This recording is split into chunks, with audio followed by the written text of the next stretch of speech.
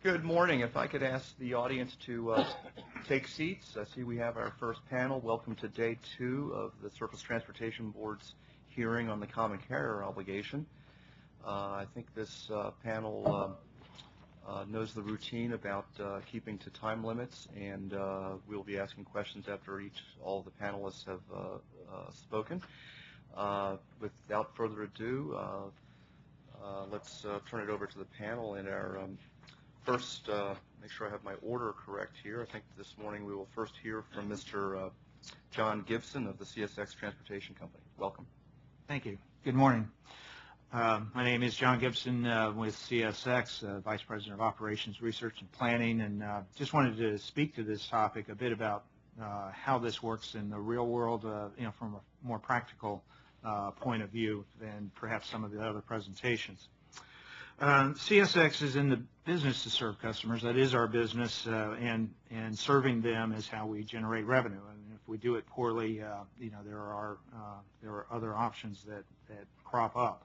Some of our customers will ship in predictable volumes. Some will ship in predictable volumes and in predictable lanes. But some customers are seasonal or cyclical, and some customers can show up suddenly, or unfortunately some can disappear quickly as well. Many want to open new facilities, and everyone wants to grow. Everyone wants to sell more, and they all expect the railroad to be able to provide service for their needs.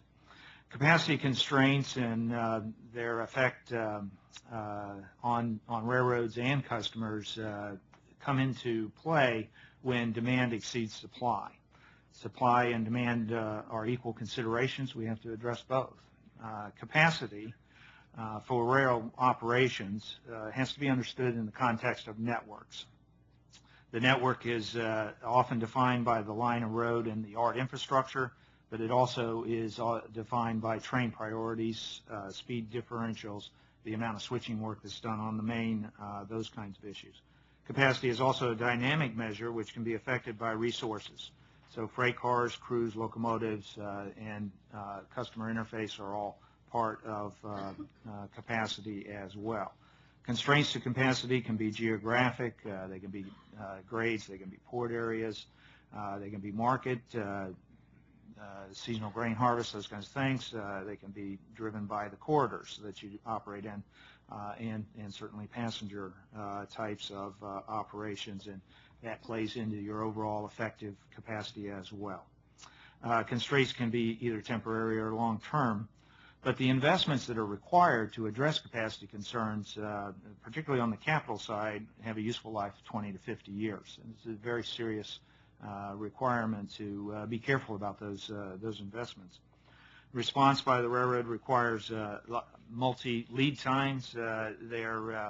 The ability to bring crews in locomotives, those time frames are different. The ability to build, the amount of time it takes to permitting changes over time and by location, and all of those are required to be put into their proper timelines to be effective at addressing capacity concerns. The current coal market, I think, is a timely example. We've had, over the years, over the decades, fairly population-based growth of coal use. But in the last couple of years, in particular, the last 12, 16 months, we've seen a very large increase in export coal. This is being driven by worldwide changes. The Australian production problems with some of the flooding that they've had there. China's rapidly increasing demand is affecting a lot more commodities than just coal, but coal as well. Vessel capacity, and frankly, the weak dollar has made U.S. coal a bargain, and we're seeing coal move to export in record numbers. All of these factors in that market challenge our capacity in terms of infrastructure, equipment, and workforce. So to address that, we're currently bringing on 5,700 coal cars to our fleet. Some of those we're bringing on very quickly because we're using leases, and it's a fairly short lead time. But building new coal cars can take up to 3 years, depending on the way those cars are being built, the supply chain and supply and demand of the coal car builders. We're also dedicating a record number of locomotives to coal service.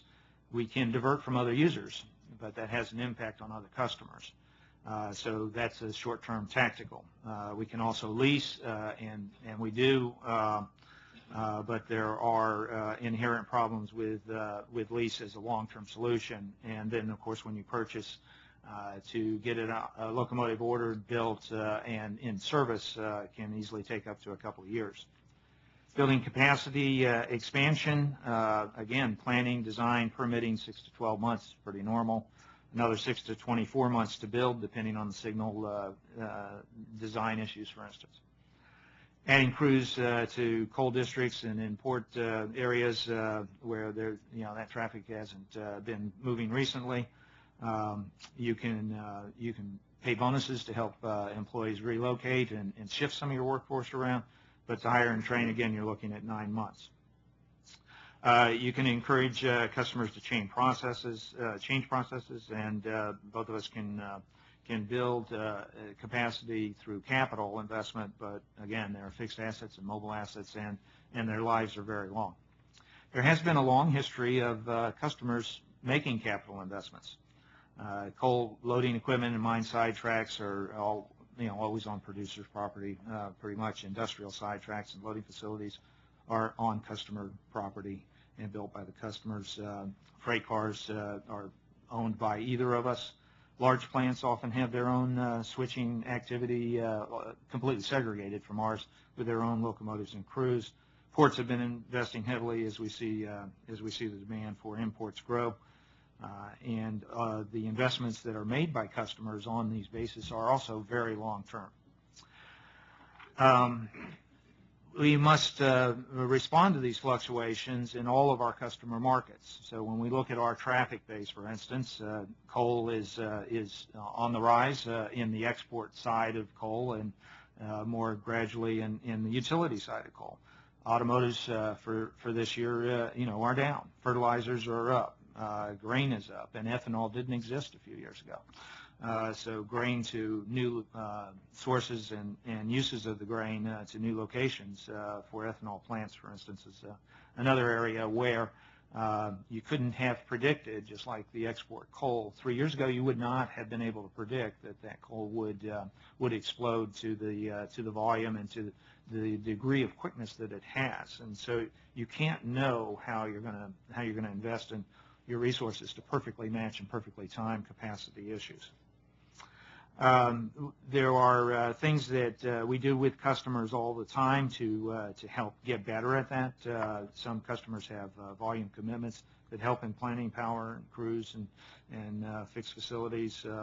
Some customers provide detailed lane-by-lane forecasts, and some are very good at that, and we absolutely use that. And we do our own demand forecast by OD pair. But ultimately, we have to respond to all of those customer markets, and additional customer demands, want to claim capacity on an equal basis, and they use capacity more or less on an equal basis. Any use of capacity is, in a constrained corridor, is at the expense of other users. I wanted to take you through a simplistic view of switching off of the main. This first slide, I'll take a moment on it. It's a single-track railroad, and it has two sidings. There's no scale. This would be miles and miles of railroad. There are no signals. The operating rules are all sort of glossed over, but it's illustrative. So the train in this case is a local train, and its charge is to pick up the blue train is going to pick up the blue car in the middle of the cut at the customer location. There's a single switch onto the main. So he's going to, in the next slide, set some cars and then pull past the switch, realign the switch, and he'll back in, and he will hook up to the first car and the second car, and he'll pull through the switch. He will then back up and set his car with his train, and he will, as he's doing that, face an opposing train which goes into the siding. And I see the lights on, then I have maybe a couple of minutes. You could just wrap up in the next minute, please. Yeah, Thanks. okay, that'd be great. As he does, if the north arrow is facing to the top of the page, there's a westbound train that pulls into the siding while he's doing this work. And typically this work would take several hours. He then leaves the cars that have been cut, and he replaces the customer's car on the siding, and he goes back and reattaches to his train. As he's doing that, there's another train that is coming up looking to go in the eastbound direction. After he reattaches to his cars, he pulls forward and leaves the scene, and the other, after he's cleared the blocks, the other eastbound train is allowed to go through, and then the train that's been in the siding is allowed to go. If you look to the next set of slides, this is a different configuration where the switching is all done off of the main. And Gibson, I'm sorry, if you could just wrap up in the next 15 seconds, because Okay. we had to keep everybody yesterday on a tight time limit. We'll have plenty of time for the questions. I think we get your drift. Yes. If you go to that type of configuration, Mr. Chairman, you'll see that you have more capacity for all customers, the one interference there. If I could go to the next to the last slide, the problem that we have with trying to meet these demands is that if you literally allow an individual homeowner to build his driveway to the interstate highway, you will create traffic congestion and problems throughout your network. Thanks. Mr. Hickson from the Norfolk Southern Corporation, welcome. Thank you. Good morning. First, NS joins in the submission to the Association for American Railroads. This morning, I hope to focus the board's attention on an issue that is critical to the railroad industry. Accordingly, I will address one of the questions proposed in the board's order announcing this hearing, how the common carrier obligation relates to cost and safety issues with respect to the transportation of hazardous material, especially commodities posing toxic inhalation hazards, the TIHs. The shippers of these commodities seek four things in rail transportation: to move in bulk the most concentrated levels of these commodities possible, to ship these commodities as cheaply as possible, to ship these commodities without being responsible for the hazards they pose and for the harm they could cause, and to use rail cars as storage facilities to further reduce their liability exposure. To advance public safety, shippers should be constantly promoting substitute products, seeking to ship shorter distances, unequivocally and unanimously advocating safer tank cars. They are not.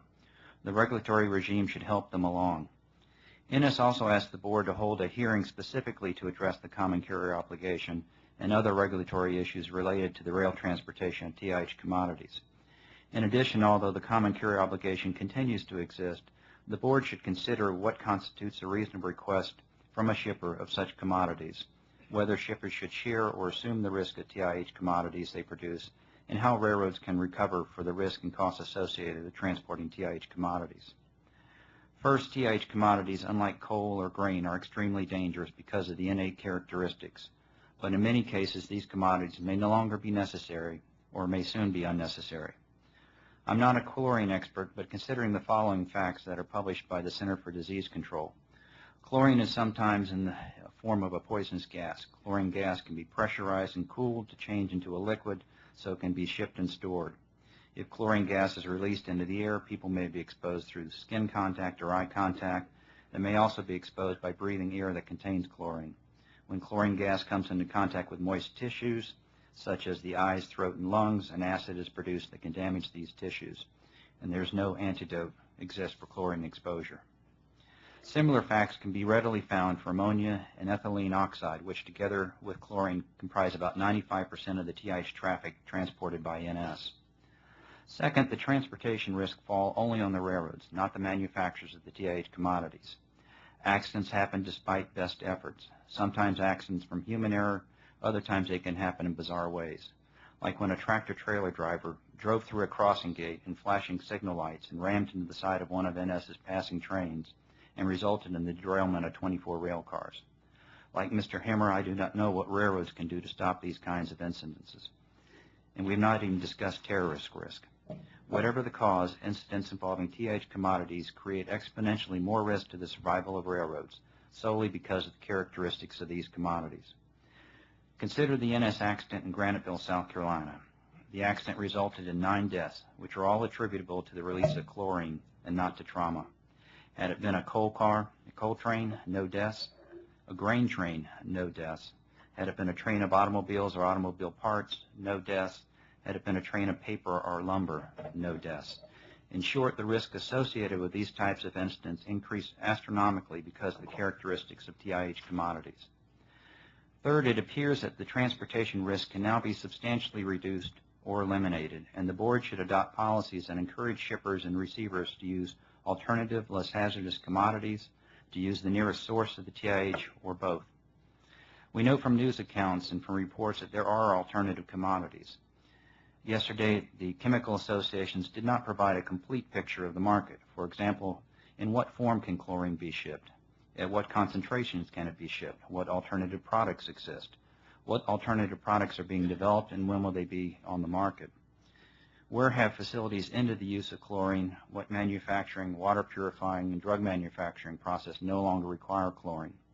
A few witnesses yesterday nibbled at the edges of these issues, but we are not anywhere near any real understanding. These are the interesting issues that the board should understand, which is why a hearing on TH commodities would be helpful. Fourth, the world of rail security is rapidly changing, specifically because of TIH commodities. Federal government agencies have asked railroads to take certain voluntary actions to increase security. In addition, agencies have proposed new rules or re-examining existing rules related to the transportation of TIH commodities. These regulations generally are proposed in the form of greater security after the terrorist attacks on September 11, 2001. Recently, the Pipeline and Hazardous Materials Safety Administration, PHMSA, proposed new rules applicable to tank cars used to transport TIH materials. These proposed rules would apply regardless of whether the rail car would travel in, near, or through high-threat urban areas. Among the proposals are the following: to establish a maximum speed limit of 50 miles per hour for all rail tank cars carrying PIH. Establish a maximum speed limit of 30 miles per hour in non-signal territory for all PIH tank cars, unless the tank car can meet other enhanced requirements. Just last week, PHMSA issued interim final rules that also relate to rail transportation of hazardous materials and rail routing of these shipments. These rules require railroads to compile annual data on shipments of certain commodities, analyze safety and security risk along rail routes where these commodities are transported, make routing decisions based on these assumptions, and conduct visual inspections of rail cars for tampering or improvised explosive devices. All of these rules, when and if finalized, will dramatically and adversely affect rail operations. These effects will not just be the direct cost to comply, they will also be cost to the railroad network generally. Slower train speeds, reduction in network velocity, deterioration in asset utilization all mean less capacity on the same amount of infrastructure. Resources devoted to reestablish current levels of capacity are then unavailable to expand rail capacity. As a direct result of NS transporting TIH commodities, shippers of all commodities, including coal, intermodal, automotive, steel, paper, lumber, military equipment, and grain, will be hurt. Fifth, there are two sides to the common carrier coin. The Interstate Commerce Act requires railroads to provide transportation or service upon reasonable request. Thus, the common carrier obligation is predicated on a reasonable request from the shipper. Although this element of the common carrier obligation often receives little attention, agency and court rulings have made clear that not all requests for service are reasonable. As the ICC noted, a common carrier is not in violation of its obligation if it declines to provide service within the scope of its operating authority because such service is economically or operationally impracticable in the circumstances at the time the service request is made. Like the ICC before, this board has the power to determine the criteria that makes the request for service reasonable. Although a railroad must provide transportation and service upon reasonable request, the railroad's obligations are not limitless. A long-standing standard is that common carriers are only required to act reasonably. Indeed, a railroad's actions do not have to be perfect, nor must a railroad's actions treat customers equally. A railroad's obligation is to act reasonably, which is itself a fact-specific question. Just as the present facts and circumstances are integral to determining whether or not the railroad has acted reasonably, whether a shipper's request is reasonable should be determined by the facts and circumstances surrounding that request.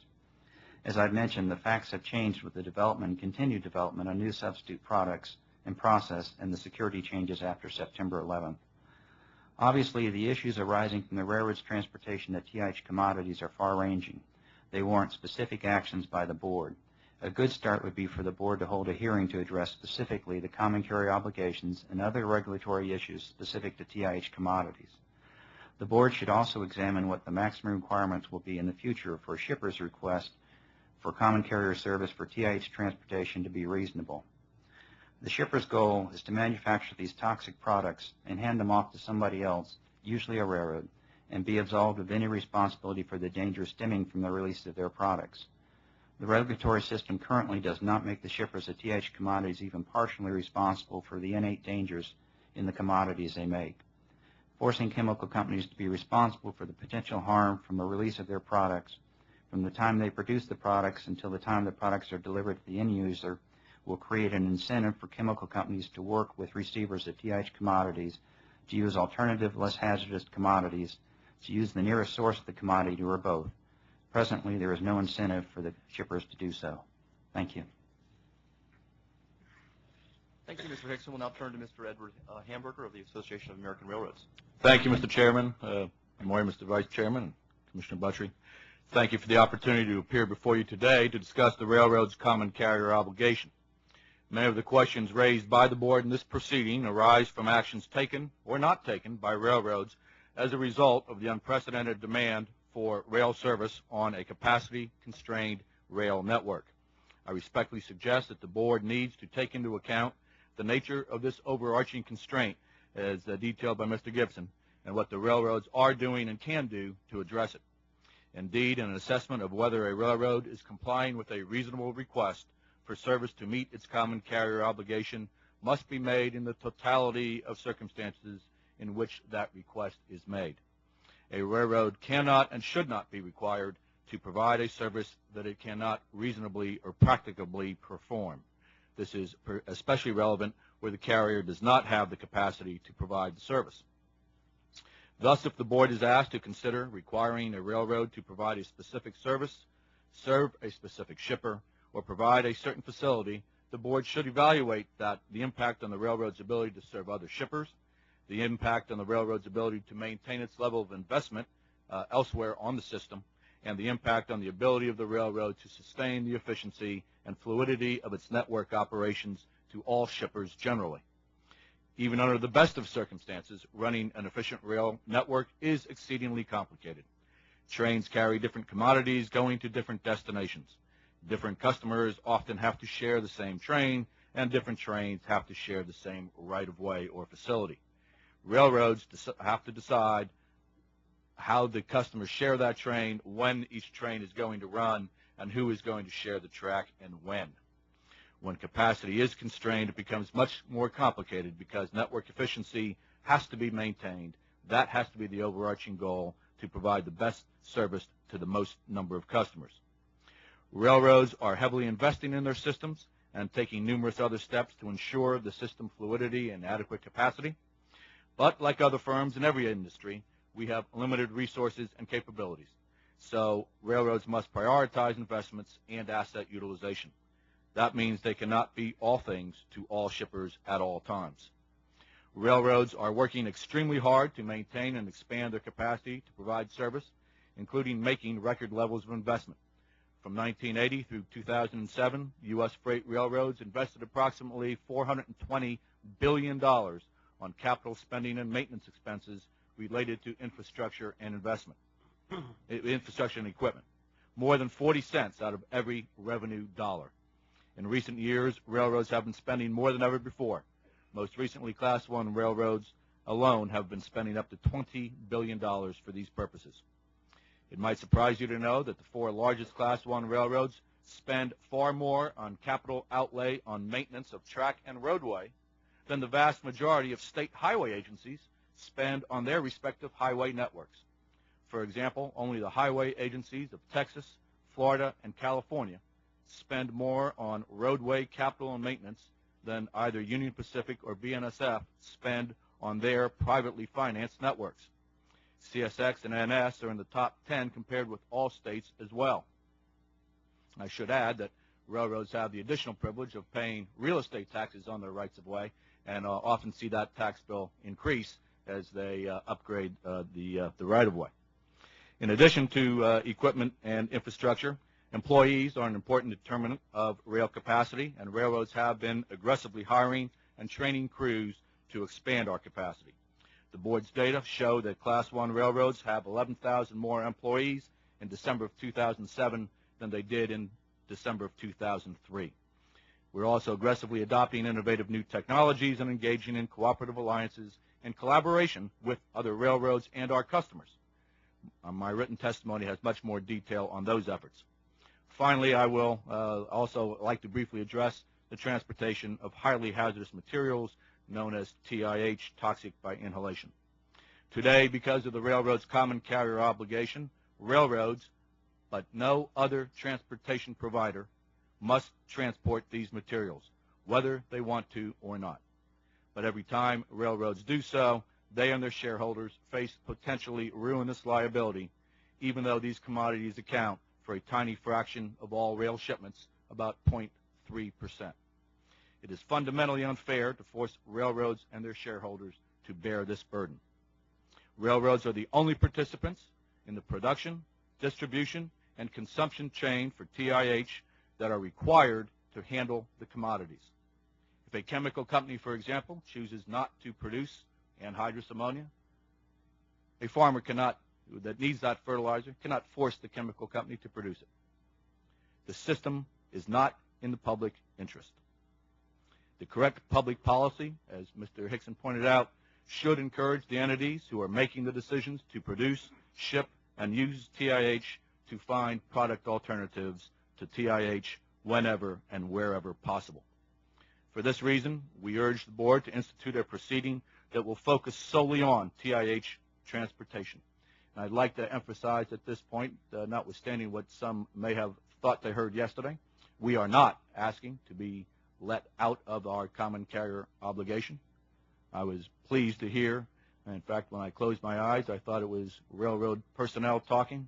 When some of the witnesses yesterday were talking about the fact that railroads are 16 times safer in moving hazardous materials, the fact that railroads do ease congestion, the fact that railroads do get 435 miles per gallon on 1 ton of freight. So there is a public policy issue here.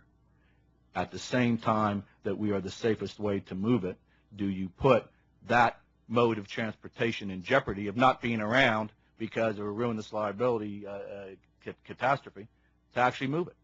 So there are a number of issues. Mr. Mulvey, you mentioned one yesterday. IRCs. Does it properly capture all of the costs? Does it properly allocate those costs? That's something we need should be looked at. What is the proper public policy with respect to moving these materials through our cities? What is the proper public policy with respect to our employees?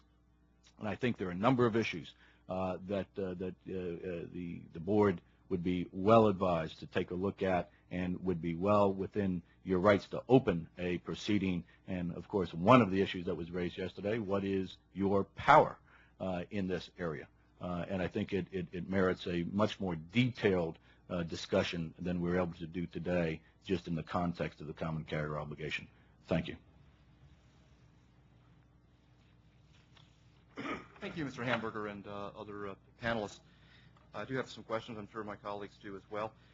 I'll start and then we'll alternate. Mr. Hamburger, if I could just jump right in. Yesterday, I know you were here for most of the day. I'm sure you were following it in its entirety.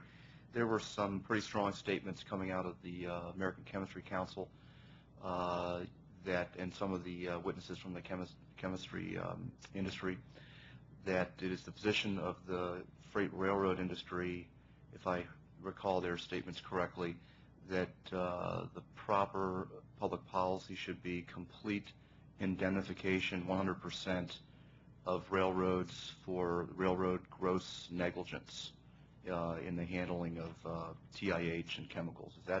Is that your position? Well, there are all sorts of exciting words in there, gross negligence and complete.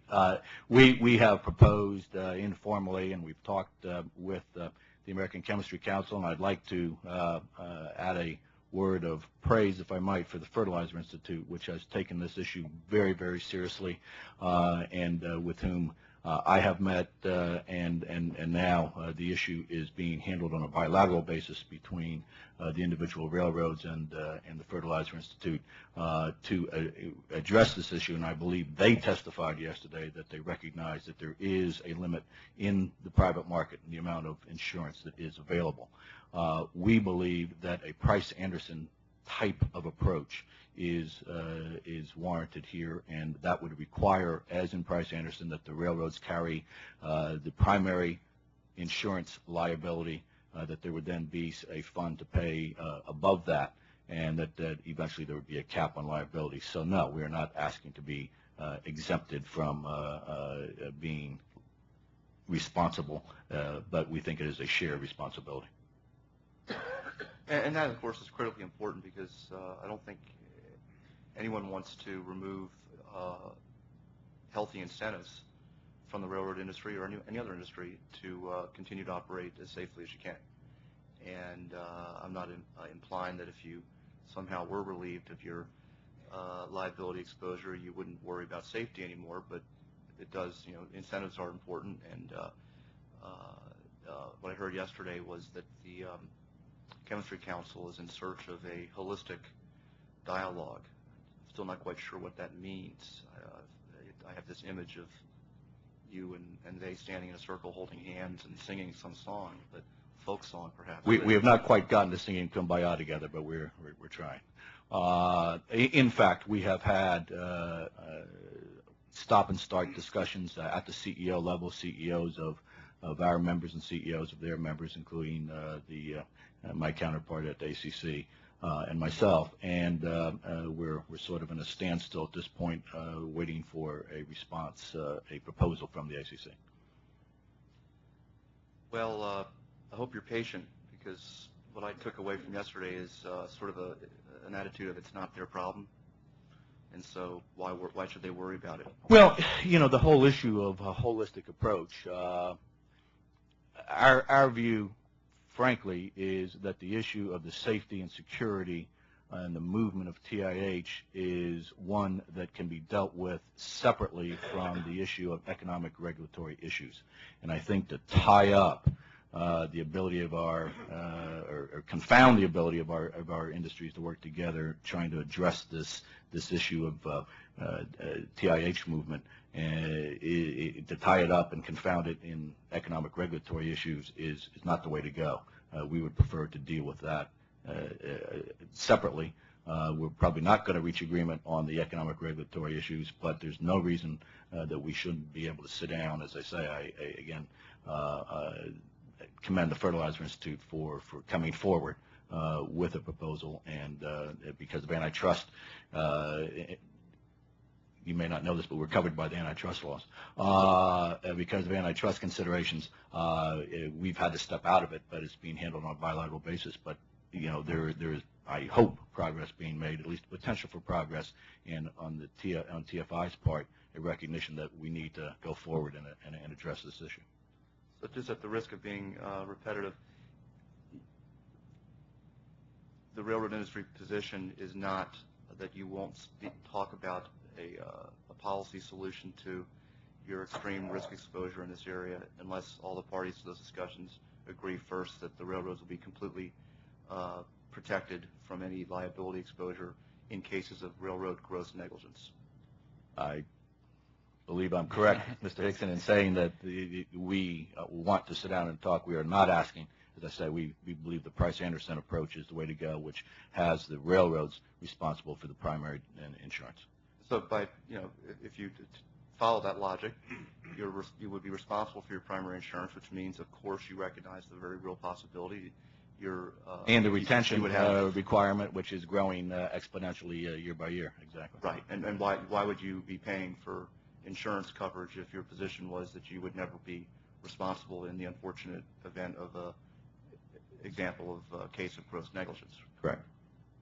That was important because yesterday we spent a lot of time on this, and the Chemistry Council basically said unfortunately they weren't able to have make progress in this area because of the railroad industry position that you are seeking as a precondition to any discussions, a complete agreement that railroads would be completely protected from any liability in cases of gross negligence. Since I think that's a misunderstanding on their part. If I could add that, as I said in my testimony, we are 100% liable right now. We'd be happy to talk to anybody about reducing that liability. We're not looking to be, it'd be nice if we were 100% not liable, but I think there's a large area in between we'd be willing to talk about. It is interesting, you talked yesterday about the railroads being liable for accidents, and we have had cases in which we've done nothing wrong and the jury has still found us negligent. You talk about gross negligence. Just this week, the federal government, through the EPA, has filed suit against Norfolk Southern because of the chlorine release in Grantville, South Carolina. And the government has asserted that the accident occurred because of gross negligence of Norfolk Southern. So when you talk about gross negligence, there are lots of different ways to define it. It could ultimately end up being a jury decision, and as we found in our industry, juries can make all kinds of decisions whether or not there are facts to support it. So I think when you get into the whole issue of gross negligence, it's a very complicated area. But as I said at the start, we're 100% liable right now. We're willing to talk to anybody about reducing that liability. Mr. Hickson, if you could elaborate on how, because not everyone here is perhaps as intimately familiar with the idiosyncrasies of our American tort liability system as it plays out in some jurisdictions especially. How can a company be held responsible for perhaps hundreds of millions or billions of dollars liability if in fact you did nothing wrong? You can give a hypothetical if you don't want to give a real-world example. Under our system today, that if the question of liability, if it gets to the jury is the sole decider of fact as to whether or not you are liable. So if there is an accident and it goes to the jury as to whether or not we were negligent, the jury can make that decision, and they don't have to base it on any facts.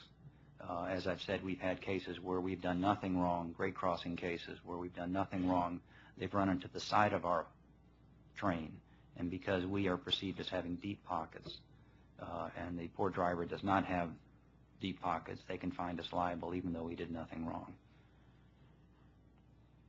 And is it fair to say that the fact that that kind of situation can happen in our system of tort liability as it stands today, and the reason that hasn't been changed, or the rules in the tort liability hasn't been changed, is that there are some pretty powerful interest groups that benefit from that, such as the trial lawyers and tort liability bar. Yesterday, the Chemistry Council spokesman said he didn't know what the trial lawyer bar how they had anything to do with this whole puzzle. And I was amazed that an industry that faces enormous exposure and is a very popular target of that interest group, trial lawyers would profess to not see a link between why we haven't had made more progress in this country trying to bring some common sense to our tort liability system.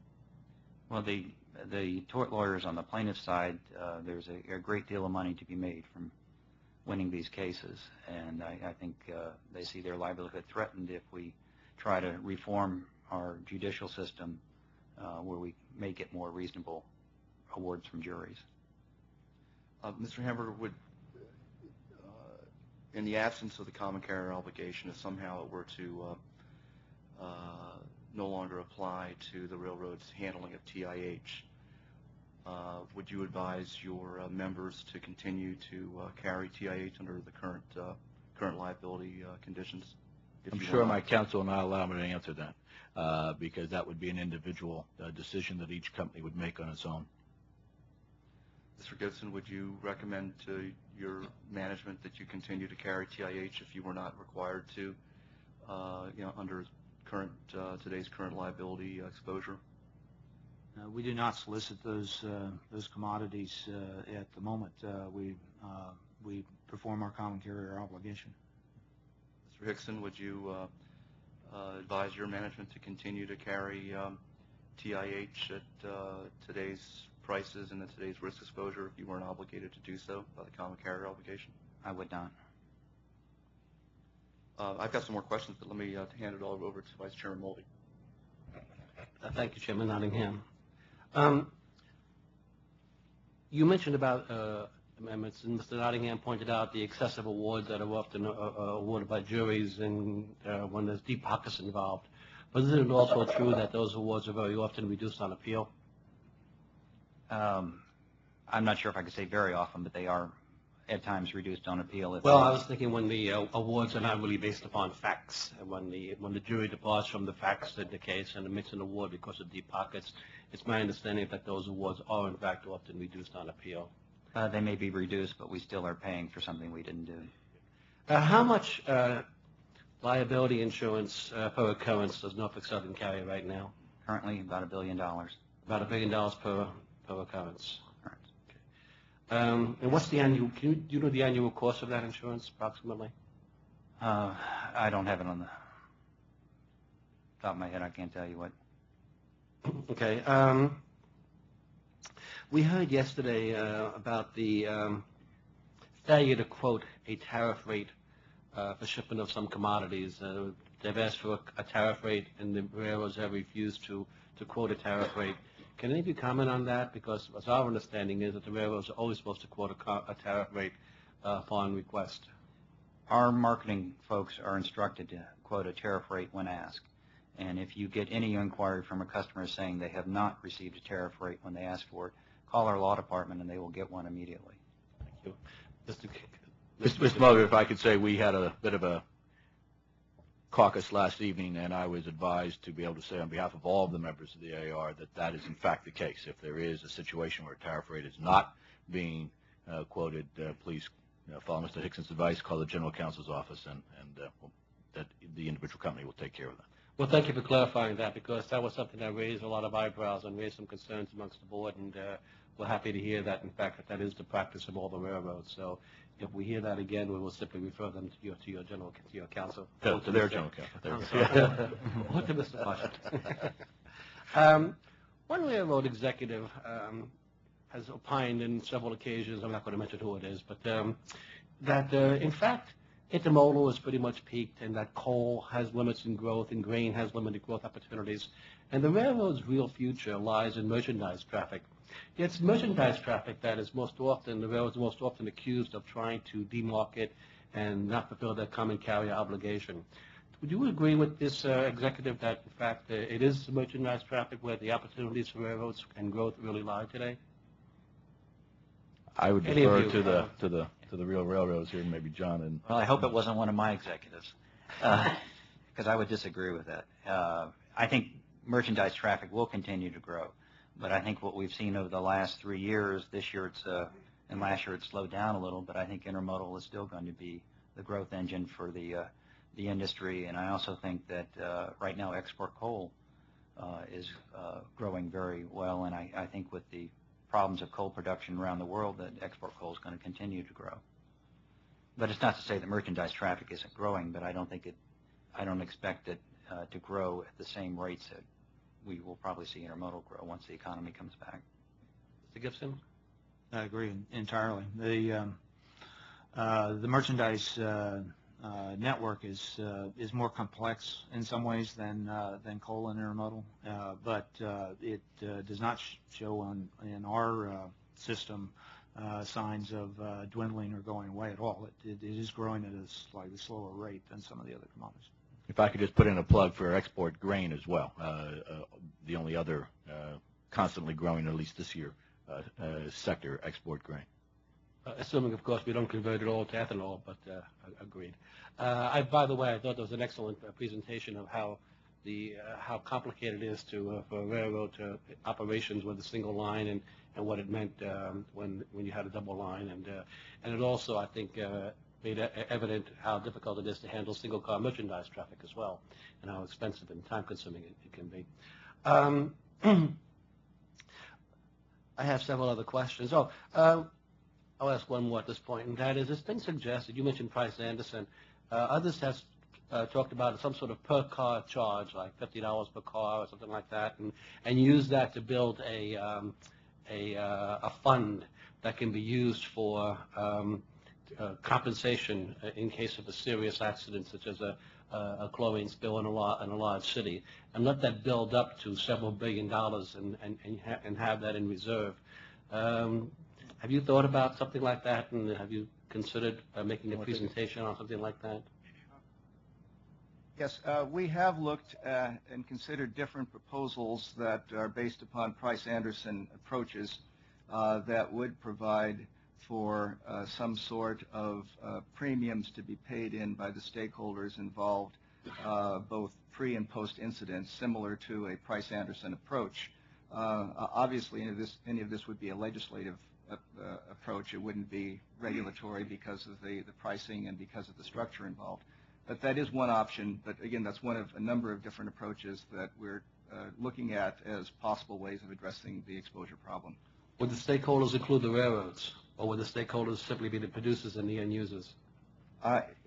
This is really still, if you will, a work in progress.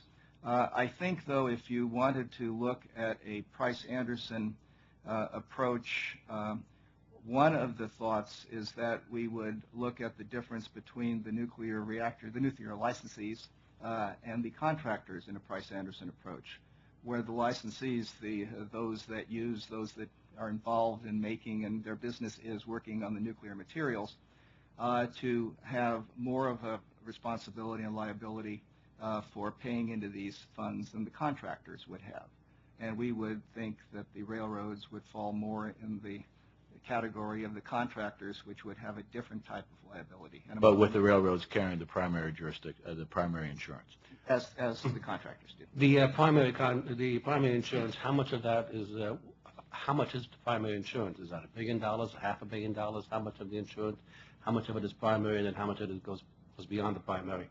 I think that would be determined as we negotiate the legislation, but speaking on behalf of Norfolk Southern, we're certainly prepared to pony up a lot of insurance, because as we've always said all along, it's the company proposition with the movement of these goods that, and we're insuring today, and we'd be willing to continue to provide a lot of insurance at the lower level as long as somebody can protect us from the bet the company proposition. You would agree, though, it's bet the company, not bet the industry.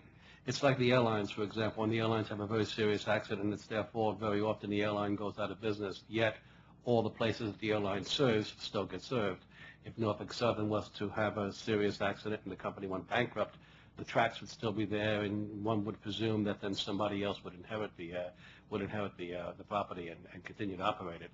I would agree with that, although I'm not sure if many shareholders would want to remain in the industry where you can get wiped out with one accident. And I would point out at a conference, I did hear a representative from Aon Insurance indicate that there are now 4 insurers and reinsurers in the world willing to write an insurance policy on TIH, a catastrophe that, like we're talking about here, could very well reduce that number to 0. And then the question is, what happens at that point? I did a lot of work on the aviation insurance issue and the dwindling number there as well historically. So yeah. I have more questions, but Sure, Commissioner Buttrey. Thank you, Mr. Chairman. One of the bad things about just being a commissioner instead of vice chairman or chairman is that all the good questions get asked before they get around to you. So I had some questions I'd like to ask, but they've already been asked and answered. So I was trying to think of a question that I could ask you, Mr. Hamburger, while I was sitting here listening to all the questions that I would ask, being asked. And we hear a lot of testimony in these hearings, whether it's pertinent or not, and sometimes it's not. We heard a lot yesterday about the attitude, and the word that's commonly used is arrogance of the people that deal with the customers in the railroad industry. And I was wondering if you could tell me if your association has ever considered sending these customer relations people to charm school, because apparently, people have this attitude, and it's really reached a boiling point, really, with a lot of people about how they're treated by their serving railroad, which is sort of inconceivable to me, having come from a company who is well noted around the world for customer service.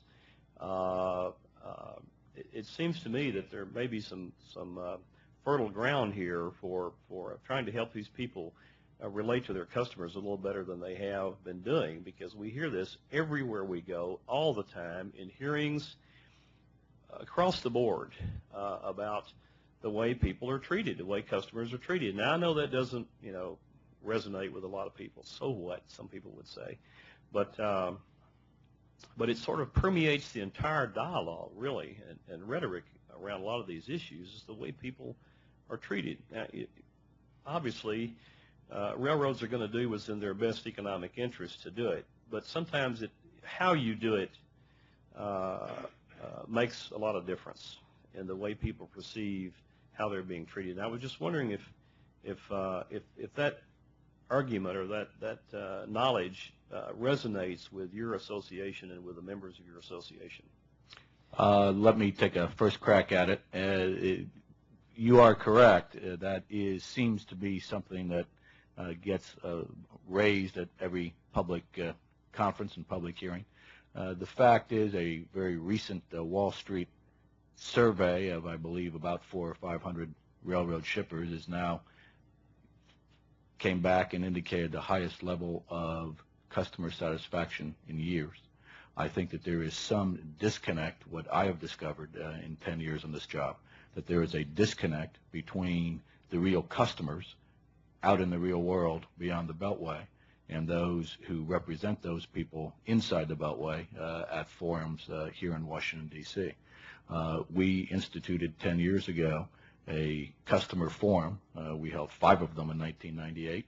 We're now down to doing 1 a year. It's going to be in May. I believe, Mr. Chairman, you're going to be there as a keynote speaker in San Francisco on May 19th through the National Association of Railroad Shippers.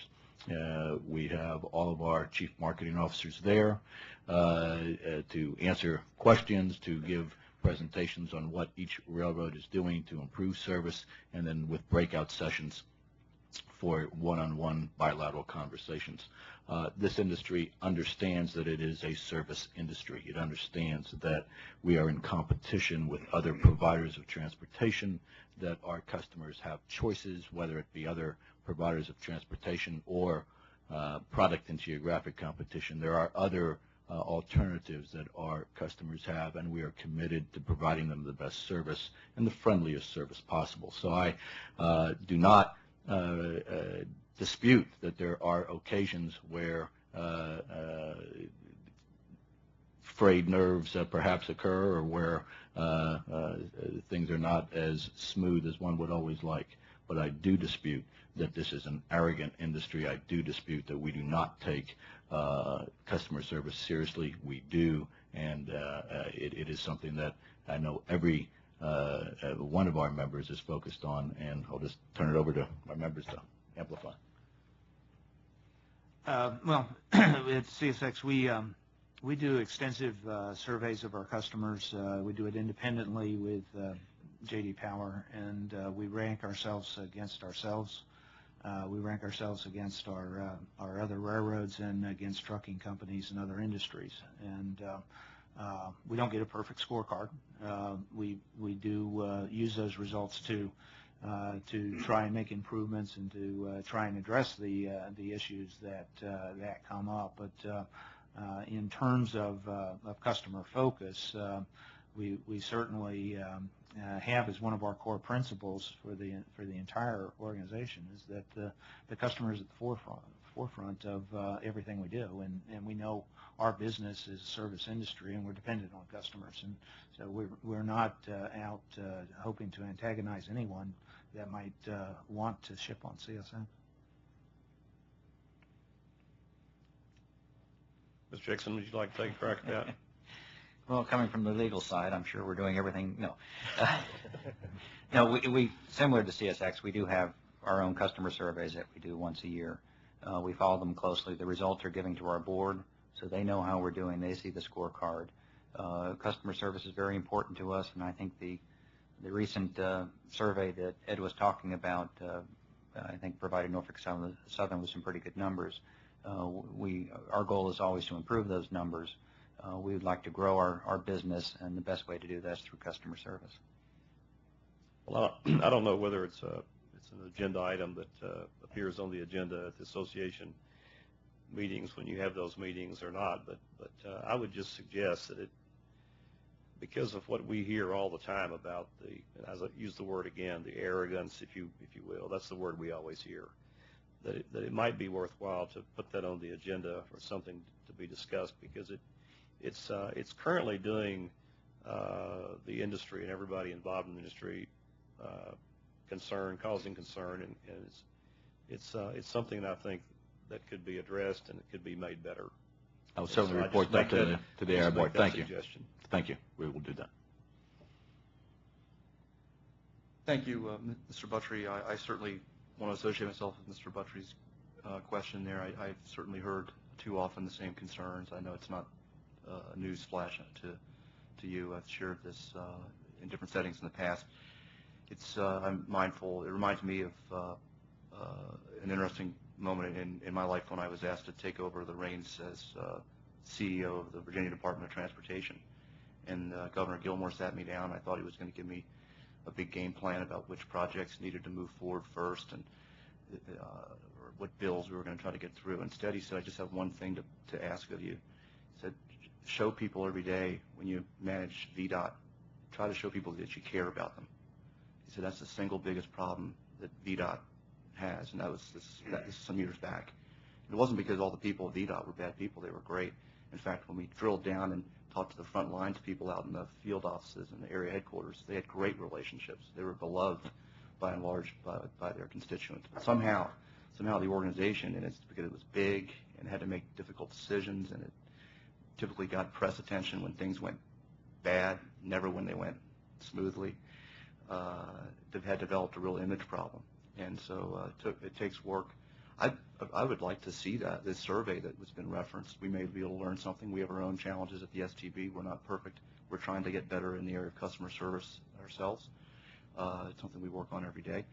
I think we make good progress, but I do urge you. In fact, I nominate Commissioner Buttry if he's willing to be a guest lecturer at your charm school. If you do set up a charm school, I can't think of a better person to be involved with that. I'll leave that to Tom Peters. Let me ask, and Mr. Hickson, you had mentioned, Mr. Mulvey asked you about insurance premiums. If we could, if it's not drilling into something that's overly sensitive or protected, if we could have for the record some more information about your company's insurance premiums, and frankly, I would say that to your association generally, the Chamber. Would you retention? Just trying to get a sense of what it's costing you, because there was some skepticism, I think, voiced yesterday by some of the witnesses that is this really a big problem for the railroads, or is this? And so, I think if I might just interject, it's insurance, it's the retention level, but it's also, as Mr. Hickson was trying to point out in his testimony, there are a lot of other impacts operationally. Particularly with the TSA and DHS folks involved, and so it's not just the dollars and cents of the insurance. There's also the risk and how do you monetize what that risk is, and so. But anyway, we'll try to provide the information. I think one thing that I do want to point out, it comes back to the exposure we have moving TIH, and we can only get so much insurance. When I say we have about $1 billion in coverage, that's what the market will sell us these days. We can't go out and buy more. We might be able to get another 100 million, but that's it. But if you're talking about something that is a $2 billion, a $5 billion accident, we're totally exposed. We can't buy insurance at any price. No one will sell it to us. I had in my prepared remarks and just realized I did not mention it, but you're going to hear from Henry Lampion on the next panel. Norfolk Southern can go get $1 billion. Henry Lampion can't. And as a short line, if it's a bet the company for NS, it's really a bet the company for a short line. I'm mindful of the fundamental economic concept of there's no such thing as a free lunch. I don't know if that's really part of economic study these days, Dr. Mulvey, but Mr. Friedman made that line. Well, I found it to be at least practical, if not truly part of a PhD program. It's certainly something that I've learned over the years. In that vein, we've just been talking about insurance premiums, costs of those premiums, risk exposure, the cost attendant to that risk exposure. The railroad industry is pretty good at, and has to be, at passing along costs. How do you, without getting into specific companies' pricing strategies or anything that's not appropriate for the public domain or for antitrust reasons to be shared, but generally speaking, how do you just absorb those costs? Do you embed them into your rate structure? Do you have a separate billing item that says insurance costs? Do you try to allocate those costs more towards people who are causing the costs, such as producers of TIH, or do you find yourself spreading it around pro rata to everybody, and are grain farmers and widget makers and others paying for the costs of TIH risk management? When we price to the market. And so what we're trying to do is figure out, if you want our service, we try to get as close to what our competitor might be doing so we can still get the business. And that might be truck, it might be barge, it might be something else. We do not develop rates on a cost-plus basis where we try to figure out, do we have all the right components? So when we have these costs, they're embedded in all of our costs as part of our ongoing cost of running the business. But when we're pricing for our customers, what we're trying to do is we're trying to price to the market. Now, there have been years when we were pricing to the market and we were losing money. And there were quite a few years when we were doing that on some of our products.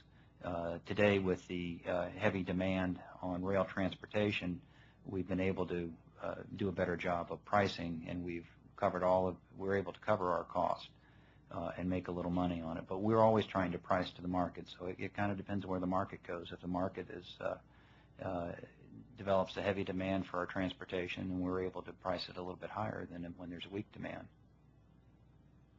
Is it fair to say that those costs get borne by your customers one way or another? Yes. It's our goal to always make sure that our costs are recovered from our customers one way or the other, or else our shareholders will decide somebody else can run the company. Is it fair to say as those costs are borne by your customers, they're not surgically targeted and only borne by the shippers who cause most of the costs, such as TIH shippers? In other words, they're not necessarily paying for all of your risk exposure related to TIH.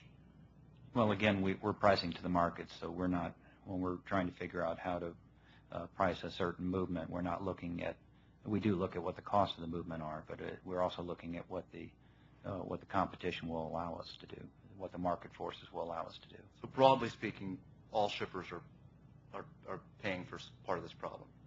I think it could be viewed that way, yes. One way or another. And Mr. Chairman, as I was trying to point out in my comments, under the IRCS system, that is the way this agency would require it to be were a rate case to be brought, that all of the insurance costs, all of the operational costs of moving a train at 30 miles an hour instead of 45 would be borne and spread across all of the traffic rather than concentrated and allocated to the specific cause of that cost. Now, which would be something, if you were to take our proposed idea and open up a new proceeding, would be something that would be, I think, fertile ground for discussion. If this board or Congress or both our entities working together somehow could figure out a solution, a cap, some type of reasonable cap, some type of policies, regulatory or statutory solution that would largely address your somewhat unlimited liability exposure, should shippers expect to see rates come down if that problem were addressed? I don't do rates. Thanks, Ed. I think that that's a difficult question. Theoretically, if our costs are going down, then yes, some people should see some reductions.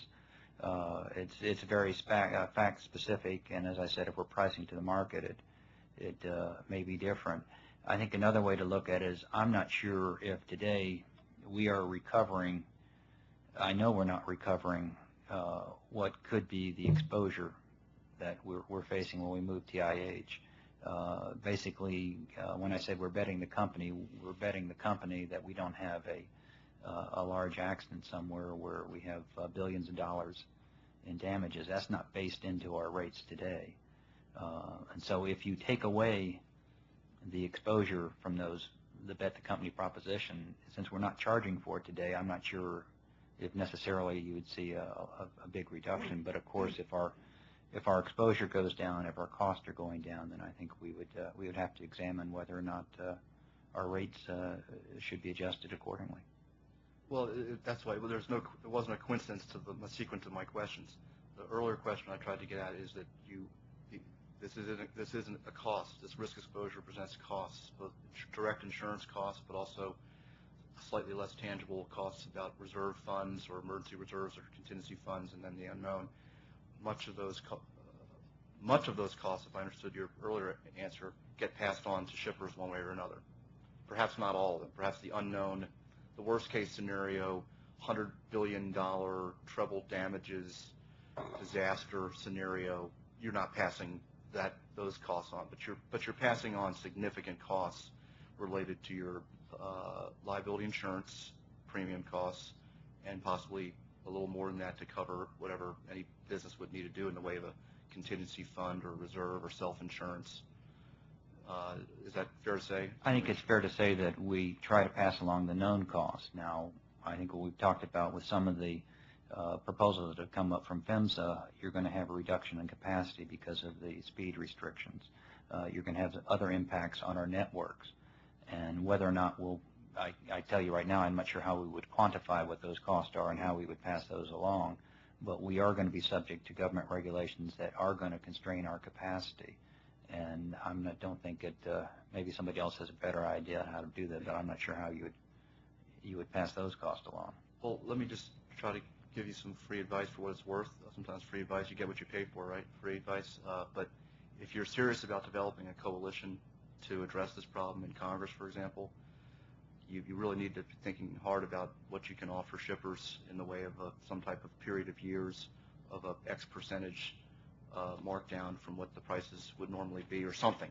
I'm not. It's not my job to set your pricing policy specifically, but for extreme circumstances. But I mean, you can understand why shippers would ask, why should we exert ourselves? We're not currently liable for train accidents. Why should we lift a finger if we're just going to see our rates going up just as they otherwise would? If railroads get all the benefit, shippers perhaps might not ever see a benefit. So you've got to really put yourselves in their shoes, think long and hard about how you can make this meaningful to them. I think our industry has a long history when it comes to negotiating legislation. We try to make it a win-win if it's with rail labor, if it's with somebody else, so that we're perfectly willing to step up to the plate and do what it takes to make a coalition work if we can get the legislation we need.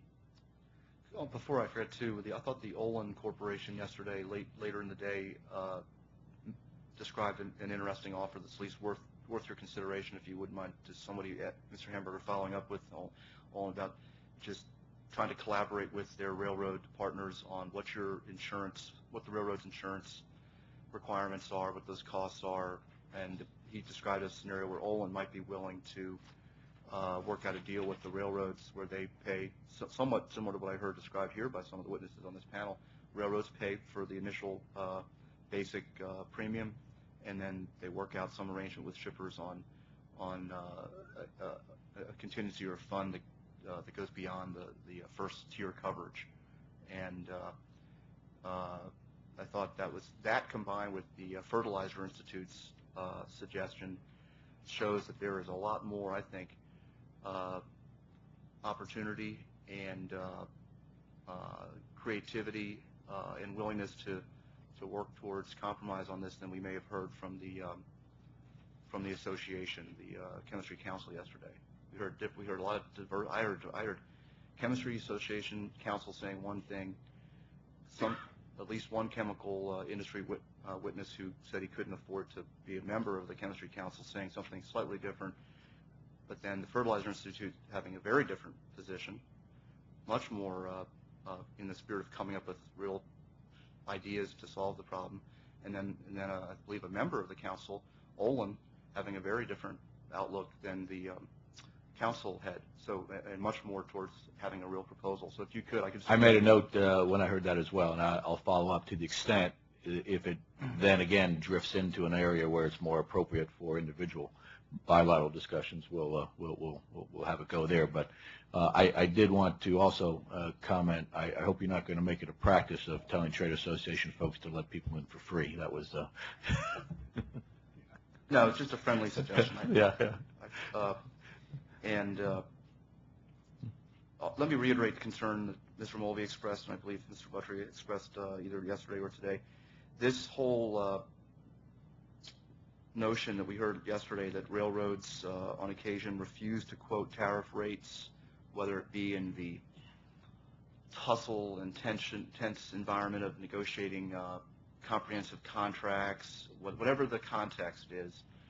I'm glad to hear the statement today, Mr. Hamburger, that you had you huddled with some of your colleagues last night, and you want shippers to contact the general counsels of the railroads if this were to happen. That is correct. But I want to hear a little more than that if I could. It shouldn't be the shipper's obligation to track down the general counsel when this happens. It should be the railroad's obligation to not let it happen.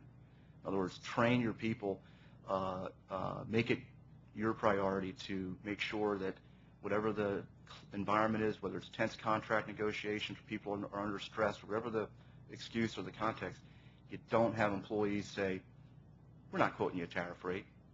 Forget it. I mean, I haven't personally observed this, but it's come from enough witnesses that I have trouble thinking it's completely a fabrication. So it's good that your general counsels from your firms are available to take those kind of calls, but that's the last resort. I mean, that's a given that they're there for that. We're also available to reiterate our rail consumer assistance program. My office, any of the commissioner's offices, I'm sure, be happy to take that kind of a call. We hope we don't have to. We hope it doesn't happen, but we take that very seriously because that cuts to the core of what we're here for.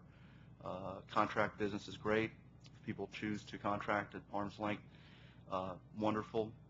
Contracts offer a lot of benefits on predictability and creativity and innovation in pricing and in incentives and disincentives. But the tariff and the ability to get a tariff quoted goes right to the core of railroading in our country. And I just want to make sure that you hear loud and clear from me how concerned I am about that. We have a board meeting coming up very shortly, and I will carry that message as well as the one from Commissioner Buttrey Lastly, back. and I'll turn it over to Mr. Mulvey. Coal service. We've heard about record or near record export of coal. Eastern coal in particular seems to be strong. Ports, those ports that can handle the kind of volume of coal, the Port of Virginia and others are exploding with traffic. We're going to hear later today from some very articulate spokespeople from the energy sector. Should we be gearing up as a board? Should I be setting aside staff resources more than usual to be ready for a service meltdown later this year or next year because of the demand for coal overseas at higher prices that may force railroads to make some tough decisions about whether they can meet their domestic customers' needs or meet their international customers' needs? Frankly, I think right now what we're running through the Port of Norfolk and our Lambert's Point facility is, I guess, a little bit more than half of what we were doing at the peak. So we have plenty of capacity there, and we can handle the business. I think we have the capacity in our airlines to handle the business. I think we have the capacity to handle the business to our utilities. I think if there is a concern that will come in the fall or later, it's not going to be from the transportation of coal. It's going to be the sourcing of coal. Because I think that right now we have customers that would like to have coal, export customers that would like to have coal, and it's not available. And so we can move it, and we have proven that we can move it, and at least in Norfolk Southern, we don't anticipate any problem moving it either to utility or for export. The problem is going to be finding the coal to move. And I applaud the international growth and the international complexion of the rail industry.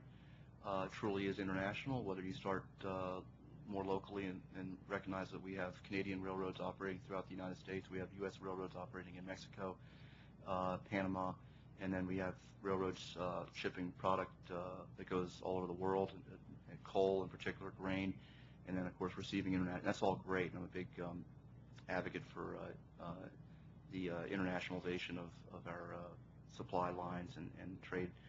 But it's not necessarily a big STB problem if our friends in China can't get enough coal from Norfolk Southern or CSX ports. It is a big STB problem if our friends in Arkansas or Louisiana or any places in the United States can't get enough coal to keep their the lights on and their economies running. So I hope all of the railroads will keep. We set up, of course, a new Rail Energy Transportation Advisory Committee for the very purpose of trying to get out ahead of these kind of trends. But if you can, and we'll work obviously with the mines as well and the source. I appreciate the answer, Mr. Rickson, but if you could just keep in close communication with us so we can telescope out and get out ahead. We haven't really had a big service meltdown, knock on wood, in my short tenure of less than 2 years here, but I'd love to keep it that way for a few more years and beyond. We see the same thing, Chairman. The efficiency of export coal and utility coal is pretty helpful in all of this. They are dedicated trains, they're dedicated equipment. The crews do the same things. The port capability right now is still quite high. So we don't see that strain on the network. The temporary strains that we've seen were fairly easily overcome by reallocating locomotives into the service and by sending crews to areas until we get the training cycle up. And we've been fairly good over the last recent years in having crew availability and supply in equilibrium. And so we don't see a resource issue at this time. We don't see a line capacity issue at this time. But I do share the concern that we're seeing worldwide a number of commodities being crowded out by foreign demand, and so cement, things that we would never have thought you might have shortages in the U.S. for, with the current prices in the current markets, coal could slip into that kind of area where the ability to produce as much as needs to be consumed and the prices that the spot market drives could be an issue in terms of dislocations a little bit, but we don't see that at this time. Thank you. Vice Chairman Mulvey. Thank you. Clarify something here for a moment. It's not really a matter of the current costs of insurance to you, and especially that cost after shipment. That's that issue here. Isn't it really more the risk of the catastrophic losses that could occur in the case of a hazmat spill as opposed to the cause of your premiums? And your rates, for example, are not cost-based anymore. They're market-based, correct? That's correct. And so it's really this catastrophic risk more than anything else, more than the current cost of insurance. That's correct. Okay, thank you. Some have alleged that the proposals to go to a Price-Anderson or some other kind of capping approach really takes the burden off the railroads, and especially in written testimony, although not so much in the oral testimony yesterday, people pointed to the fact that Graniteville and the other major accidents were railroad caused, or railroads had the responsibility, whether it was a railroad employee or some other failure of the rail system, and had nothing to do with the manufacturer or the end user, and therefore railroads ought to bear the cost. And related to that, to return to the FELA bar argument, that FELA, which does make it more expensive than, say, a workers' compensation system, they argue that that is an incentive to the railroads to be safe, to operate safely, and without the threat of a lawsuit, without the threat of these high costs, railroads would not operate safely. Would you want to comment on that? I think that we have a very good safety record within our industry. It is our goal not to have any accidents. We don't want any employees hurt. We don't want any of our shippers shipments damaged in any way, we'd like to have a perfect railroad where nobody gets hurt. The Graniteville accident was the first time, and since Norfolk Southern was formed, that we actually had an accident where the cost of the accident exceeded our self-insurance level, where we actually went to our insurance company and said, all right, this time after 25 years of paying premiums, you have to send it the other way. Our goal is never to have an accident, and never have an accident certainly of that magnitude. If you do a Price-Anderson arrangement, and let's say that the railroad industry covers the first $500 million in liability, that is, we've never had, up until Graniteville, we've never had anything that would come anywhere close to that, and it's our goal never to have anything close to that. So with a Price-Anderson, we're not, just because the catastrophic is covered, it doesn't mean we're going to be safe. The TIH shipments are less than 1% of our shipments. We try to operate every train as safely as we can, even if it's a coal train, even if it's a grain train. We just don't want the accident. We don't want anybody to get hurt. And so just because we have the super liability exposure with TIH doesn't mean that because we don't have it on other shipments, we don't care about that. And I think our record demonstrates that we are very concerned about the safety of our operations. And I think at Price-Anderson, we're still going to, even with the Price-Anderson in effect, we would work just as hard as we do today not to have any accidents with any commodity. So you don't feel that the risk serves as an incentive to operate safely, and that removing the catastrophic risk, say, would in any way, shape, or form reduce your incentive to be a safe railroad? Not whatsoever. On the AAR presentation, which I found very interesting, and some interesting new numbers in there, I saw you comparing the expenditures of Union Pacific and other large railroads compared to some of the states. Yes. Is the spending on the state roads, is that just state monies, or does that also include the monies that come from the federal government highway trust fund on those roads, or is it only the state spending? I went back to table 12. I believe it is only the state spending, but let me verify that. I went back to table 12 of the FHWA numbers, and I couldn't make it out from that either. It's a little bit difficult, so. I'd be happy to answer that, but I don't think we have time today. But it's basically it's different in every state. Some states like Virginia do a state have almost no local involvement of road maintenance, except for Arlington and Henrico County. Other states have enormous local. So if you look at a state budget in some states, you don't see much because of the counties and the cities. But so it's a lot of diversity. I've done some research. Well, Our figure includes the federal dollars. It does include the federal dollars. That's what I was asking. Yes. That makes it even more impressive then. Thank you. One of the numbers in the FAR presentation, though, does talk about the fact that the traffic per track mile, traffic per route mile has gone up substantially. And part of that is a traffic increase, but also part of it is the downsizing of the railroads since staggers, and for that matter even before staggers.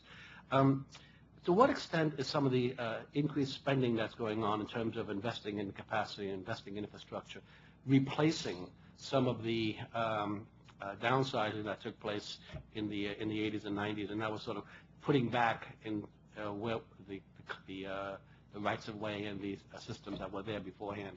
Or is this a lot of this actually? I don't have any specific numbers on that, and jump in if you do, gentlemen. But I assume that there is some of that, but I also believe that a lot of it is because of the growth in traffic and also different traffic patterns. And the one that always leaps out at me is the ethanol, where Kendall Keith, who testified yesterday, advised me a little while ago that Iowa will become a net importer of corn, which is a major change in a traffic pattern when that has not been the case up to date. So it is. I'm sure there is some impact of that, Mr. Vice Chairman, but I think the majority of it would be from the growth in traffic and changes in traffic patterns.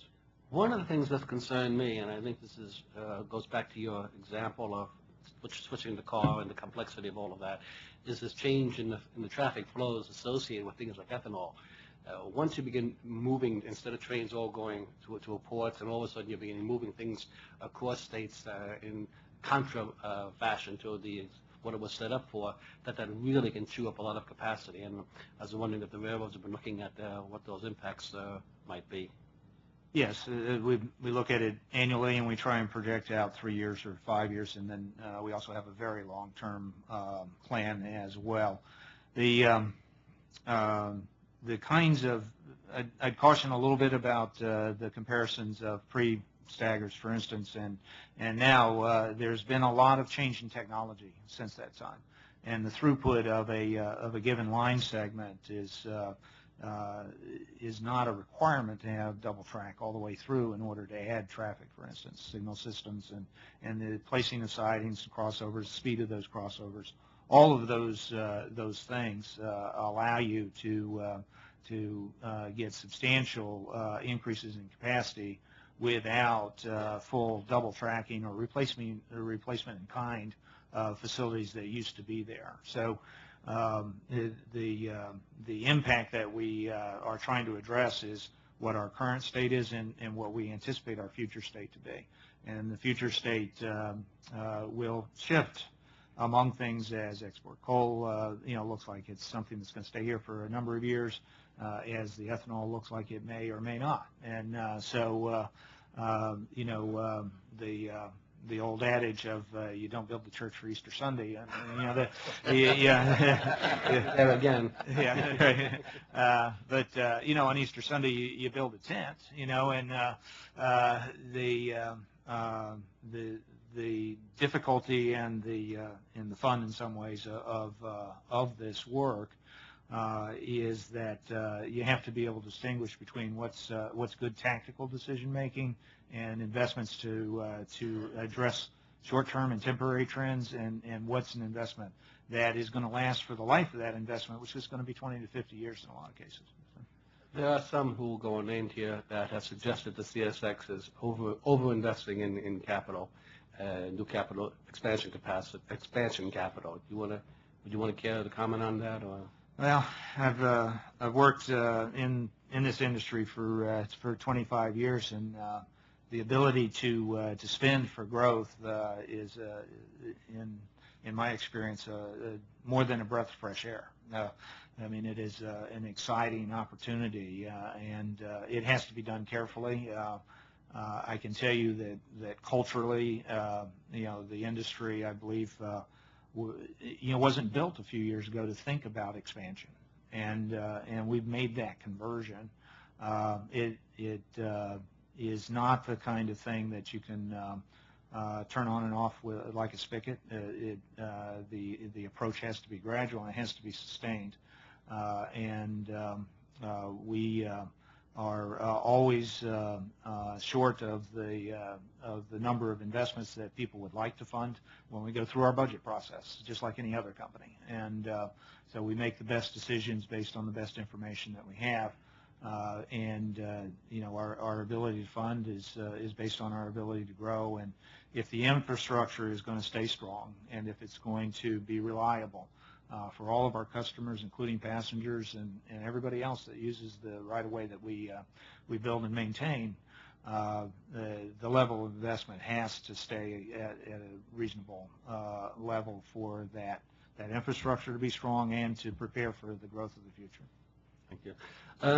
The AAR circular, TD1, with regard to embargoes, we heard a lot about embargoes yesterday, and embargoes being misused and becoming basically proxies for abandonment.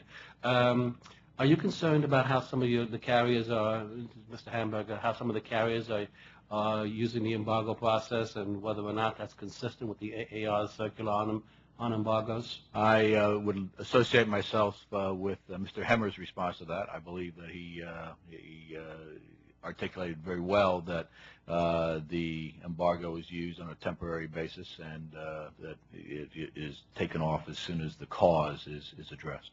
Is there any time frame from how long an embargo should be able to go on? I mean, is there some point when the embargo becomes ineffective, a de facto abandonment? Well, I believe you addressed that issue recently in a case before you that is still before you, and I think it is a very fact-specific case, specific situation. Mm-hmm. And so I don't think you can say 30 days, 90 days, whatever the specific time frame, but it just has to be taken into account the totality of the circumstances. Thank you. Commissioner Buttrey, any other questions? Thank you. This panel is dismissed. We appreciate your Mr. Chairman, may I just say one thing? It strikes me as I sit here that all too often it sounds like we're at war with our customers, and we are not at war with the people who make TIH. They're our valued customers. Chemicals are our third largest customer segment.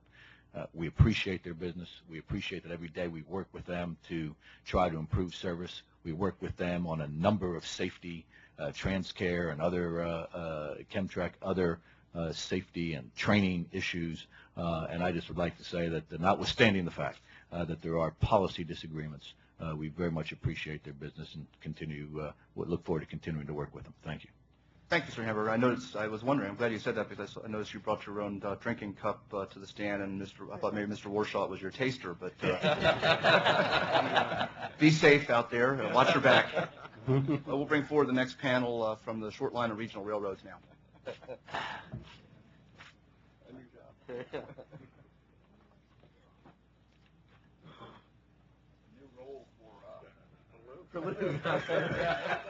Where's Keith? Hey, Keith.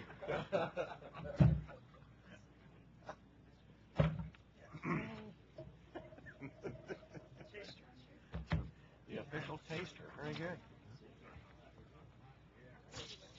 Yes.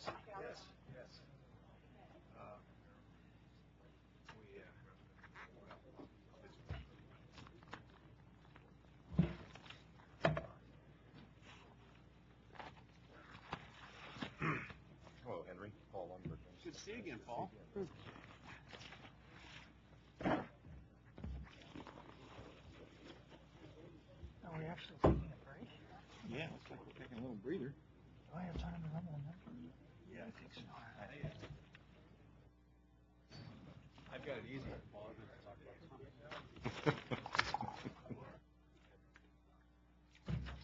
we don't have any more twists. No. Good morning, Eric Sherman. Henry Lampy, Eric. Good to see you.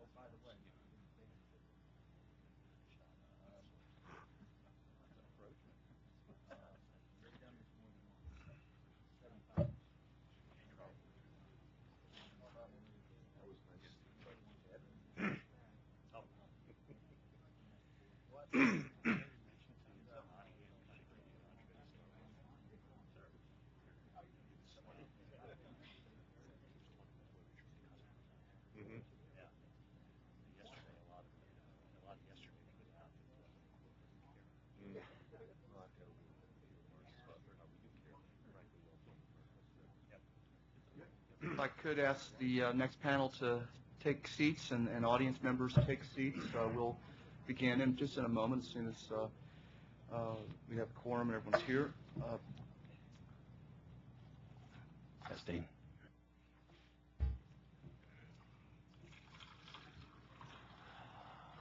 Welcome, panel 2. We look forward to your testimony today. We have quite a distinguished and fairly large panel, so we will need to stick to the time limits you've been allocated. Our first speaker on this panel will be Mr. Richard F. Timmons, joined by Mr. Keith T. Borman from the American Short Line and Regional Railroad Association. Welcome.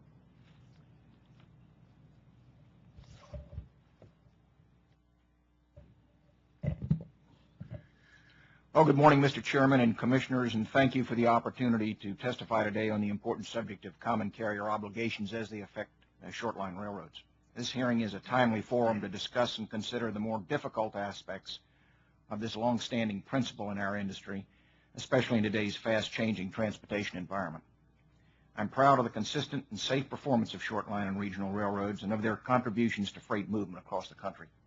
They are the first mile, last mile of our system and tie the network together for both shipper and user. From a modest beginning in 1980 when the Staggers Act was partially deregulated, the rail industry to the present has grown significantly. Today, short line and regional railroads total 556 roads. They operate over 51,000 miles of right-of-way. They employ 22,000 railroaders. They continue to expand a dynamic feeder distributor network across all of the continental U.S. In fact, 1 out of every 4 carloads moved in the U.S. originate or terminate on short lines. Last year, they moved just under 14 million carloads of merchandise. Those carloads were delivered to about 13,000 facilities nationwide that employ 1.5 million employees. And they continue to provide customers with rates that are 20 to 50% less than comparable truck transportation, and given gas prices, that may get better still. But most importantly, they are not capacity constrained, and as such, seek as much business as they can attract.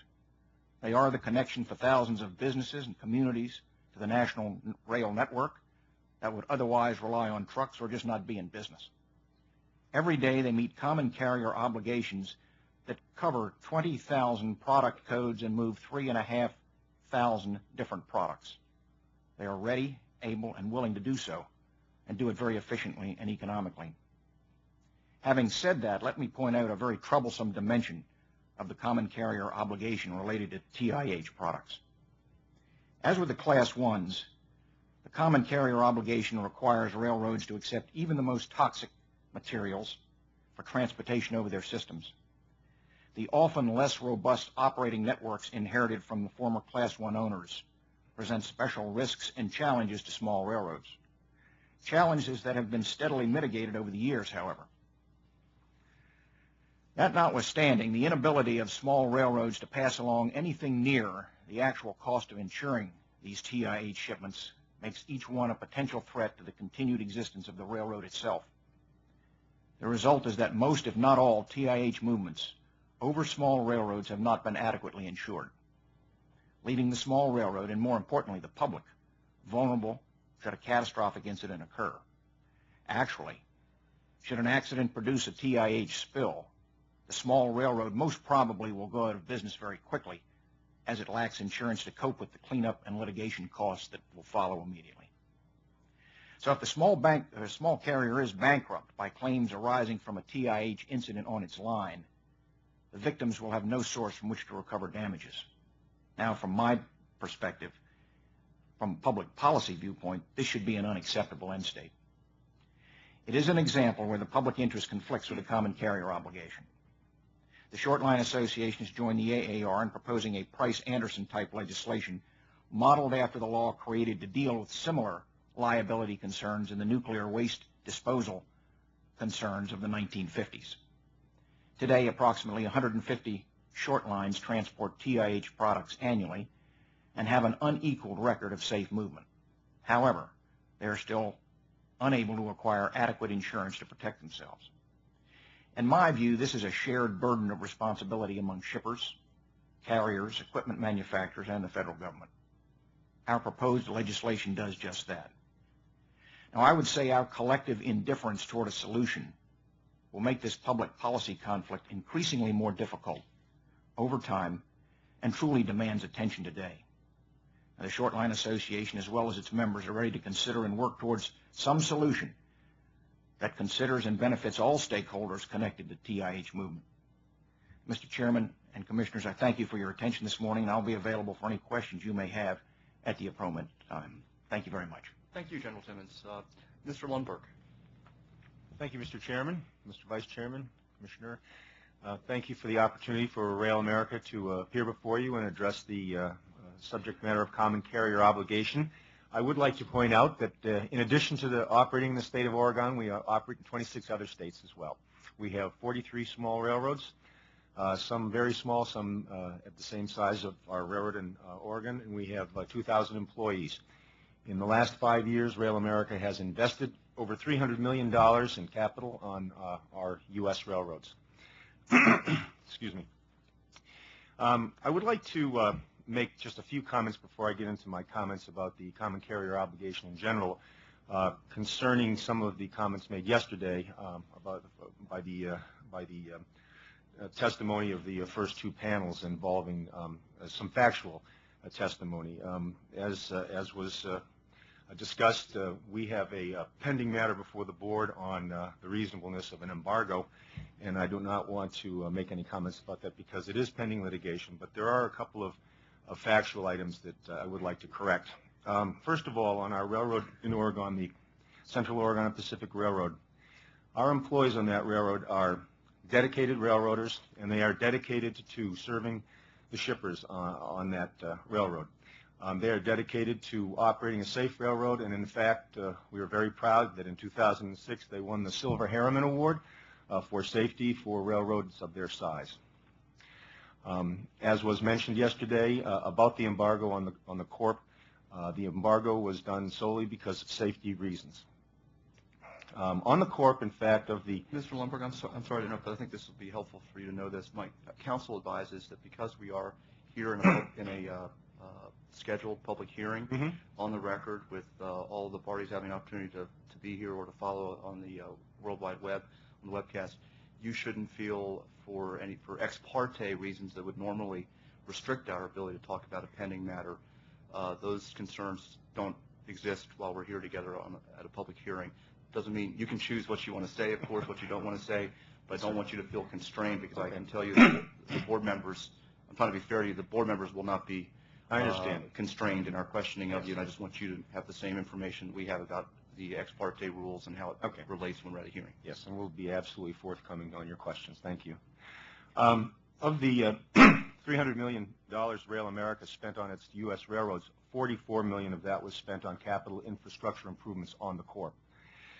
On the Coos Bay line for the last 3-4 years, we have spent almost 40% of the gross revenues from that line on the capital expenditures of that line. And so I just wanted to correct what might have been a misconception about not investing, Rail America not investing in the Coos Bay line, the Corp, or any of its railroads. We are committed to that, and we're committed to that because that is part of our common carrier obligation. In the short line industry, there are basically two business models. One is the interline settlement carrier, which is very much like a Class 1 carrier where the short line has the ability to set its own rates and impose its own fuel surcharge and so forth. The other model is the handling line carrier, and that is a business arrangement where a short line leased or bought from a Class 1A railroad, but the Class 1 retained all of the commercial control of that railroad, and this is the case on the Corp as well as many of our western railroads. In those cases, the railroad does not have the right to set its own rates, does not have the right to impose its own fuel charge, and the main customer interface is with the Class 1. We agreed in the leases or the purchases to a schedule of handling line fees, and those handling line fees have an inflation factor, usually 50% of RCAF capped at 3% per year. Now, as you can imagine, 50% of RCAF capped at 3% a year may have been a good escalator 15 years ago when these short lines were set up. But given the inflation factors that have beset all of the Class 1s as well as all the short lines, and particularly regarding the spectacular rise in the price of fuel, those inflation factors do not adjust the rates of a handling line carrier sufficiently to recover their operating costs, their cost of capital investment, and a reasonable return. Now, the solution to that, of course, is and one that we are pursuing, is to approach our Class 1 partners for a renegotiation of those terms and conditions, and that is what we're doing now. But that is what we have on the Corp and many other Western railroads. And so when we are confronted with a situation where we have extraordinary capital expenditures, and we look at the revenues that we are receiving from our Class 1 partner, that is sometimes not enough to cover the capital necessities of that particular railroad. On the Coos Bay line itself, up until 2004, it was actually doing okay. The revenues covered the expenses of that line and oftentimes covered the capital expenditures, although not always. But in 2004, one of our major customers, a major sawmill, closed its doors. And the line, which handled up to that point about 7,500 carloads a year, dropped to 5,000 carloads. And for a short line, that is a huge body blow. But we continue to operate the line at the 5,000 carload level until, of course, we have the situation with the tunnels and embargoed service on the line. There was a lot of discussion yesterday about the efforts that Corp has made to reopen the line, and you heard about the public-private partnership that we proposed to the 4 other stakeholders in the line.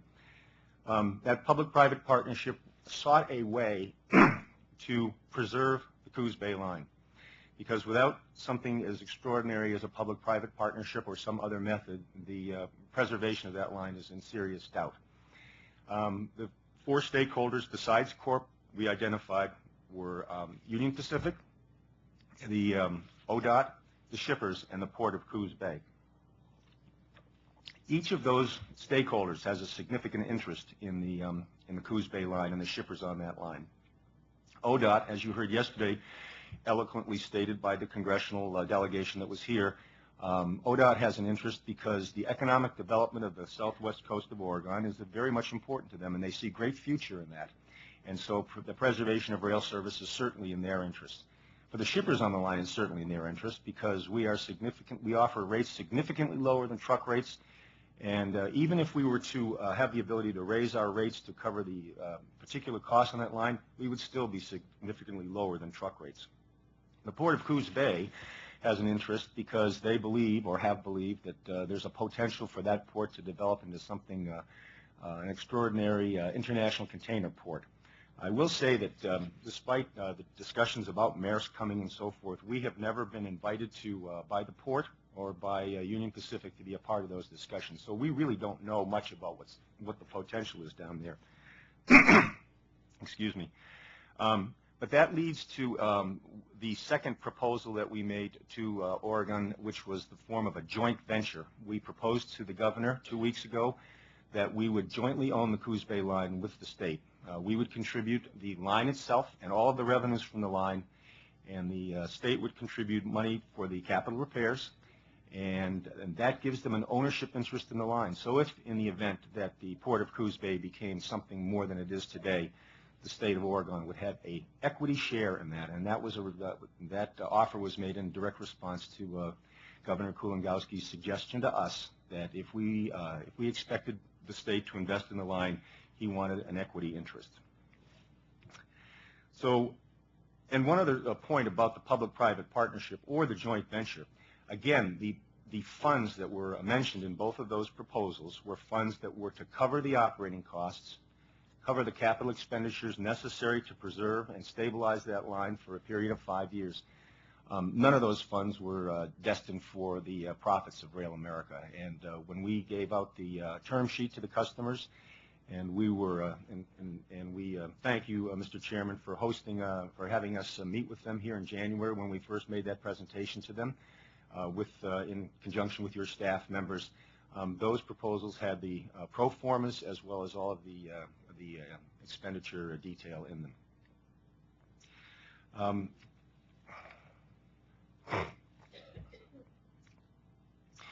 One final thing to say in response to the common carrier obligation that we feel and that our owners feel.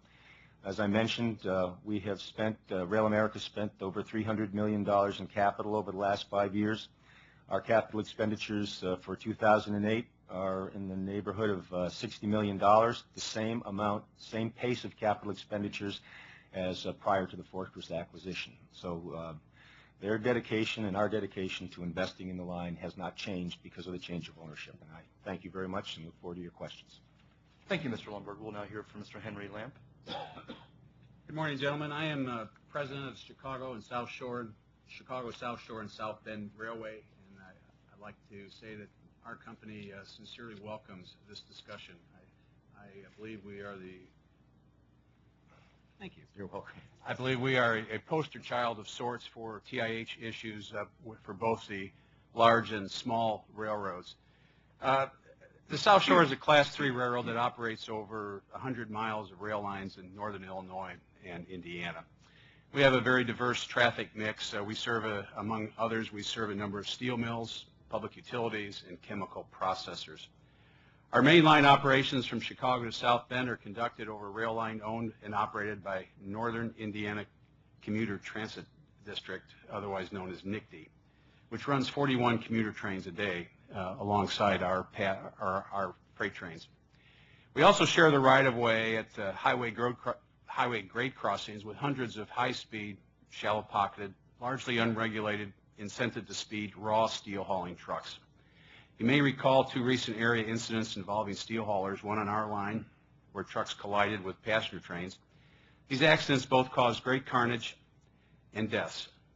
We frequently experience close calls at these many crossings.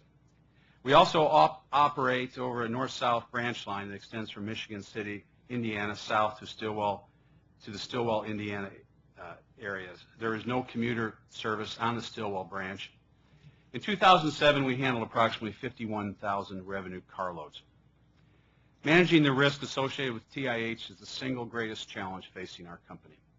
We handle approximately 200 rail carloads per year of chlorine and anhydrous ammonia.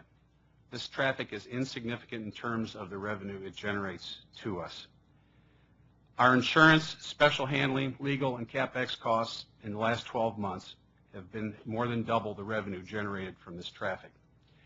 As you can see, we take our common carrier obligation very seriously. Yet, we put the continued existence of the railroad on the line every time we handle a car of TIH. South Shore's risk profile, insofar as TIH is concerned, is a daunting one. Most of the TIH we handle is inbound traffic that we receive in interchange from Class 1 carriers in Chicago, one of the most densely populated areas in the city. It is considered by TSA a high-threat urban area. The TIH traffic moves over the line we share with NICD, where commuter trains run at speeds as high as 79 miles per hour. Most of the TIH cars are then moved to a chlorine customer on the Stillwell branch, which is mostly unsignaled and has track that is maintained to FRA Class 2 condition. All of our chlorine and anhydrous traffic moves over a line that goes down the middle of a main street in downtown Michigan City, Indiana for 1.5 miles. That's part of our interurban heritage, and that's the kind of railroad that we operate in. We have numerous vehicles running into our trains, as you might expect in that kind of environment where you have two-way traffic on each side of our railroad. Our remaining TIH traffic, which consists of anhydrous ammonia, is handled to a customer located on the eastern end of the line, which we share with NICD, approximately 90 miles from Chicago towards South Bend. As a result, we face two basic scenarios with respect to TIH, and neither is good. Some of our operations are on high-speed Class 4 track, but there we have to contend with the presence of commuter trains. The rest of our TIH operations, which are more typical for a Class 3 railroad, take place in a low-density line where, except at railroad crossings at grade, there is no signal system. In either situation, much of the traffic is received by our railroad in one of the largest population centers in the country.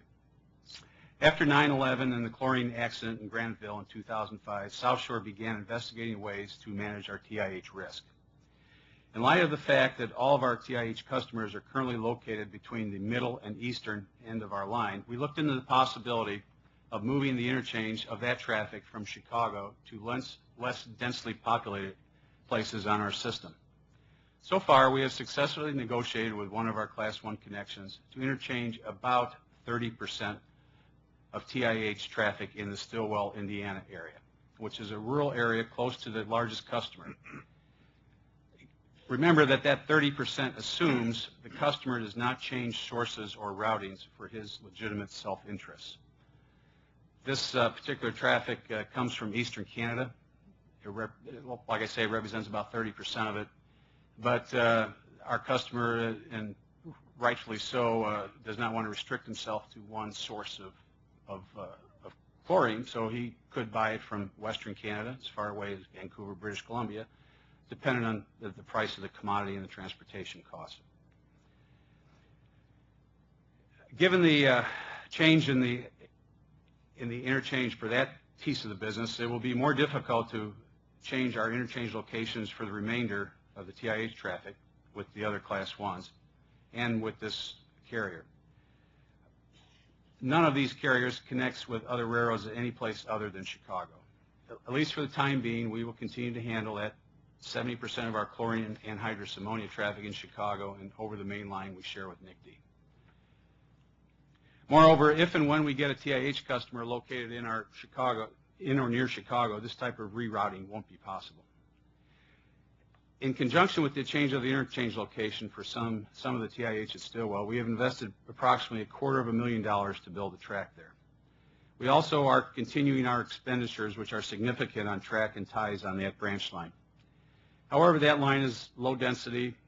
It generates modest amounts of revenue for the company. We could not recover investments and improvements such as centralized traffic control or higher FRA class track conditions, which would reduce the risk of the TIH handling.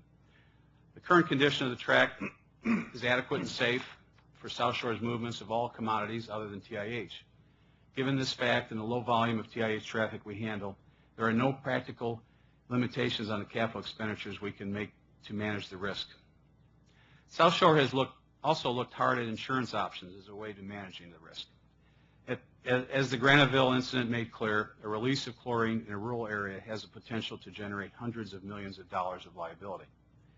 If that type of accident were to occur in Chicago, Gary, South Bend, downtown Michigan City, there is a real potential for losses in many billions of dollars.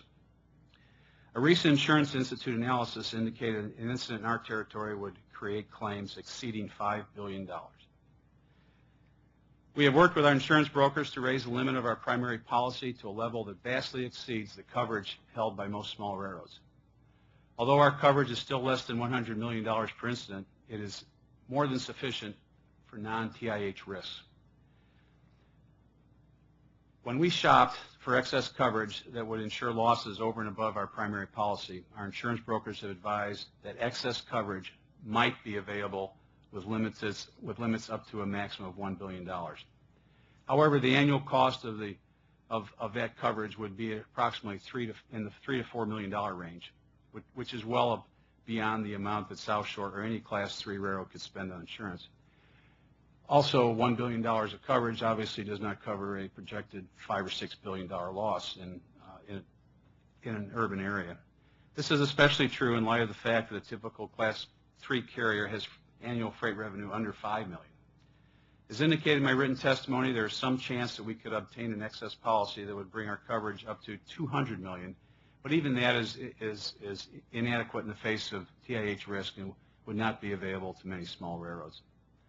Long story short, as a Class 3 that operates in Chicago and several other population centers, we can't afford to manage our TIH risk to a reasonable level without reroutings, capital expenditures, and or purchasing more insurance. Our insurance, special handling, legal, and CapEx costs in the last 12 months have been double the revenue generated by this traffic. As you can see, we take our current common carrier obligations seriously. Where am I here? Moreover, we can't charge enough of a risk premium on 200 cars of TIH per year to generate the resources necessary to effectively manage the risks associated with a TIH release. We would be charging somewhere in the neighborhood of $20,000 per car to handle 100 miles to cover our insurance costs. This is particularly the case given the board's ruling in the simplified rate case that movement-specific adjustments for handling hazardous materials will not be considered. If we did all we could possibly do in terms of rerouting traffic, investing in infrastructure, and obtaining additional insurance, and had TIH release similar to the one in Graniteville, South Shore still would be forced into bankruptcy. The bankruptcy of South Shore would not only be financially ruinous for its owners, employees, and customers, but it would also leave hundreds, if not thousands, of injured people with unpaid claims. In deference to time, I will conclude and be glad to answer your questions. Thank you. Thank you, Mr. Lampe. And as always, all the witnesses' entire statements will be made part of the record, and they have been looked at carefully before the hearing by the board members and staff, too. Mr. Eric Strohmeyer, welcome. The panel is yours for the next 10 minutes.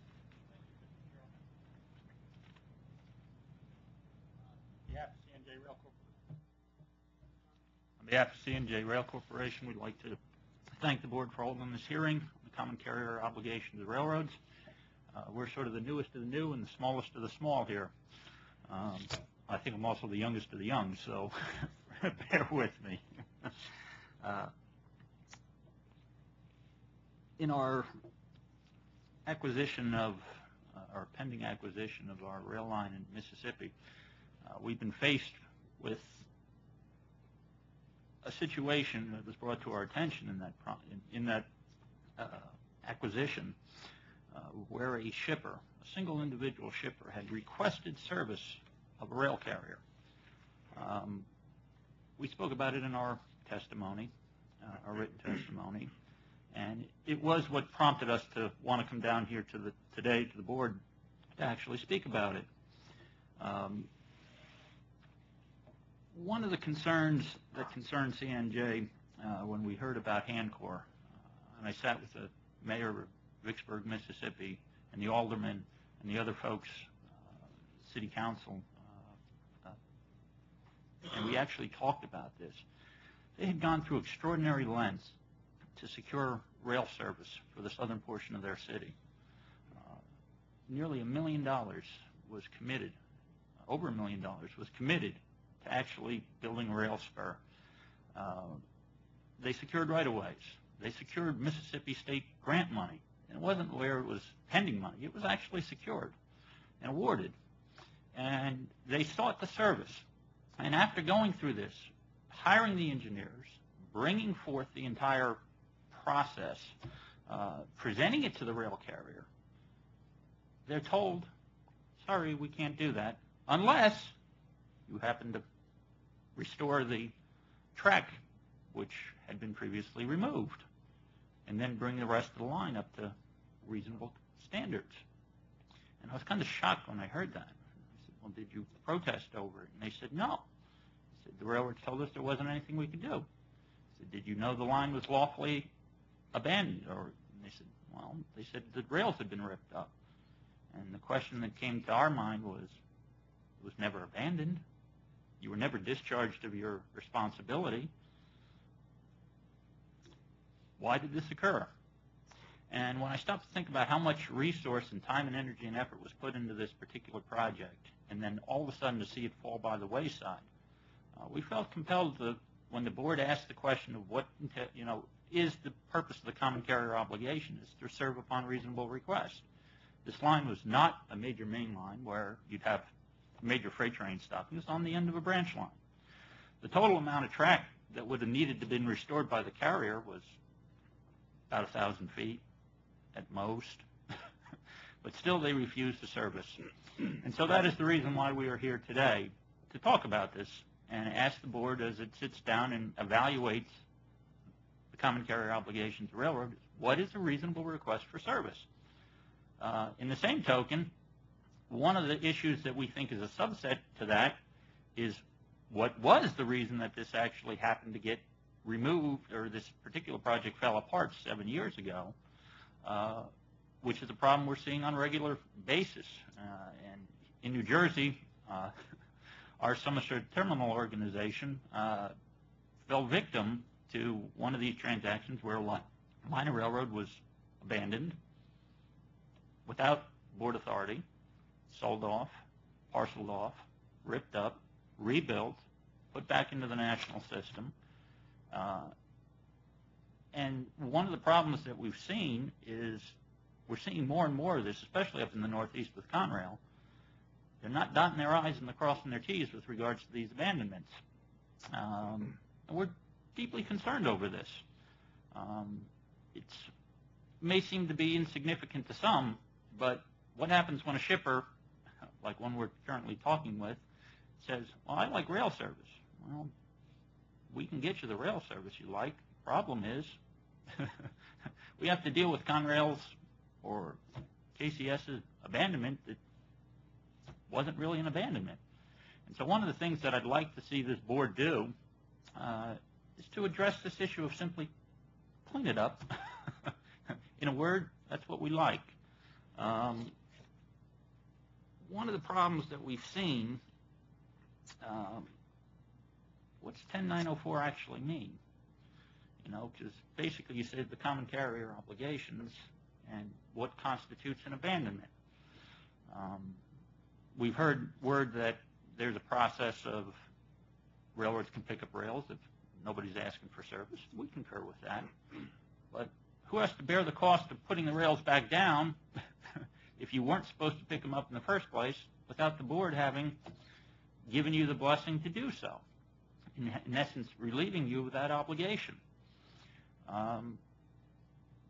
It sounds to me like we are allowing this process to continue to occur. As Mr. Timmons said in his opening remarks, many times that last mile is a short line. It could be on the fringe of a Class 1 system. But these are important elements that one needs to preserve, especially when we're talking about access points to the national network. That last mile of track, even though it may go out to that industrial field out in the middle of nowhere, could very well be the next future industrial park. And rail service is critical to it. We have seen in Vicksburg, Mississippi, a local businessman invest over $300,000 of his own money to buy a line of railroad. And people say, he only moves 100 carloads a year. Why do that? And nobody bothered to stop to think that one of the reasons why Raymond English made that commitment to do that was his plant is actually worth more with rail service. Without rail service, he's just another industrial site. With rail, his plant actually has a lot more money. It's worth a lot more money. And so these are other important considerations. It's not just providing the service itself, but it's the access to the network. And sometimes when I hear people say, well, it needs to be profitable, it needs to be capacity constrained, one of the things that we're concerned over is that we want to see these little areas of gray not necessarily disappear, but be carefully watched. Because we see areas where we can see abuse at the fringe. And that's something we'd like to bring to the board's attention today. We've outlined some of the particulars of the case. I mean, many of these are sort of straight up rudimentary type procedures. We're also concerned on a lesser note, but I did make a point of bringing it up. When these little minor transgressions come to the surface, and I don't know if it's in the staff that writes your decisions, but we notice a soft hand when it comes to a Class 1. When it comes to a Class 3, we're a little concerned sometimes that we don't see an even hand. It's one of the issues that sort of concerned us a little bit with Corp. We've seen cases at the fringe where Class 1 may not have done something that they were supposed to do, and they're given, in essence, a free pass.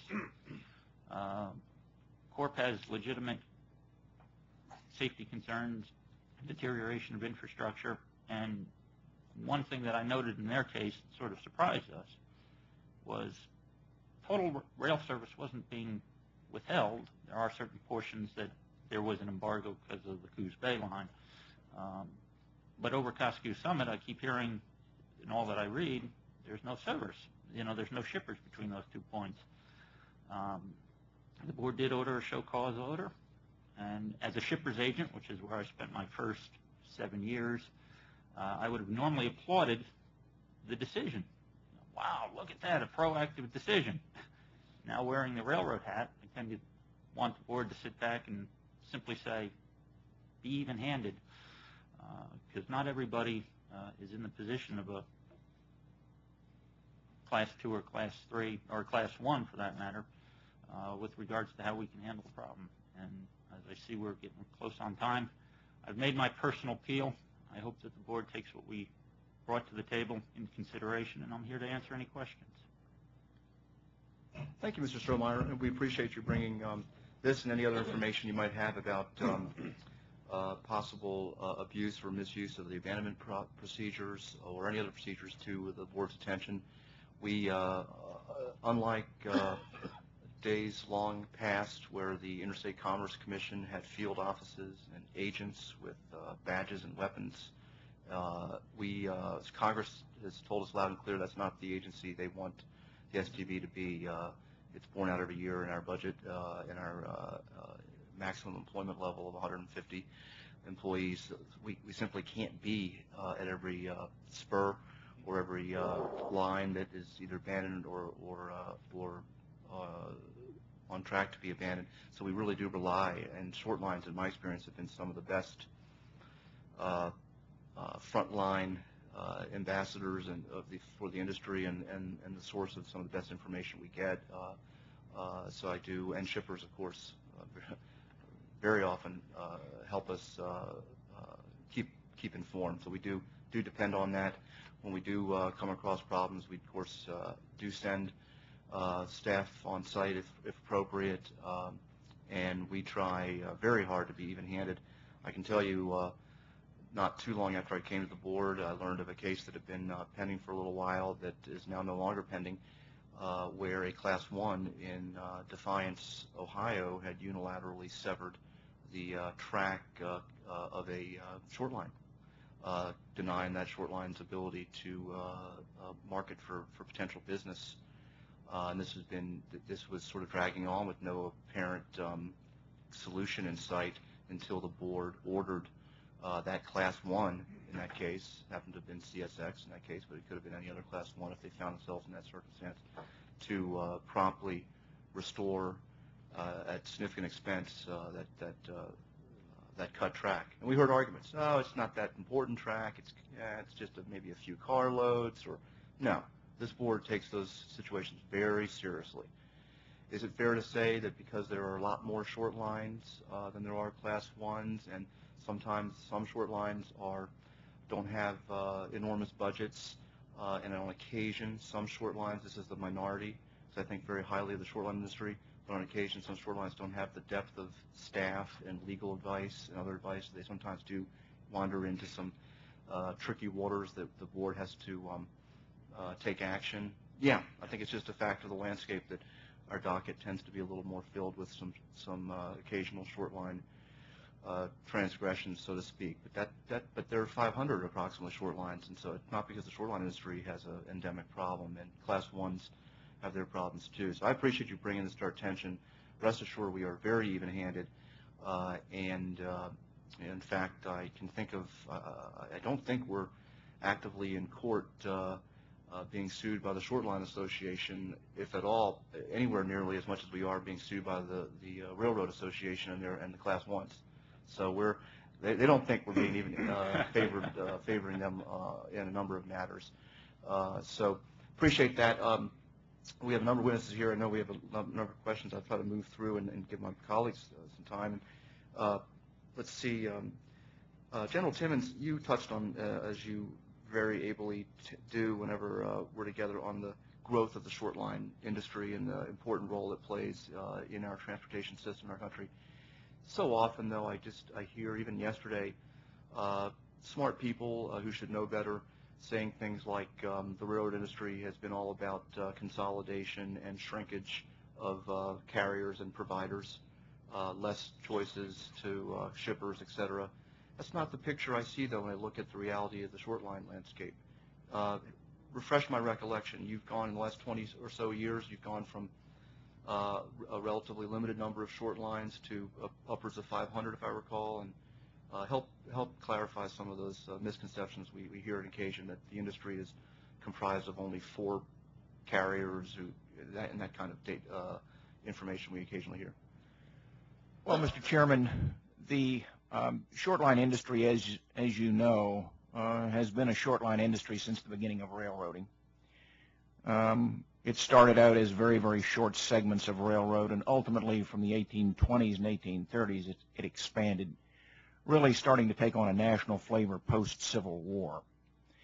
The industry, its long history of ascendancy, peaked about the period of World War I, and then slowly went into a very, very incremental and slow spiral downward, running up and down based on World War II and based on various efforts to salvage it. By the 1980s, the short line industry was in the 250 range of small railroads. They were feeling the same effects that the Class 1 industry was feeling, as the Class 1 industry slowly spiraled down with any number of problems associated with speed, with accidents, with successive year after year Class 1 railroads going into receivership, to the point where by 1980, most efforts to revive the industry had been exhausted. There was sort of a last gasp initiative to go ahead and deregulate or partially deregulate the industry to see what would happen. The unintended consequence of that was to balloon this small railroad industry, which started out at that time in slightly under 10,000 miles of railroad, about 8,400 miles. And in that period of time, it is now at 51,000 miles of railroad and incrementally growing. The number of short line railroads went from roughly 250 to 556 today. So that growth, it really took off in the late 80s and in the early 90s. And while the small railroad industry was expanding exponentially, there was a compression of the Class 1 railroad industry so that it got from somewhere around 50 or 60 Class 1 railroads in 1980 down to about 9 or 10 a decade later. Now, much of that trackage was spun off. Those beaten up pieces of the railroad system that were not economically viable for the Class 1s were spun off to an entrepreneurial population of small railroad players. They have converted and through might and main have brought this system to life today. So you see a tremendous amount of growth and expansion. And by the way, safety and service. Without that small railroad segment of the rail network, thousands and thousands of communities and businesses and industries and farms would be decoupled directly from the rail network. And so that niche that has evolved over time and become almost an essential piece to our transportation network is thriving and growing. Our numbers have grown. Since I have been in this job in about the last 5 years, just the association has increased its membership in small railroads by 35 to 40 railroads. Pretty impressive when you consider that that someone would think that the industry is not doing particularly well. Roughly 14 million carloads last year. The hazmat piece alone, 140 some railroads moved that hazmat, a very, very challenging piece. And by the way, a laudatory aspect of the railroad industry, the insurance industry has looked at the small railroad hazmat experience and can find only one example of a reimbursement for up to $9 million for a hazmat spill to the small railroad industry, and that was 7 or 8 years ago. So they've got a great track record at doing all that. Still in all, the insurance piece of this is daunting, very, very difficult. There is, for those that are not roughly familiar with the history of the railroad industry, this business of actually what happened to the Class 1 industry and what's happened to the Class 2 industry is a little murky and obscure over the last 25 years. But thank you for the opportunity to talk about that. The investments that the small railroads are making in their own systems, the expansion into very, very sophisticated equipment, signaling devices, locomotives, car types, safety devices, and particularly the effort to embark on professionalism through training and education. Pretty much of a dogma in the industry has been very, very commendable. So that's a little bit of a windy answer, but it gives you the framework within which the small railroad industry operates today. Thank you, General Simmons. That's very helpful. Do you believe, General Simmons, that some of your members would be interested in or willing to at least explore possibilities of partnering with we had some very enormous businesses before us yesterday. Almost the entire chemical industry, it seemed like. Businesses that representatives, ExxonMobil, DuPont, Occidental, I believe, companies that dwarf any railroad in size. Do you see there are opportunities for large shippers in particular who have extensive resources to partner with short lines in order to try to improve their transportation choices out there? Is that something that some short lines are interested in exploring? I think in the first instance, what you must understand about short lines is they are agile, they are very, very flexible, and they're enormously adaptable. Their hallmark is customer service. And that's where they focus. And so their willingness to talk to anybody, to work through some kind of a challenge, I think is unquestioned. The difficulty comes in, I think, when you take a look at the industry positions at large. There were some questions earlier, and I made a brief comment about this Price-Anderson style of draft legislation that the AAR and ourselves crafted. That was an all-encompassing collaborative approach where it brought in all stakeholders to craft an approach to an incident fund, contributory amounts, and insurance thresholds based on what type of railroad you were and what types of traffic you had. That approach has been met with a lukewarm response on Capitol Hill, and either lukewarm or somewhat hostile approach to some of the stakeholders, and so it has gained no traction. It's not to say that it is the inflexible answer to this. It is to say that this is a start point for discussions and negotiations, and that would be all inclusive. Shippers, car manufacturers, railroads, the government. There is a process there.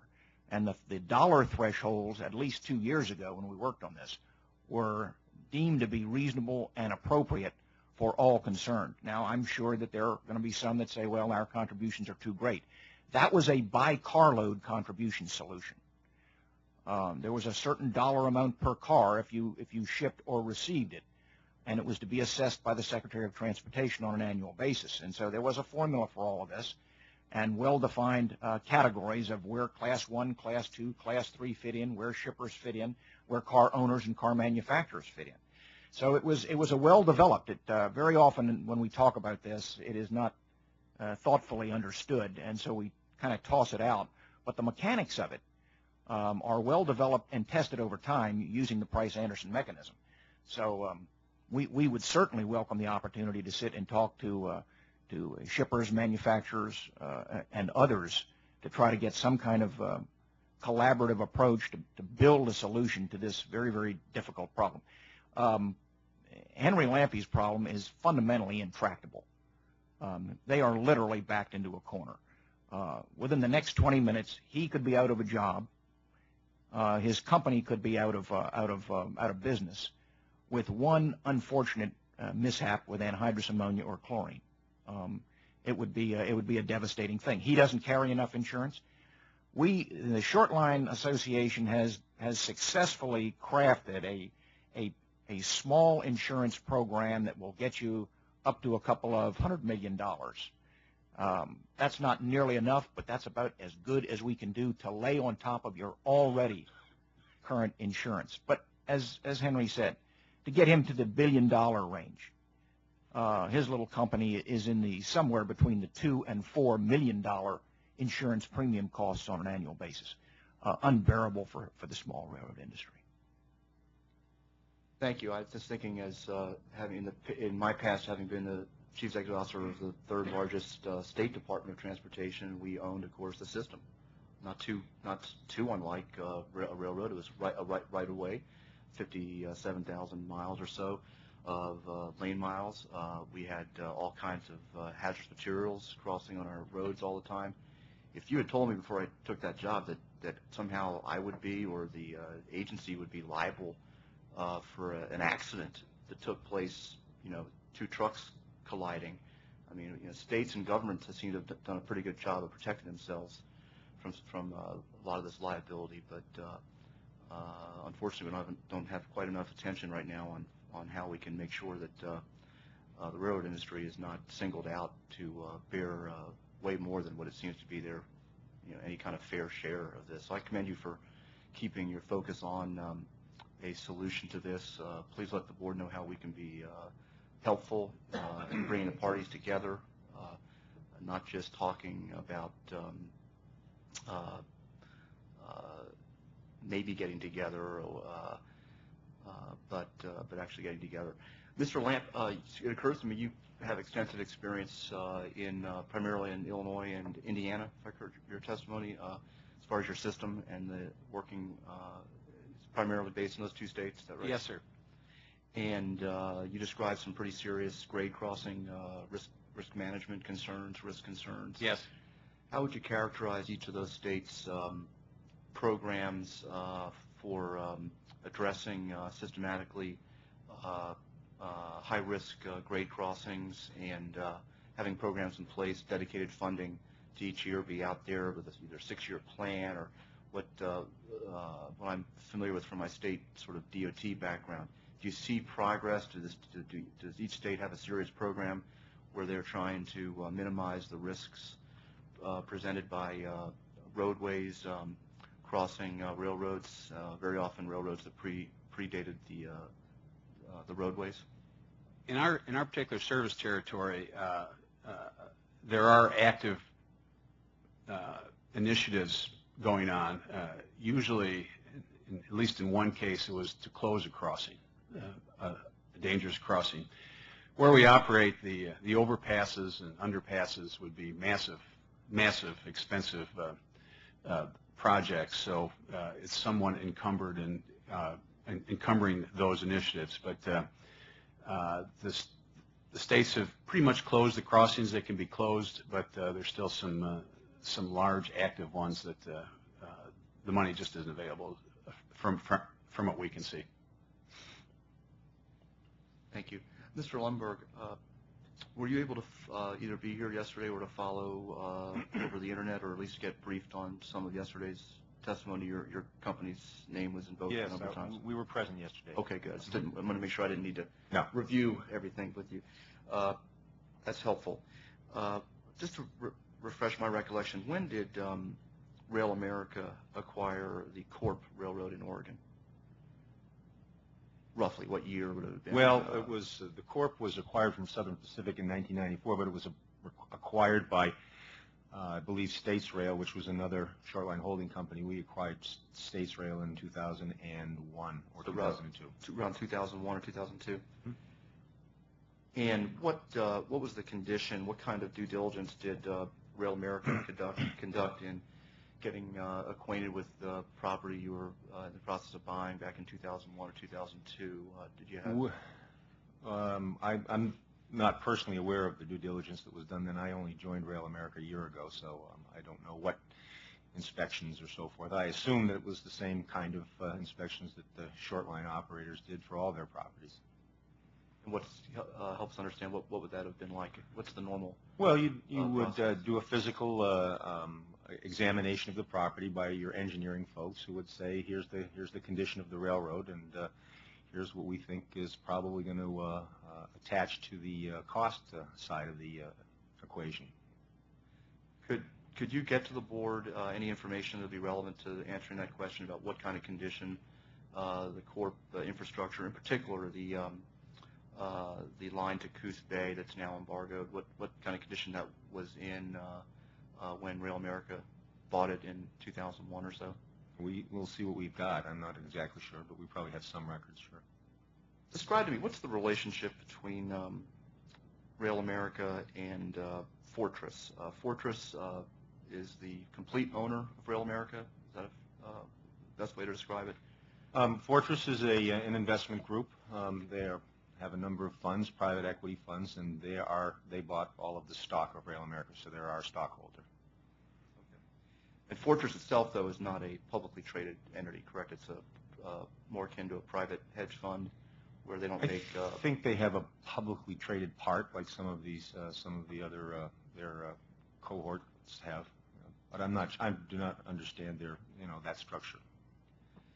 Do you or any other executives from Rail America routinely meet with or speak on the telephone or communicate via email with Fortress officials? How's it going there? Do they, yes, how's our investment going? We have a board of directors of people who work for Fortress who oversee us. Yes, like any other company that has a board of directors, exactly. Is it fair to say they've been following the press accounts and the controversy coming out of Oregon involving related to the embargo that Rail America imposed last September? Yes, it would be fair to say that they've been following this. It's a concern to them, like all of our business, situations are.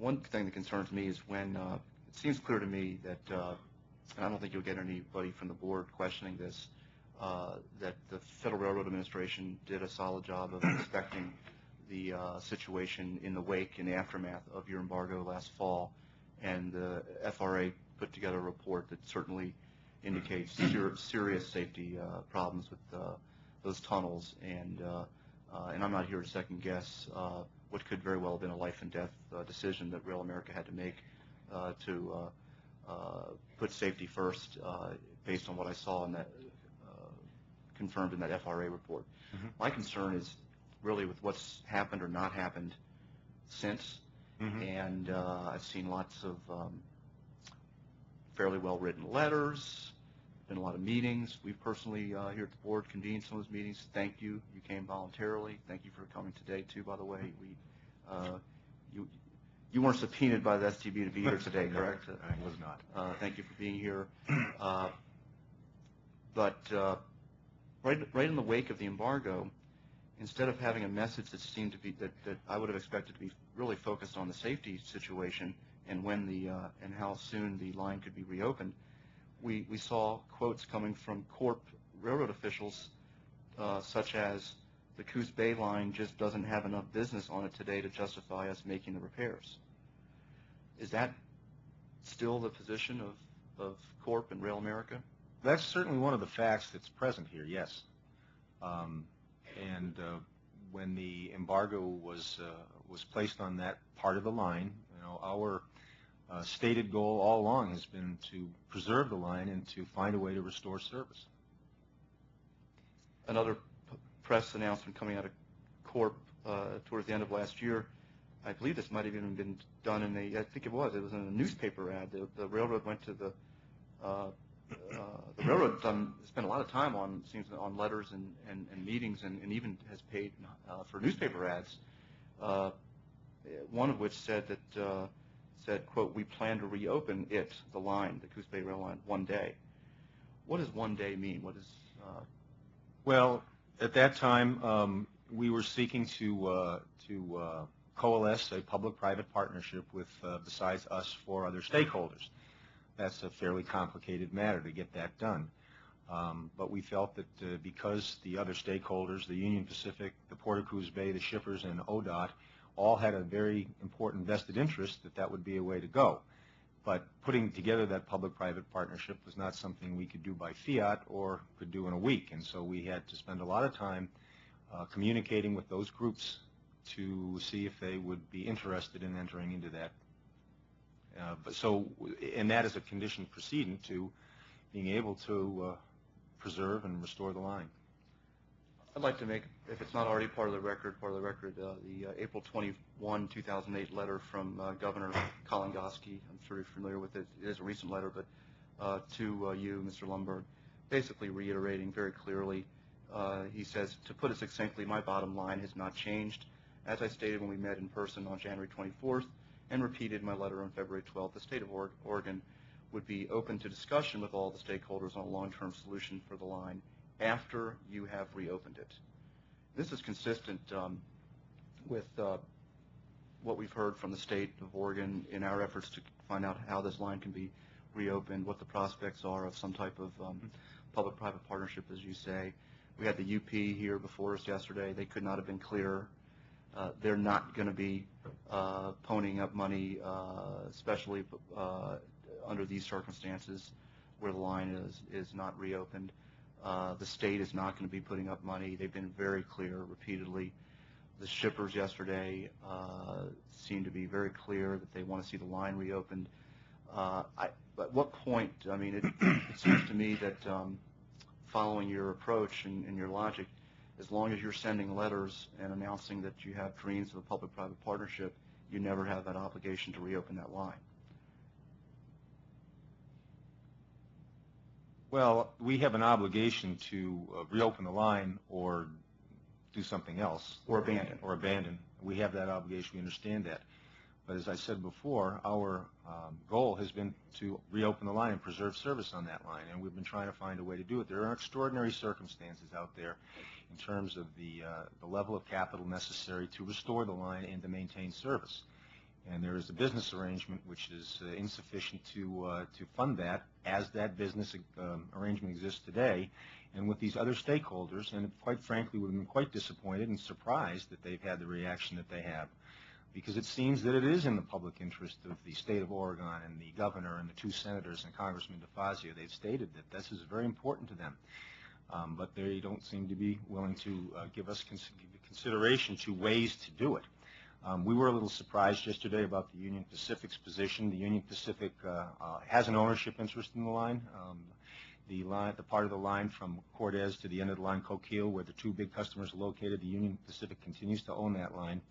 These customers are their customers. As I said before, we get a handling line fee from them, and they are a natural to help participate in this. You know, we may get $400 a car to haul the lumber from Coquille up to Eugene, and they may get $3,000 a car to handle it to San Antonio. And so these customers are their customers. So our public-private partnership was created in a sincerity of, hey, everybody, this is if we want to maintain service for these shippers, we all have an interest in this. It's not just the corp that has an interest in it. And at what point do we say we've run out of ideas? I don't know what that point is. Well, it's you're certainly entitled to have asked for others to help pay to reopen your line. That's fine. It's a free country as far as that goes. I think it's fair to say you've asked repeatedly. You've been told repeatedly and very clearly in writing and other ways, no, that those contributions aren't going to be coming. What we've been told is it's a trust problem. Folks out there just don't trust that if they pony up money now, they're going to really have a partnership. They want to see the line reopened as a sign of good faith. And I would suggest the time to have forged that public-private partnership may well have should have been before you bought the line. Here's a line that anyone who's apparently familiar with it over the years knows it's got aging timbered tunnels in a very wet, severe weather type environment. And I mean, you bought the line of your own volition voluntarily, caveat emptor, and then you have a problem and you want others to pay, and then when they say no, we see no progress. This board's been very patient, but I just would suggest the lack of progress on reopening these lines is testing the board's patience. Have you started any procurement activities? I understand that, for example, with the weather out there, it may well not have been possible to send engineers in and workers in the dead of winter with all the moisture and snow out there for safety reasons. You need to sync this up. That part of the country, I know from a highway background you have a pretty short window of decent weather to get work like that done. My worry is if we sit here and talk about this too much longer, we'll be back into next fall and the next closeout period, and it leads some to believe, and you've heard this, I'm not telling you anything you haven't heard, it leads some to believe that this is part of a calculated strategy just to run out the clock, so to speak, and hope that the shippers just dwindle and fade away and stop speaking up for themselves. We're not going to, I don't believe we're going to be allowed to let that happen. We need to see some progress on your part, or make up your mind and let the process play out if you truly don't want to be part of the future of that landscape. Is there anything you'd like to say to Well, as far as the timing part goes, we've done the engineering work. We have done no procurement. We have hired no contractors. That is true. We also, back in November, made it quite clear to all the public-private partner potential stakeholders what the timetable was, when we had to have an answer from them in order to be able to take full advantage of the construction season. So everyone's been aware of that. So did I hear you say, have you begun to make any preparations for procurement, identifying qualified firms to do this work, getting more detailed cost estimates and that kind of information? No, we have the cost estimates. We know what kind of material we need to and where it's going to go. We know all that. We just haven't taken any further action. And the cost estimate for reopening the actual tunnels that are the specific focus point of the embargo, not to be confused with some grand plan to possibly refurbish the entire line, but the actual work needed to get us back to status quo ante safety before this embargo. How much would that require? That's going to require about $7 million. $7 million. Mm-hmm. that a number that's developed over time, or was that a number, I'd heard a lower number? That's the number last that came fall. from the engineering report from Shannon and Wilson. They had actually a three-phase tunnel recommendation, 2.3 immediately, and another, 4 point whatever within the next 12 months. So that's where we are. We're in that time period where it adds up to $7 million. And do you expect, in your experience, that cost, that $7 million number, will increase or decrease the longer you wait to begin this work? It will increase the longer we wait. Absolutely. These Um, tunnels are continually being soaked and watered and all that kind of stuff. Let me be clear that this board, I certainly personally have a completely open mind on this. We want to see what you respond to us formally. I'm not here just to give you a hard time, but this is important. We've got people who've lost jobs. We've got a important part of our country that's hurting out there, in part because of this embargo. We have no progress, but I will certainly keep an open mind and look forward to seeing your formal responses soon. And rest assured that this board will be completely fair-minded and do the right thing. But did want you to get a sense of some of the concerns that I have.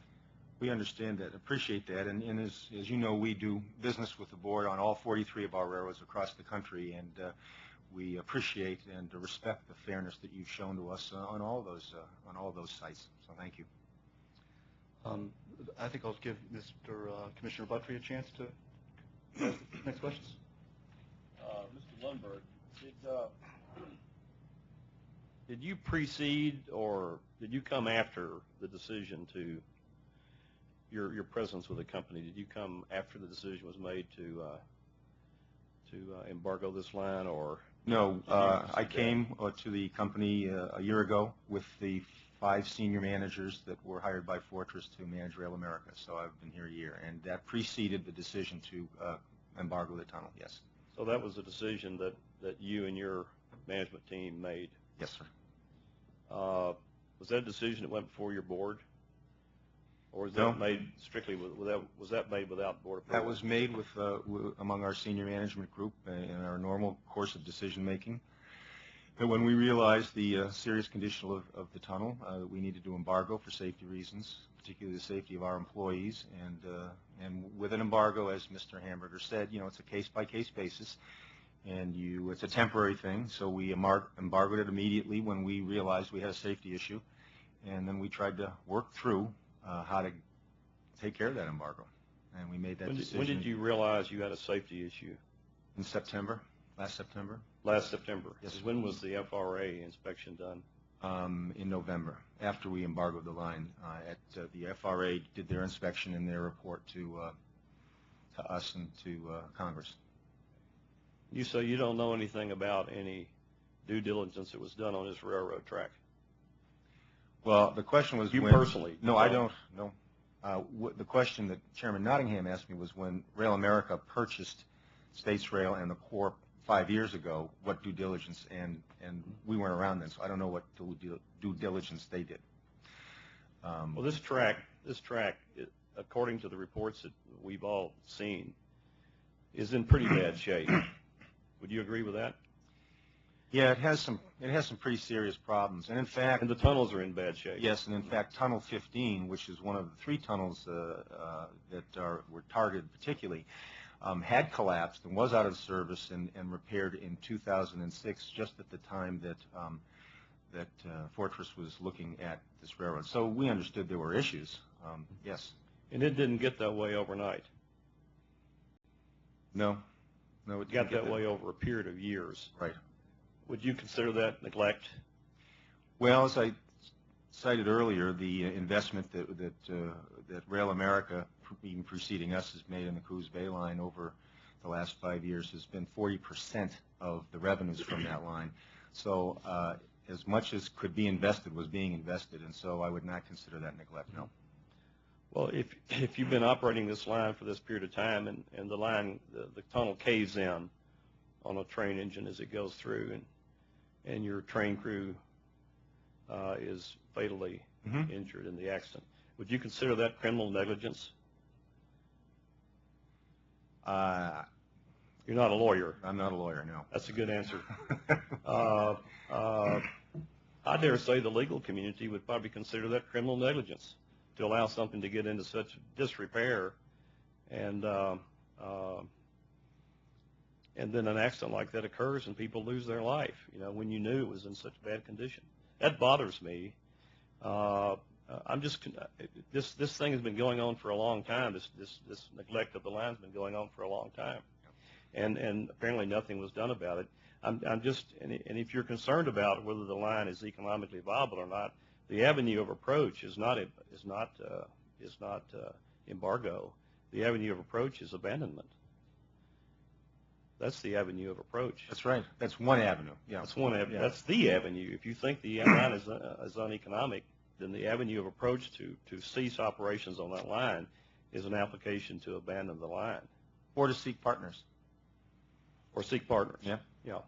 But it seems to me that there's a pattern of activity here that, and the good news is, the really good news is, from where I sit anyway, is that nothing really ever really bad happened.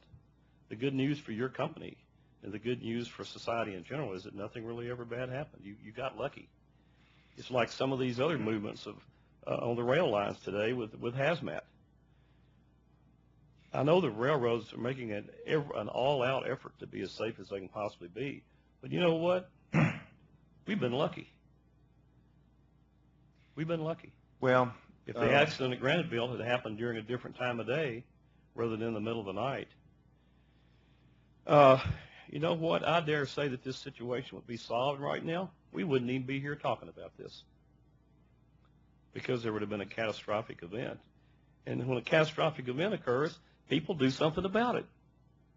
But oftentimes, until a catastrophic event occurs, they don't do anything about it. And then we end up with a bridge falling down over the Mississippi River, which is just one example of a bad thing that can happen. Bad things happen. We've been lucky. We've just been lucky. You were lucky. The people who operate those trains have been lucky. The other thing that bothers me about the situation is that you gave these customers, 24 hours notice that you were gonna embargo this line? Yes. When you've known for months? I mean, you didn't make this decision overnight. You can presumably, as good businessmen would do, you consider this decision over some potentially long period of time. And then you made a decision to embargo the line, and you gave your customers 24-hour notice. Now, we heard testimony yesterday that is the facts. That are the facts. That is the facts. Those are the facts. And if you are here to dispute those facts or to give us different facts, that's fine. But the facts we heard is the customers got 24 hours notice that the line was going to be abandoned. I mean, it's going to be embargoed. That bothers me because you knew about these safety concerns for months in advance of this decision being made. And then you give the customers 24-hour notice, and they've got to move heaven and earth to service their customers because you're not there to serve them. They got to make all these other arrangements. I would presume that because of that fact, they incurred huge, substantial, extraordinary costs because of that activity. And I'm curious if you made any offer to them to compensate them for these extraordinary costs that they may have had as a result of this precipitous action on your part. Well, we did actually, and I'd like to know about it. And I will tell you too that the fact is we gave them 24 hours notice. There's no question about that. But the other fact is not correct. We did not know about the severity of the tunnels that would require us to embargo them until the day before we made that decision. When senior management realized what we had on our hands in terms of a risk, we made that decision literally overnight. And we issued the embargo because we are not ones to, keep our fingers crossed and hope for good luck. And when we knew what we had to embargo. It was as pure as simple as that. We did not have months of notice.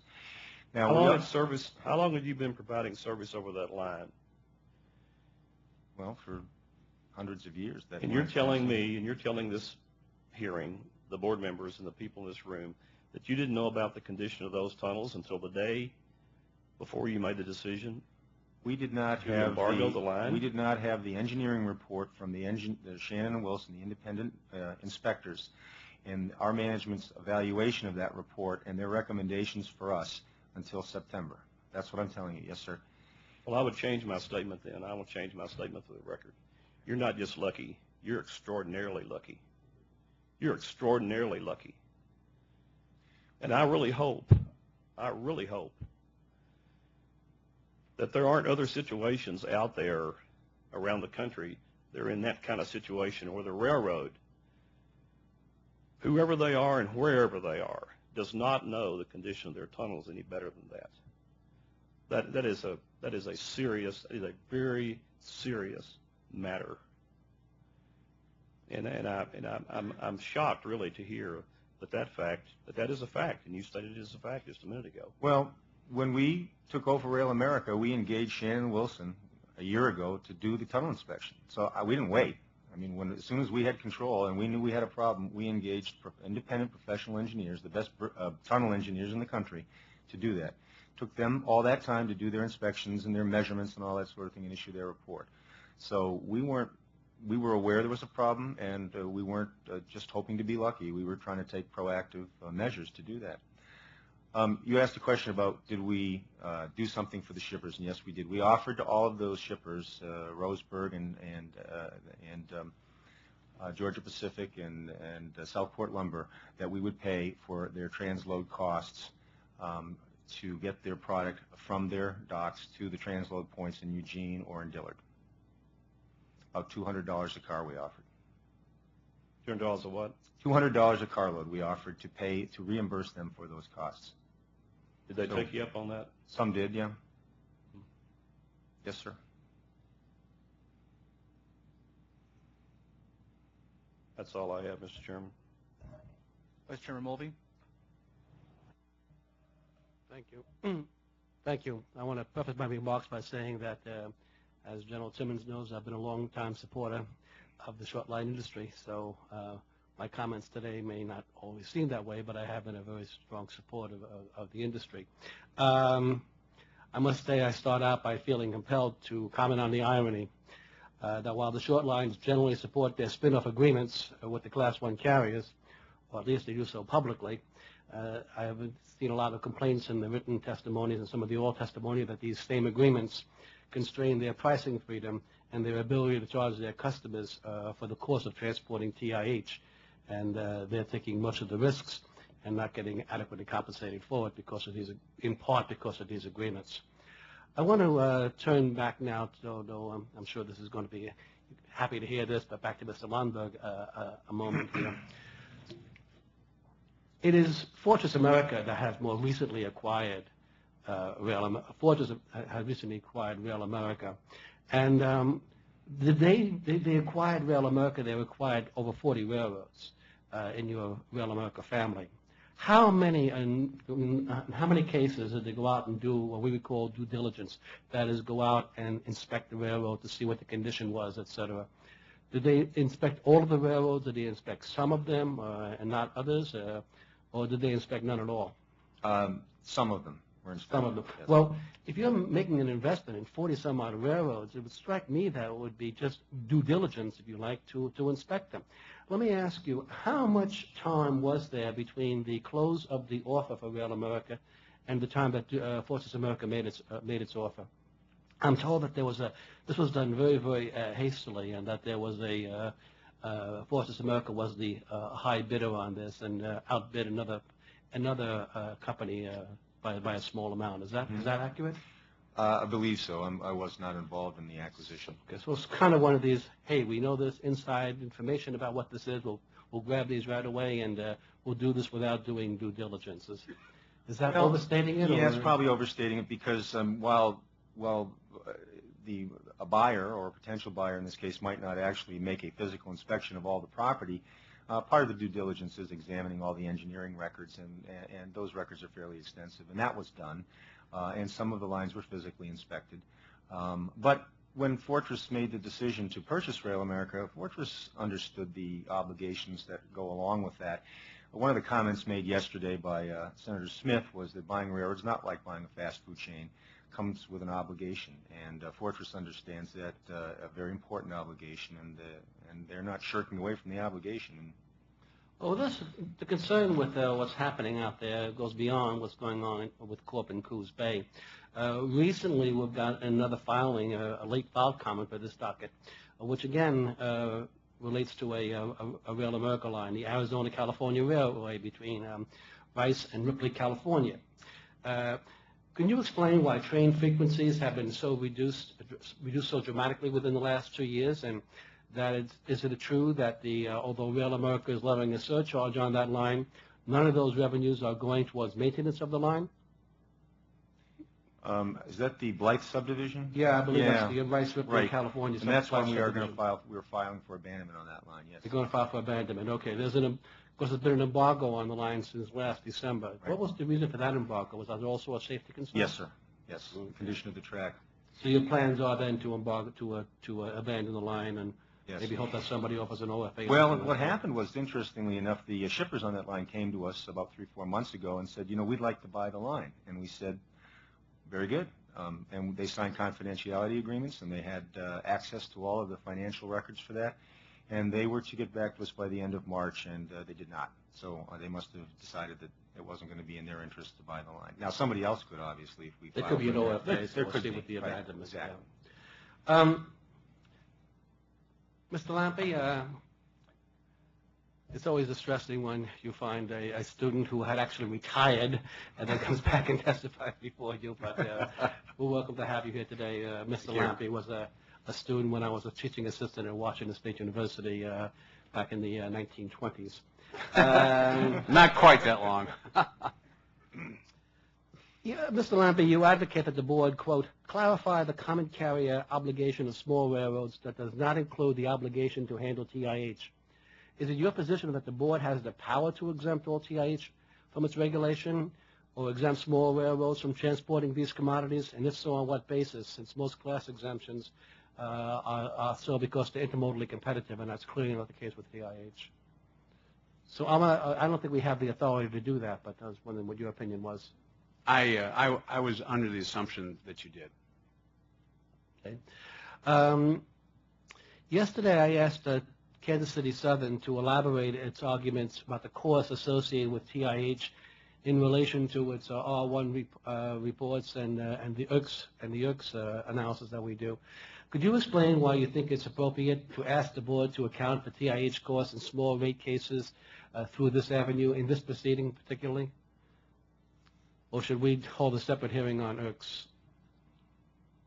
From what I understand of IRCS, our unique costs would not be adequately covered, and a small rate case would not be something that we would want to get involved in with the legal expenses and the fact that we would be dealing with the likes of DuPont or someone like that.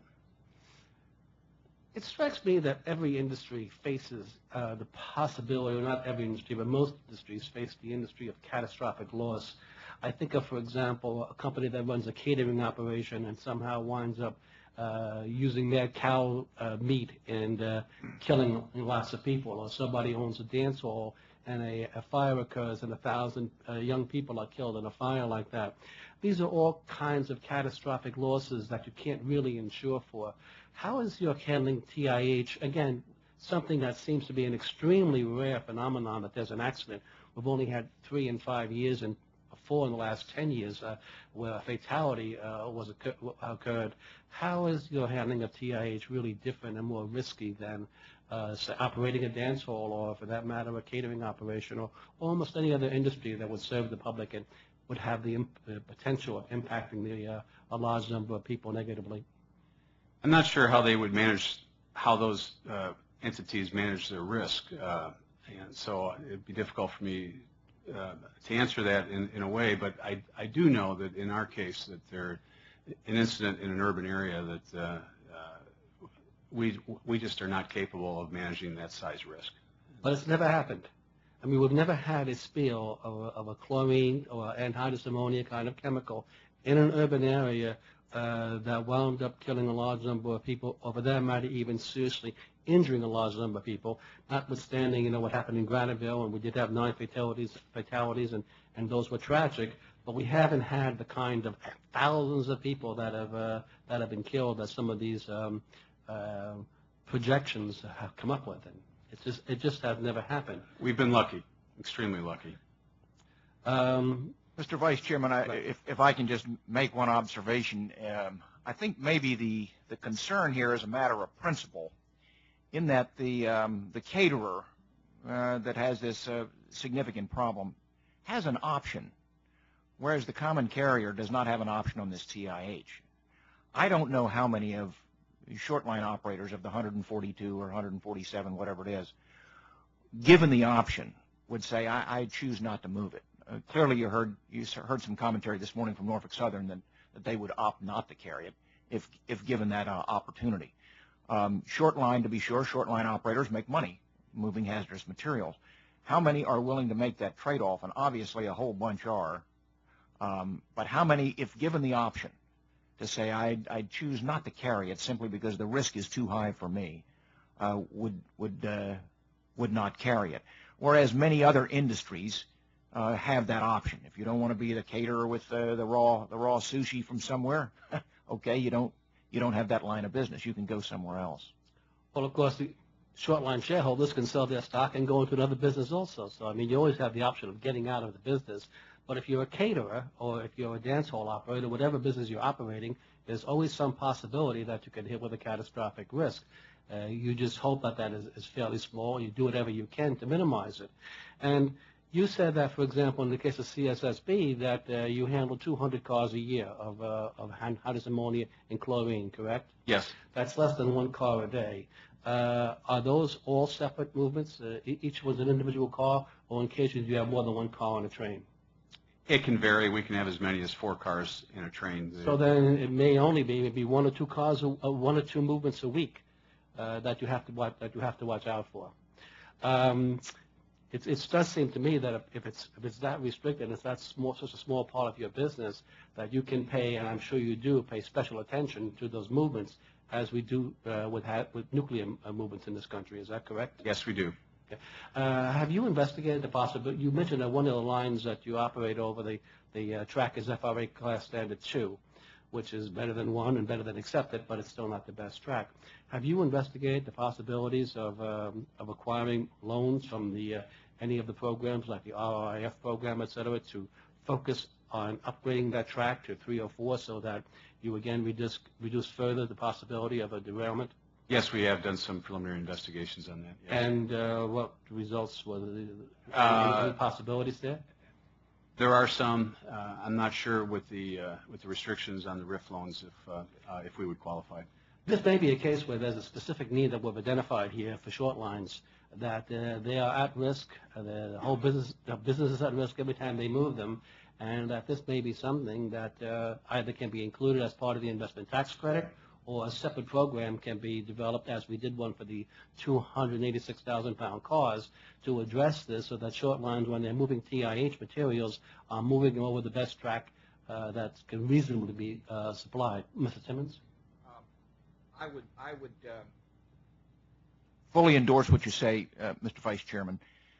The reality, however, of this RIF loan thing, which offers a tremendous avenue. There's $32 billion in that fund, as you well know. In the 10 years it's been in existence, only 19 railroads have been able to capitalize on that money to the tune of less than $750 million. Now, I can think of 2 or 3 major uses of that money, not the least of which are bridges, which are another significant challenge for the railroad industry at large and for short lines, as well as TIH materials. The mechanism for getting that money in a reasonable way without undue delays and an awful lot of outside consultant help to get that is burdensome. That's why there are only 19. We do have an Office of Management and Budget philosophical disconnect on this subject, and as you know, there's been expedited efforts by the Federal Railroad Administration, by the Department of Transportation. There's even legislation that requires a 90-day decision on this stuff once the completed application has been submitted. Still in all, We have just not been very successful in moving that through the process for a variety of reasons. And it's still being worked on. I mean, you recall when I was on the Hill with with Congressman Oberstar and Congressman Young, both of those gentlemen, although they didn't agree on everything, both agreed on making the RIF loan more available and streamlining the process, and they both shared their views of the Office of Management and Budget, and I think you've heard that expressed by them. So yes, sir. We won't get into that. Okay, sir.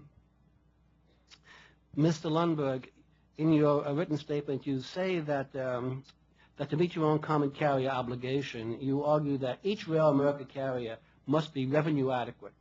Where in the statute do you find support for this breathtaking premise that every railroad in your group or every line of railroad needs to be revenue adequate?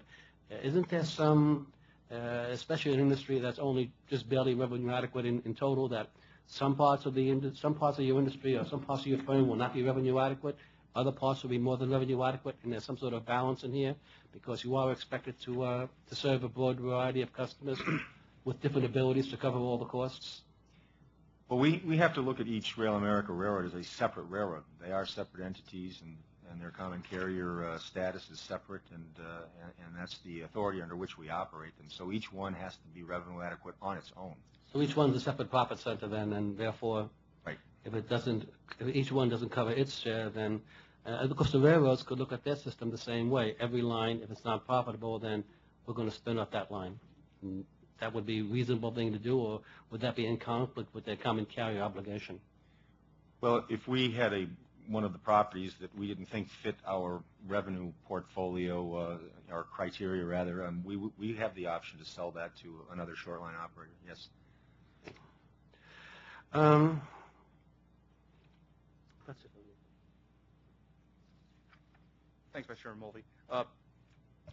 Mr. Lundberg, if I heard you correctly, you said a few minutes ago that Fortress, and you referenced back the analogy I think we heard yesterday from one of the witnesses, that purchasing a railroad is not like purchasing a fast food chain, and that Fortress did some due diligence, and that Fortress is not shirking away from its obligation related to its ownership of Rail America and the different rail lines. Did I hear you correctly? Yes, sir. Okay, good. Mm-hmm. What's your, remind me again, what's your background? When did you join Rail America? A year ago, when Fortress took control of Rail America. And where did you work before that? I was 25 years at the Chicago Northwestern Railroad in Chicago, and I worked at Sealand and Maersk Sealand, the container shipping companies, and I worked for Great Lakes Transportation, which was a holding company that held U.S. Steel railroads, and I was general manager of commuter rail in Boston as well.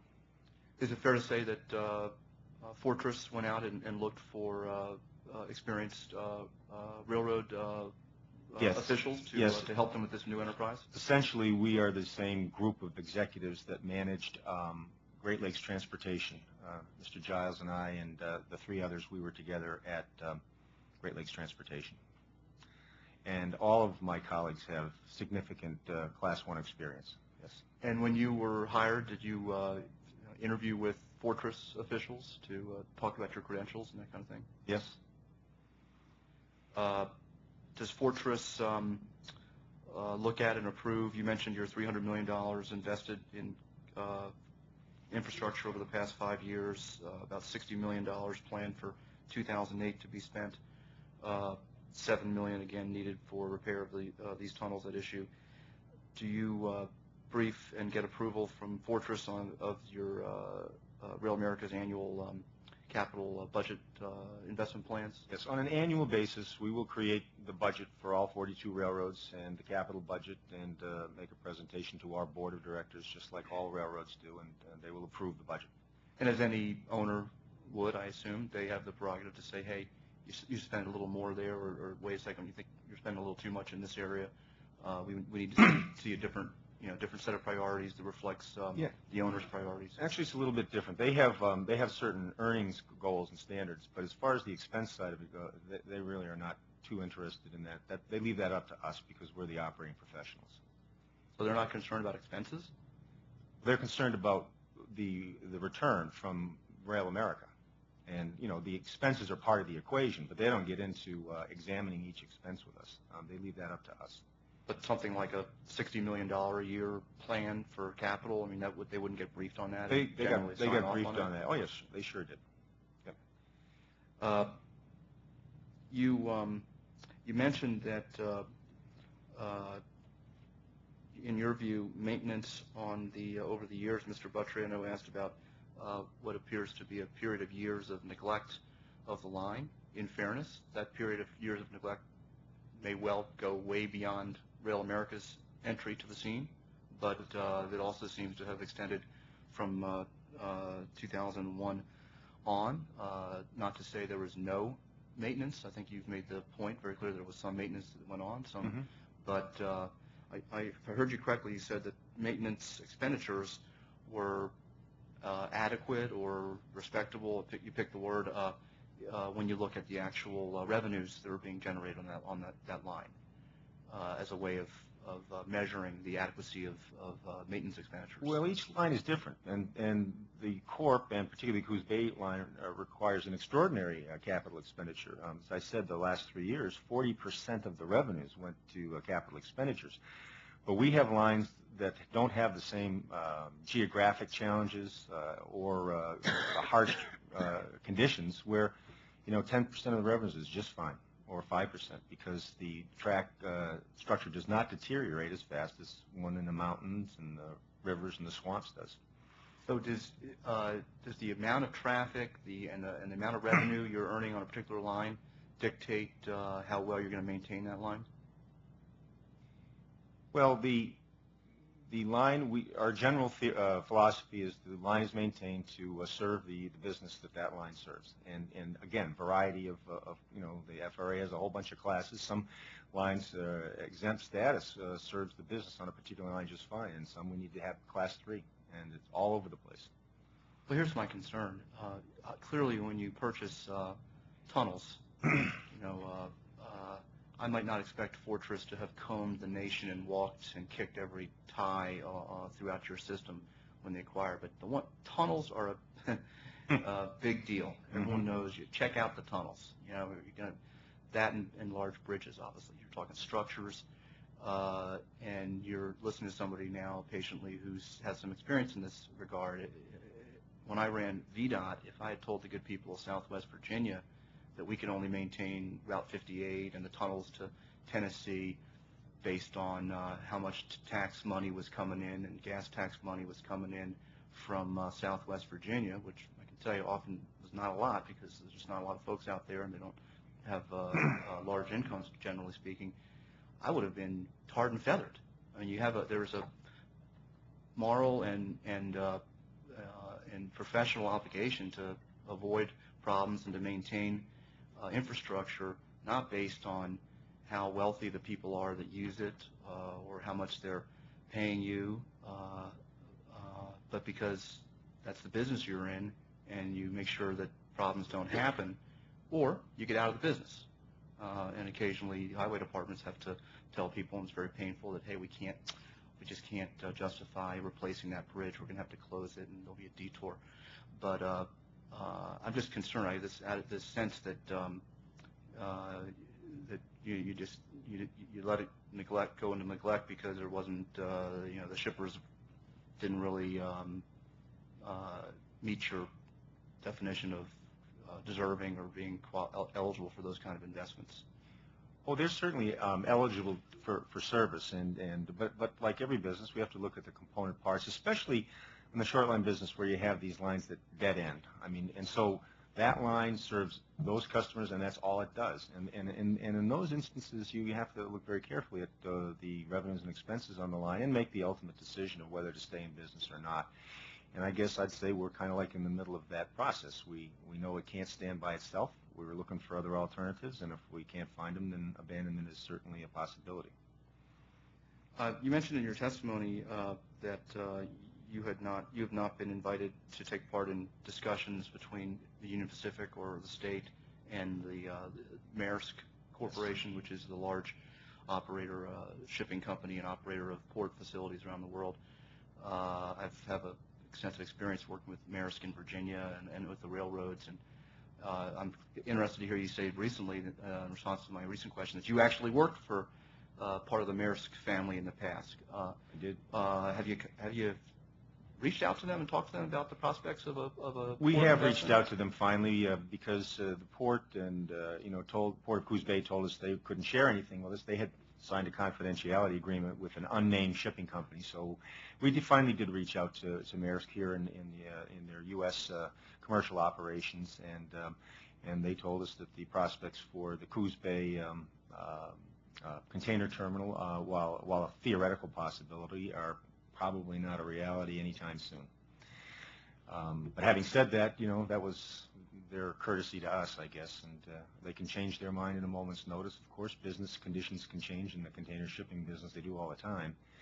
And Coos Bay could become a really good option for them. But at this time, as far as we know, and again, Maersk is a customer of Union Pacific, but not of ours, so we don't have that kind of a relationship with them. Okay. Any other questions, Commissioner Buttrey? No. Commissioner Mulvey? I have a Vice Chair couple. Mulvey? I want to follow up on the Coos Bay Port. I understand one of the problems with the Coos Bay Port is its location, in the sense that the port itself is very good. It's a deep draft port and all of that. But unlike Los Angeles, Long Beach, or Seattle, Tacoma, or San Francisco, Oakland, or Savannah, or any of the other major ports, New Orleans, there isn't any local market. The hinterland does not have, the immediate hinterland anyway, does not have much of a demand, so virtually everything going into it would have to be either trucked or rail hauled quite a distance to markets. Is that really one of its limits? Yes, my understanding of the flow of cargo from the West Coast ports,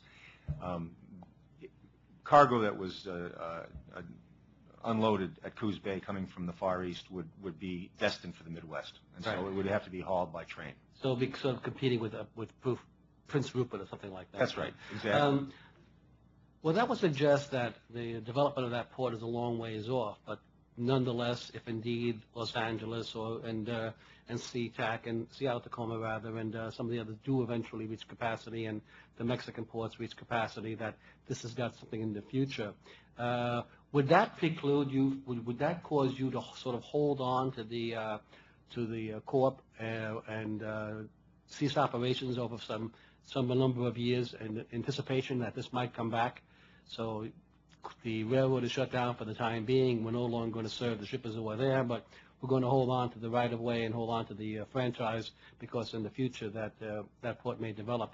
Is that a possible outcome, or would you sell the thing before you did that?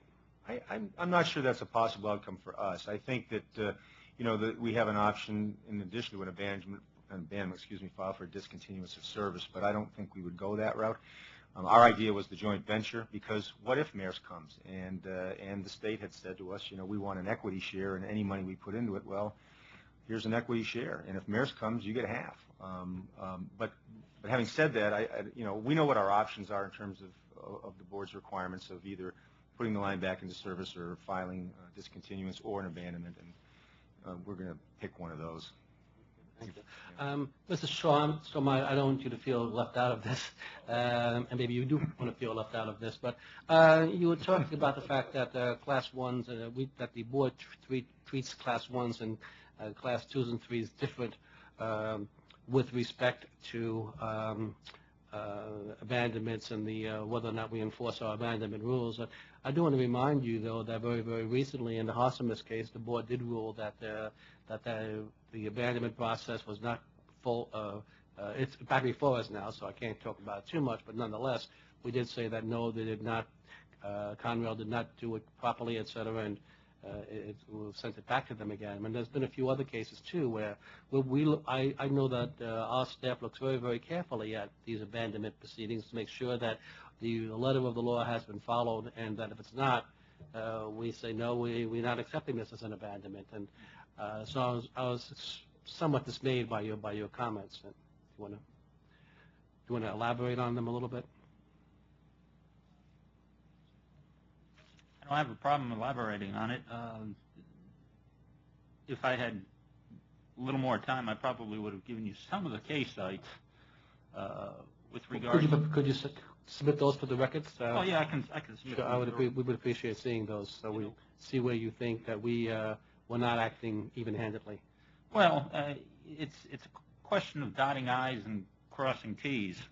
Just as an example, one of the cases that were cited recently in our Mississippi case was a case in Middlesex County, New Jersey, with a Conrail abandonment filing, circa 2006, AB 167-1184. Everybody would think it's gone, done, over with, no problem. I asked the board to ask your staff members, where is Norfolk Southern and CSX's discontinuance filings in those proceedings? Same with AB 167-1188, along with AB 167-1186. They're not there. And if you read your rules, They should be there. they should be there. And when you have a proceeding before you, and you have two other carriers that have common carrier obligations, and those common carrier obligations need to be extinguished, it's a precondition to actually extinguishing the common carrier obligation of the last abandoning carrier, they need to be there. Well, they're not there. And the problem is those time frames for those exemptions for extensions have already passed. The deadlines are gone for asking to extend those proceedings. They're not there. By mechanism of law, those exemptions have expired because the underlying authorities have not yet been removed from Norfolk Southern and CSX. It's three of them.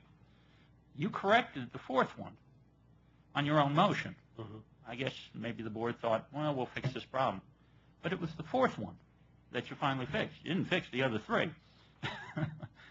Well, the problem is there's a shipper in Middlesex County in 1184 that moved its facility. It's an active, they were a shipper. They received service in the Consolidated Rail Operation, South Plainfield. They moved their facility to North Brunswick. First sales call I happened to take Mr. Riffin in on it. It's his very first time in front of a real customer. And so we had the problem of, talking to them about, providing rail service.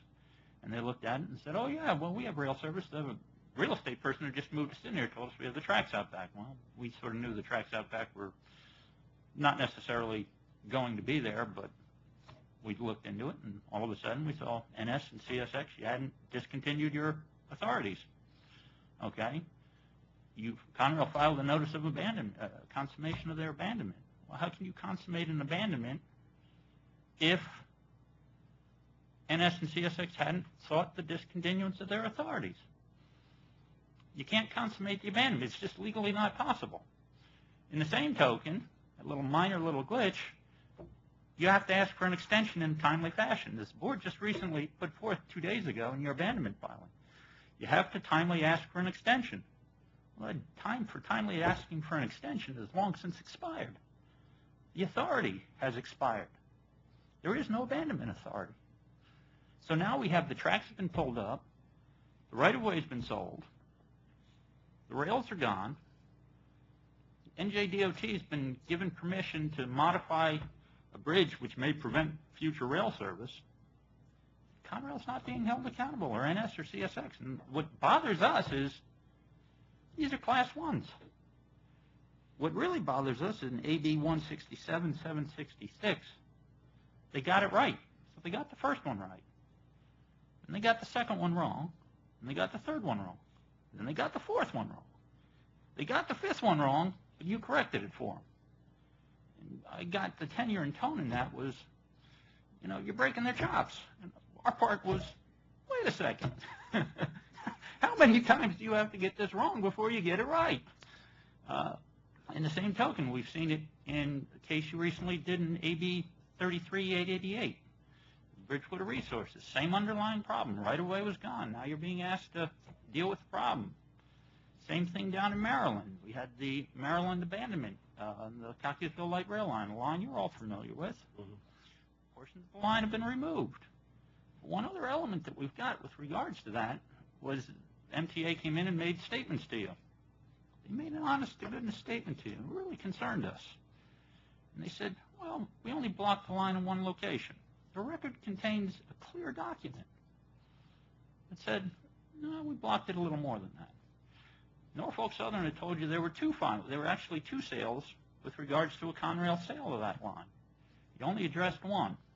these are some of the things that we're concerned over. And because it's a big carrier, and because some of the other issues are there, we're concerned that, you know, a Class 1 is being given the free pass. And I'm concerned over that. I'm really concerned over some of this stuff because it is a Class 1, and there really isn't an excuse for it. Well, I would like to say on my behalf, and I'm sure my colleagues will agree, that we will try not to be treating Class 1s and Class 2s and 3s differently with regard to their responsibilities under the law. So, let me turn to Mr. Timmons for one final question here, and that is, you said that you've been on the Hill trying to, with the AAR, trying to see whether or not you can get support for Price-Anderson, or Price-Anderson type legislation, or something else that might cap liability requirements. And you say you have been very, very successful with it. Is that because you've been unable to forge an alliance with the shipping community, and is that related back all to some of the re-reg bills and all of that? Is that all part of one big package, or is this a separate problem that you're running into with regard to Price-Anderson? Let me just say that I think there's an awful lot of skirmishing associated with the insurance industry, with lawyers, with manufacturers. And so we have not successfully been able to kludge any kind of working relationship. Now, to be fair about this, the railroad industry has basically developed this thing and then tried to shop it around. In some instances, it got lukewarm responses. In others, it's got, you guys, no, we're not interested in that at all.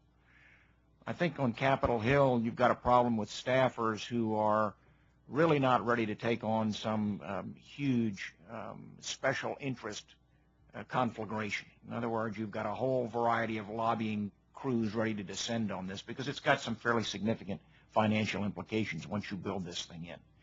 It's also got a population of folks who are going to have to contribute sizable amounts of money up to an incident fund threshold. And in this piece of draft legislation, it was $10 billion. And so you were going to get to that threshold through a $5,000 car contribution by shippers in the main. And then the Secretary of Transportation was going to judge whether you really needed to reach the 10 billion threshold or whether she could terminate it, and then you didn't have to contribute until it was exhausted through some incident. So there are a lot of players that are less than comfortable with how this thing is going to work out. But the reality is, we couldn't even get any traction for a forum or a sit-down discussion. I mean, there's nothing. It's crafted for the railroad industry, but as you know, there's nothing revolutionary about this idea. I mean, it's been around for 50 years. So, I mean, that's kind of a windy response to your question, Mr. Vice Chairman, but that's the way it is. Thank you very much. Yes, sir. That's all I have. Thank you. Just a quick follow-up to that, General Timmons. You mentioned a number of interest groups being concerned about any legislative proposal that would provide a Price-Anderson type solution. You mentioned lawyers. Is it fair to say that and you mentioned difficulty in even getting a meeting to really sit down and have an honest discussion. In your experience, is one of those players, one of those interest groups that is not being particularly helpful, to say the least, in advancing progress on this, the trial lawyers? Yes. I mean, there are a number of people that see either a potential revenue stream or some other implications associated with working in this little cluster. They're going to surrender something. I mean, very, very honestly, the chemical industry is very concerned about this. They are going to end up contributing a lot to it. Everybody that's in it, whether you're a shipper or a car owner and manufacturer, or whether you're a railroad class 1, 2, or 3, must foot the bill for thresholds of insurance that you must carry.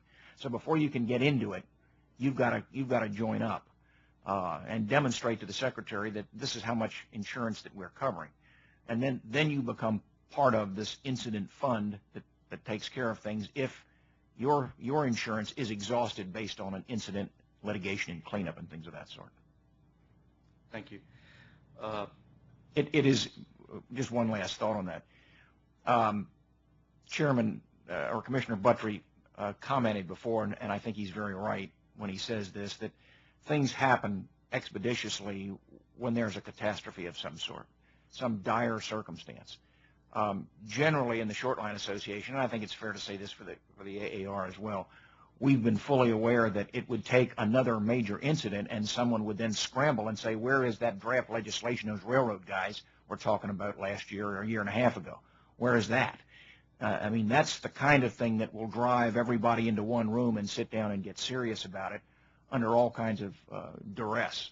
But lacking that, there is no compelling requirement for anybody to come together and sit down. I mean, we think there's a compelling requirement. These men at this table think there's a compelling requirement. The AAR and all of its members think there's a compelling requirement. But we're all over here as one cluster of guys clamoring, and then there's a whole bunch of other players that must participate that are not too excited about it. Right. I understand, and thank you for adding some context to that very challenging but very important situation. And you have my personal commitment. I'll do anything I can to help bring parties together and to help get us to a better place. Just as a taxpayer and a consumer, it just worries me that we're just setting this up to wait till disaster, and then we'll scramble and it'll be too late, sadly. Mr. Lundberg, can I get a commitment from you that you will be briefing, you or someone high up in Rail America will be briefing Fortress management on how this hearing went and some of the high points of where we stand now with the predicament out there in Oregon? Certainly will. Certainly will. I don't know, and I hazard even go down this path, but the statement that Senator Wyden, a very distinguished senior member of the Finance Committee, someone who I would think Fortress would have every reason to want to pay attention to, not to mention Senator Smith, very distinguished senior member of the Commerce Committee and other committees.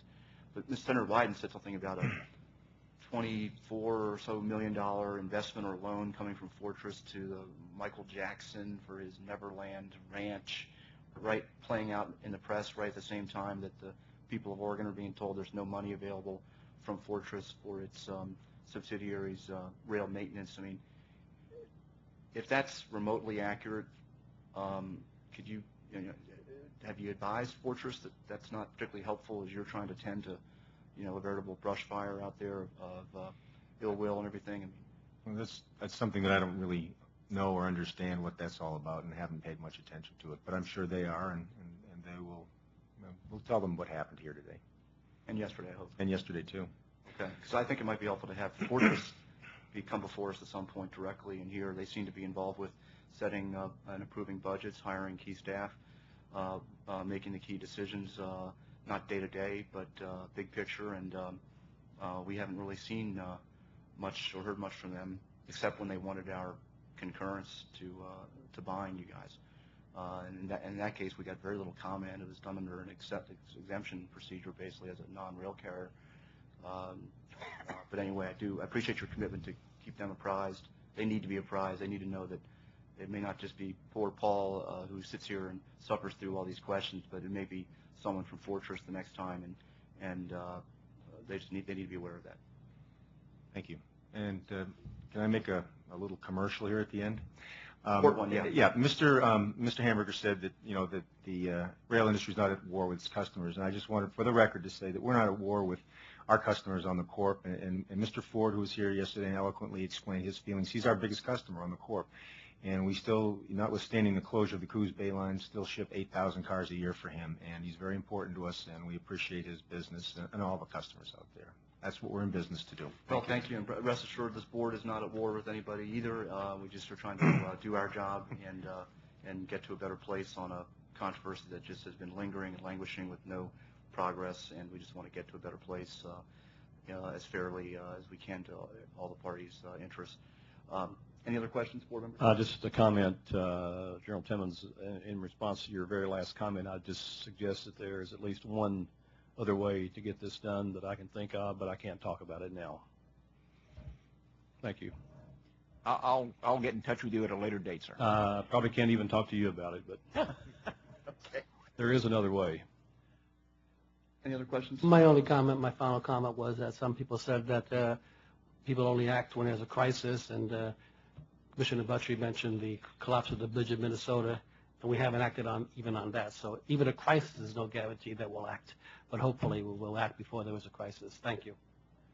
Thank you, panel. You've been very patient. You're dismissed. For those of you who are traveling, I wish you safe travels home today or whenever you are traveling.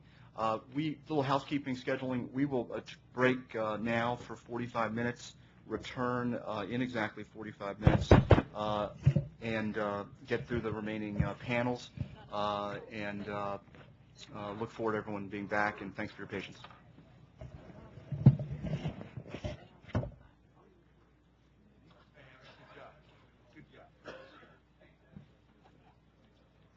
Transportation Board hearing on the common carrier obligation.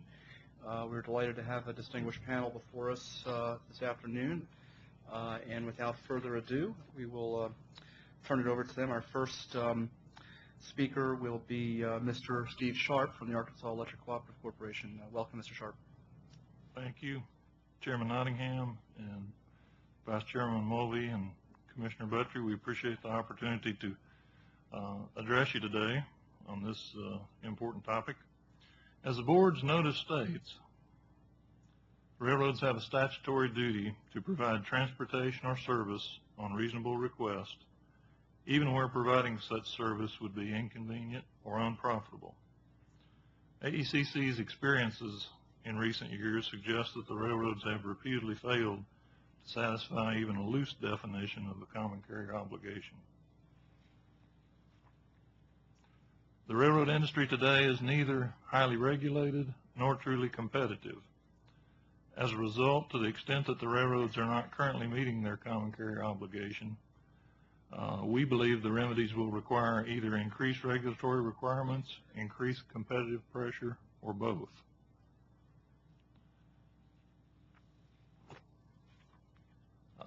In the Class 1 panel earlier, it was mentioned that sometimes there are differences between customers and the folks that come to Washington sometimes to represent them. And in my case, that's one of the reasons that I come, is because we are a customer. My responsibility is to provide the fuel for our power plants, whether it be coal, natural gas, or fuel oil. So it's part of my day-to-day obligations, and so my viewpoint on some of this is a little different sometimes than as the Class 1s pointed out, than someone who's not involved in these day-to-day actions.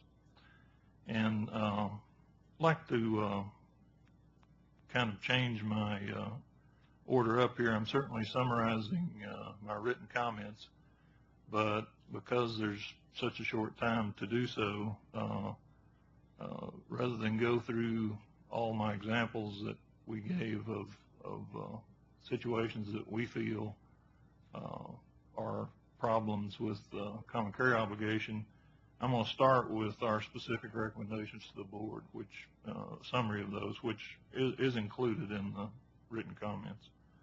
But our specific recommendations to the board would include, number one, the board should reject railroads' attempt to blame higher rates and poor service on increasing traffic volume. Rather, it should demand that the railroads provide sufficient investment and maintenance to handle their increasing business while meeting their common carrier obligation. Number two, the board should recognize that as railroads achieve revenue adequacy, any theoretical justification for letting them exercise high levels of market power is reduced or eliminated. Number three, the board should consider expanding the abilities of shippers to make use of the private cars they supply and to protect such shippers from unreasonable deterioration in the service levels provided by railroads. To the extent that such deterioration necessitates expansion of private fleets after the time of the shipper's initial commitment to supply rail cars, it reflects a type of bait and switch in which the shipper bears all the fleet cost consequences associated with the railroad's decision to provide diminished service. Number four, the board should require railroads to accept shipments tendered in accordance with industry protocols. Imposing new and costly burdens on rail customers, particularly those who have made the investment to provide their own cars, should not be tolerated. Number 5, the board should establish an expedited procedure for shippers to obtain service over multi-line routings that are more efficient than existing single-line service.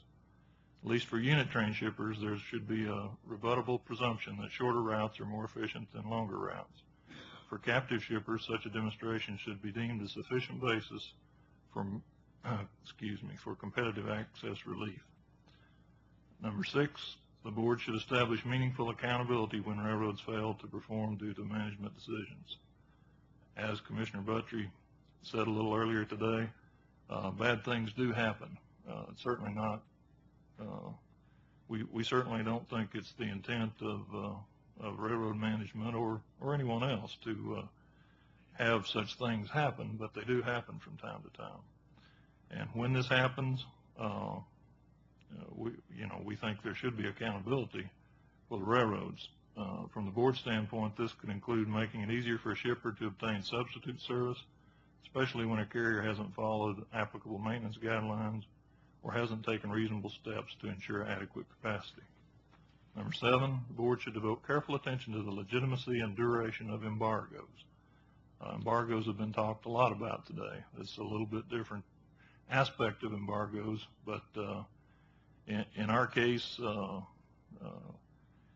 the particular embargo of concern was imposed on account of congestion on the rail system, and there again, there doesn't seem to be any clear guidelines as to when an embargo can be called or for the duration that it can be imposed, and we think that would be very helpful. Number 8, the board should reconsider paper barriers in the bottleneck rule in the context of the market power they convey to railroads and the inhibitions they place on a shipper's ability to receive reasonable service under the common carrier obligation. And lastly, in the event of chronic or repeated problems, the board should not hesitate to facilitate and encourage means to bring market forces to bear, such as through the feeder line development program. And in the remaining time I've got, I would like to go back and highlight some of these specific examples that were also included in the written comments. I'll try to go through these very briefly as well. The first, the well-publicized infrastructure failure that began in May of 2005 out in the joint line, the Powder River Basin.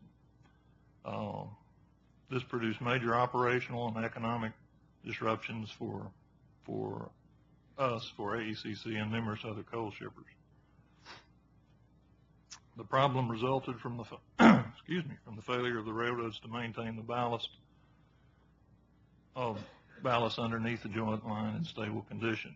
Part of the railroad's obligation to provide common carrier service on reasonable request is an obligation to maintain infrastructure in a condition that permits such service to be provided. And we feel like failure to do that is certainly a failure to fulfill their common carrier obligation. And following the service disruptions that began in May of 2005, UP imposed an embargo on any new business out of the Powder River Basin on July 18, 2005. This embargo left Burlington Northern Santa Fe as a de facto monopolist for new PRB business, even to points for which UP could have otherwise competed. As a result, price levels on new PR movements increased dramatically. UP did not lift its embargo until March 27, 2007. It's unclear why the UP embargo lasted so long. UP's declaration of force majeure was lifted in November of 2005, indicating that its ability to move committed tonnage had been restored. Next example that I would like to briefly address is that the railroads have advanced and cultivated the proposition that volume increases have used up or are using up excess capacity. According to the railroads, Shippers and the board should assume that capacity will be tight and degradation of rail price service options are basically inevitable. In support of this proposition, the railroads have frequently cited a study conducted by Cambridge Systematics. A detailed response to their study has already been provided to the board by AECC. As we review it, the CS study not only does not support the railroad's argument, it actually refutes it. The study highlights the way in which an expanded traffic base would support increased infrastructure investment at current rates, and the way ongoing and future productivity improvements will increase the throughput capacity of the existing network without major investment. The railroad argument is further nullified by the railroad's long history of investment to expand the capacity of the PRB joint line in advance of volume increases. At a more fundamental level, the railroad argument is completely inconsistent with the well-recognized fact that railroads possess economies of scale. And there are a couple of other examples in the written testimony, and I'd be happy to answer questions at the end. Thank you. Thank you, Mr. Sharp. We appreciate you keeping the time limit. Thank you very much. We'll now turn to Mr. Andrew B. Colasar from the Concerned Captive Coal Shippers. Good afternoon, Chairman Nottingham, Vice Chairman Mulvey, and Commissioner Buttrey. My name is Andrew Colasar. I'm an attorney with the law firm of Slover and Loftus, and I'm here today on behalf of the Concerned Captive Coal Shippers. The Concerned Coal Shippers are a group of electric generators that consume substantial quantities of coal that is mined and transported from both eastern and western origins.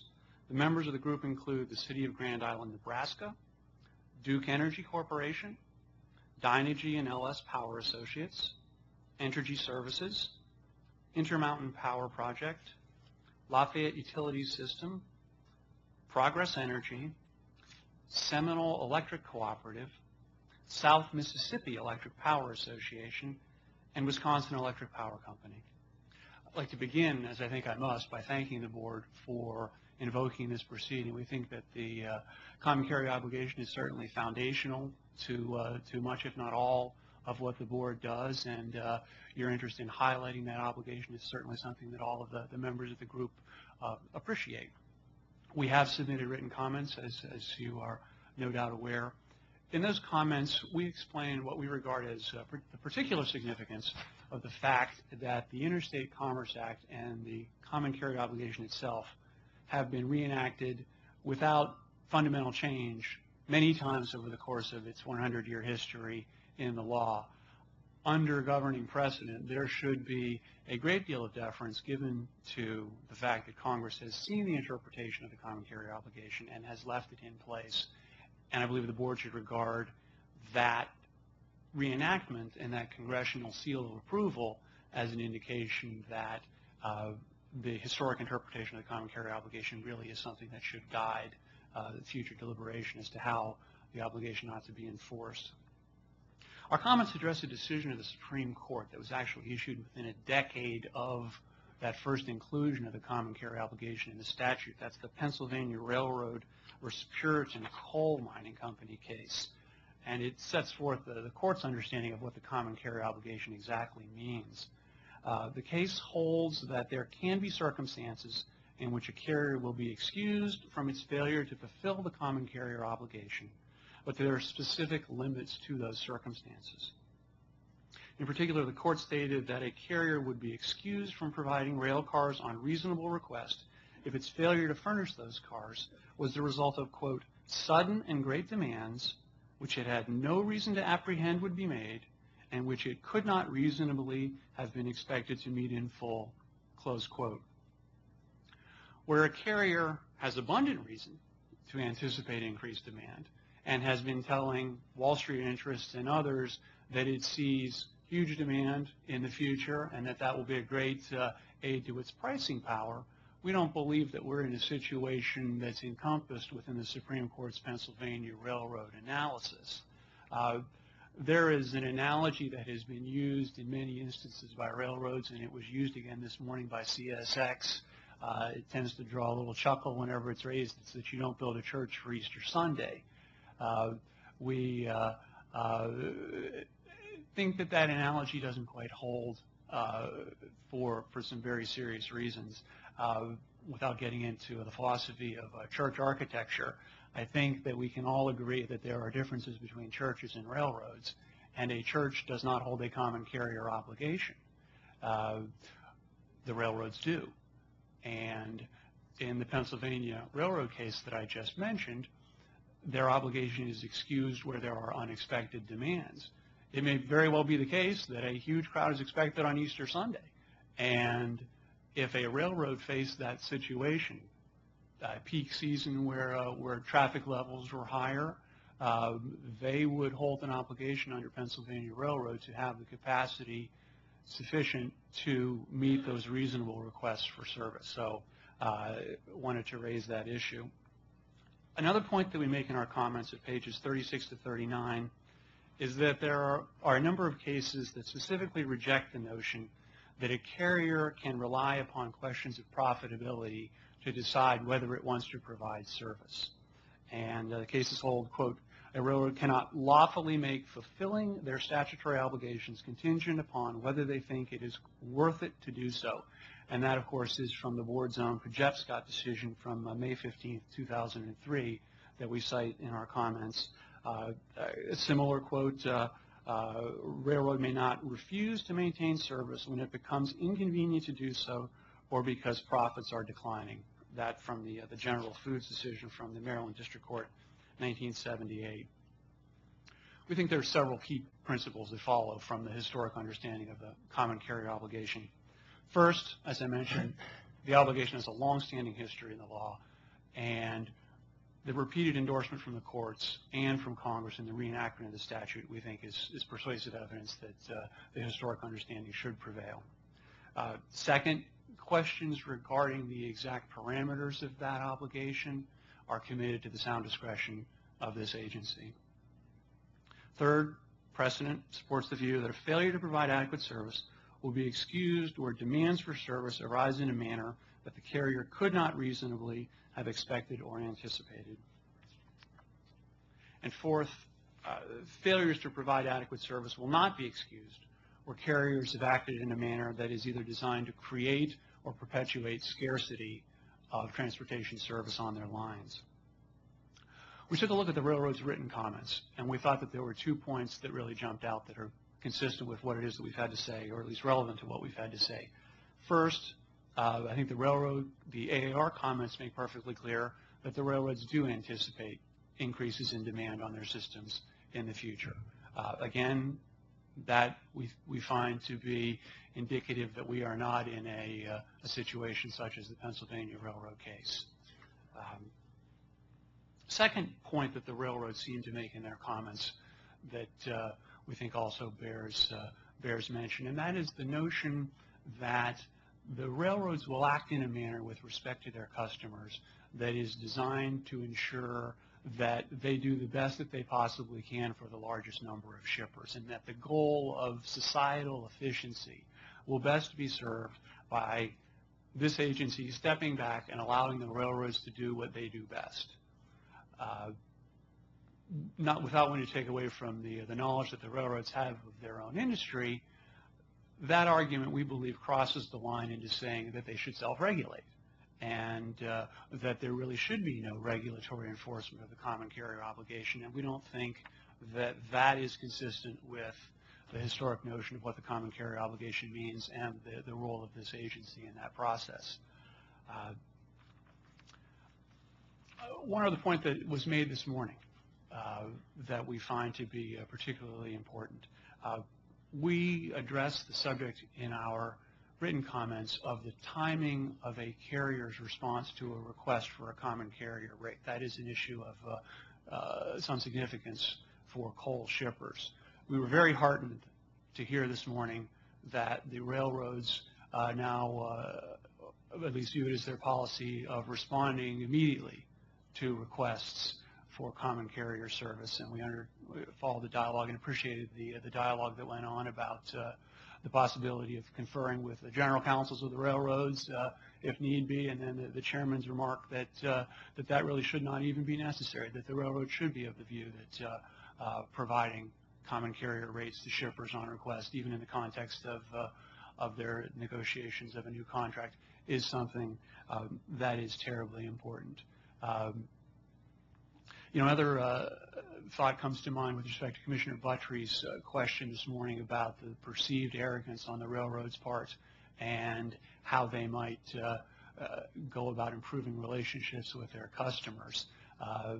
Obviously can't speak to interpersonal relationships between marketing officers and their coal shippers in all cases, but from our perspective, the way that relationship can sour is where you have a railroad that is the only source of rail service for a given destination. And where that situation exists for many years, there is a risk that they will not be as responsive to their customers as they would be if there were competition there. In order to salvage that relationship or beneficiate that relationship in some way, charm school may not be the answer, but I think the agency has an important role to play in that process in terms of effective regulation of service, effective regulation of rates. If both parties to that shipper-carrier discussion know that the agency is there to back up the needs of the shipper, then that will alleviate the risk, we believe, that there will be abuses in the treatment of the shipper. And I thank you very much, and we'll welcome your comments and questions. Thank you, Mr. Colasar. We will now turn to Mr. Michael F. McBride from the Edison Electric Institute. Welcome, Mr. McBride. Thank you, Mr. Chairman, Mr. Vice Chairman, Commissioner Buttry. I am Michael McBride. I'm with the law firm of Ennis Feldman. I'm not actually with Edison Electric Institute, but it's been my privilege to represent it for my entire legal career on this particular subject. In fact, I guess I was nominated because I lived through the history of the development of the common carrier obligation in its most recent battle, and that was the radioactive materials litigation. So I feel a little like you, Vice Chairman Mulvey. You know you're old when you're the guy that lived the history that people now want to be educated about. But anyway, here I am, and it's a terribly important subject to us for some reasons that may not be immediately obvious to everyone in the room. We've frankly been a little stunned listening to some of the testimony because we think there's a disconnect, a fundamental disconnect, between the need of the utility industry for not only the shipment of coal, you've just heard that from the prior two speakers, but also the shipment of materials that are hazardous. Because we cannot operate the coal-fired power plants in this country, in the main, and satisfy our clean air obligations without anhydrous ammonia. You may have heard this morning, for example, the gentleman from the Chicago South Shore and South Bend Railroad talking about TIH shipments on his railroad. Well, it was only afterwards I had a chance to have a conversation with one of the panelists, and it dawned on them that maybe those shipments are moving because they move shipments to the utilities that are served by that railroad. So the railroads say, and they've said to us repeatedly and over the years, and in this room over the last 2 days, we love to haul coal. They do love to haul coal. But if they love to haul coal and they have to haul coal, then they have to haul anhydrous ammonia, or we can't operate the plants that they've come to love. So it's terribly important for you to realize that I speak for the people who are 95% of the ultimate customers of the shareholder-owned organizations that provide electricity in the country, 70% of the U.S. electric power industry. And the EEI considers this proceeding to be of extraordinary importance because of that disconnect. And also because we use chlorine at nuclear and other plants to keep intake pipes clean and for related purposes, and the facilities can't operate without that.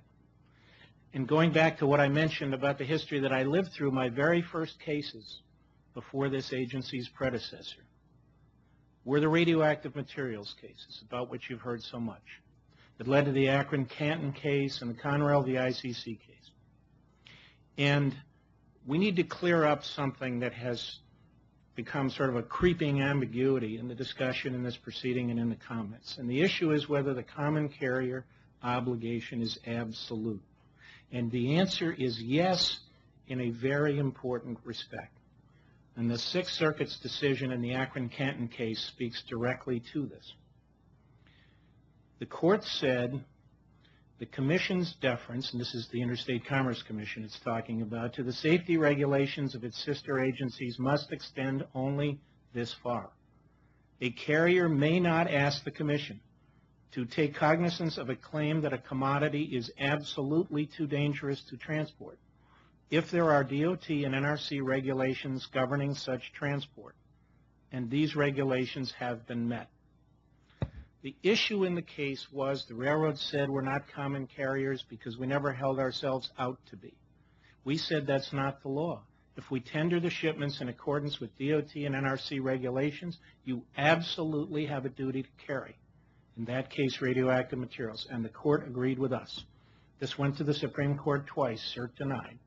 The D.C. Circuit said the same thing later in the Conrail at the ICC case, and that there is a comprehensive set of regulations at DOT and NRC that govern these shipments. And I think, as the board knows only too well, just recently, DOT is engaged through FRA in 2 additional rulemakings with respect to tank cars. So the agency with the safety authority is on the job. And when Congress created DOT in the mid-60s and separated the safety functions of the ICC from the Commission and gave them to DOT and left this board's predecessor, now this board, with the economic regulation, put the safety regulation over there, and Mr. Chairman, you came from DOT, and I'm sure you know, they have expertise over there. They have a staff that deals with these things. You have not been blessed with an enormous staff.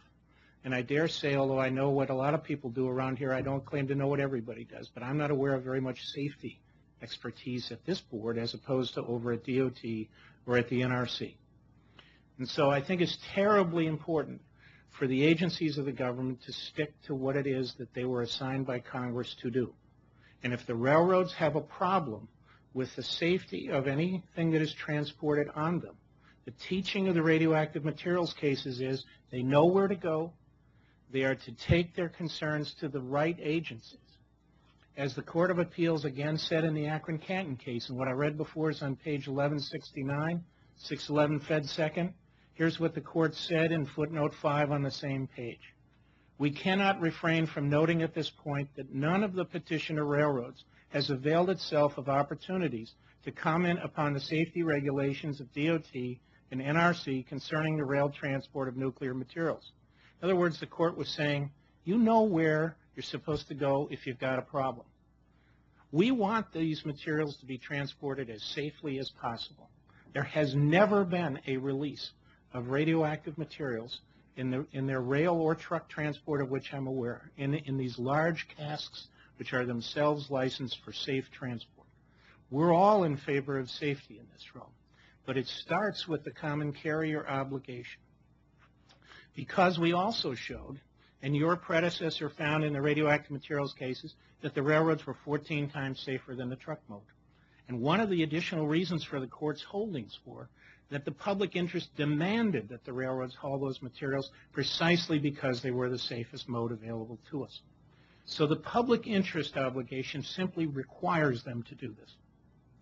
We can then talk about all the other terms and all the things that have been debated over the last 2 days, but we have to start with what the law requires. I should also point out to you that we may be unique in another sense, and that is we're the only other common carriers besides the railroads who are testifying.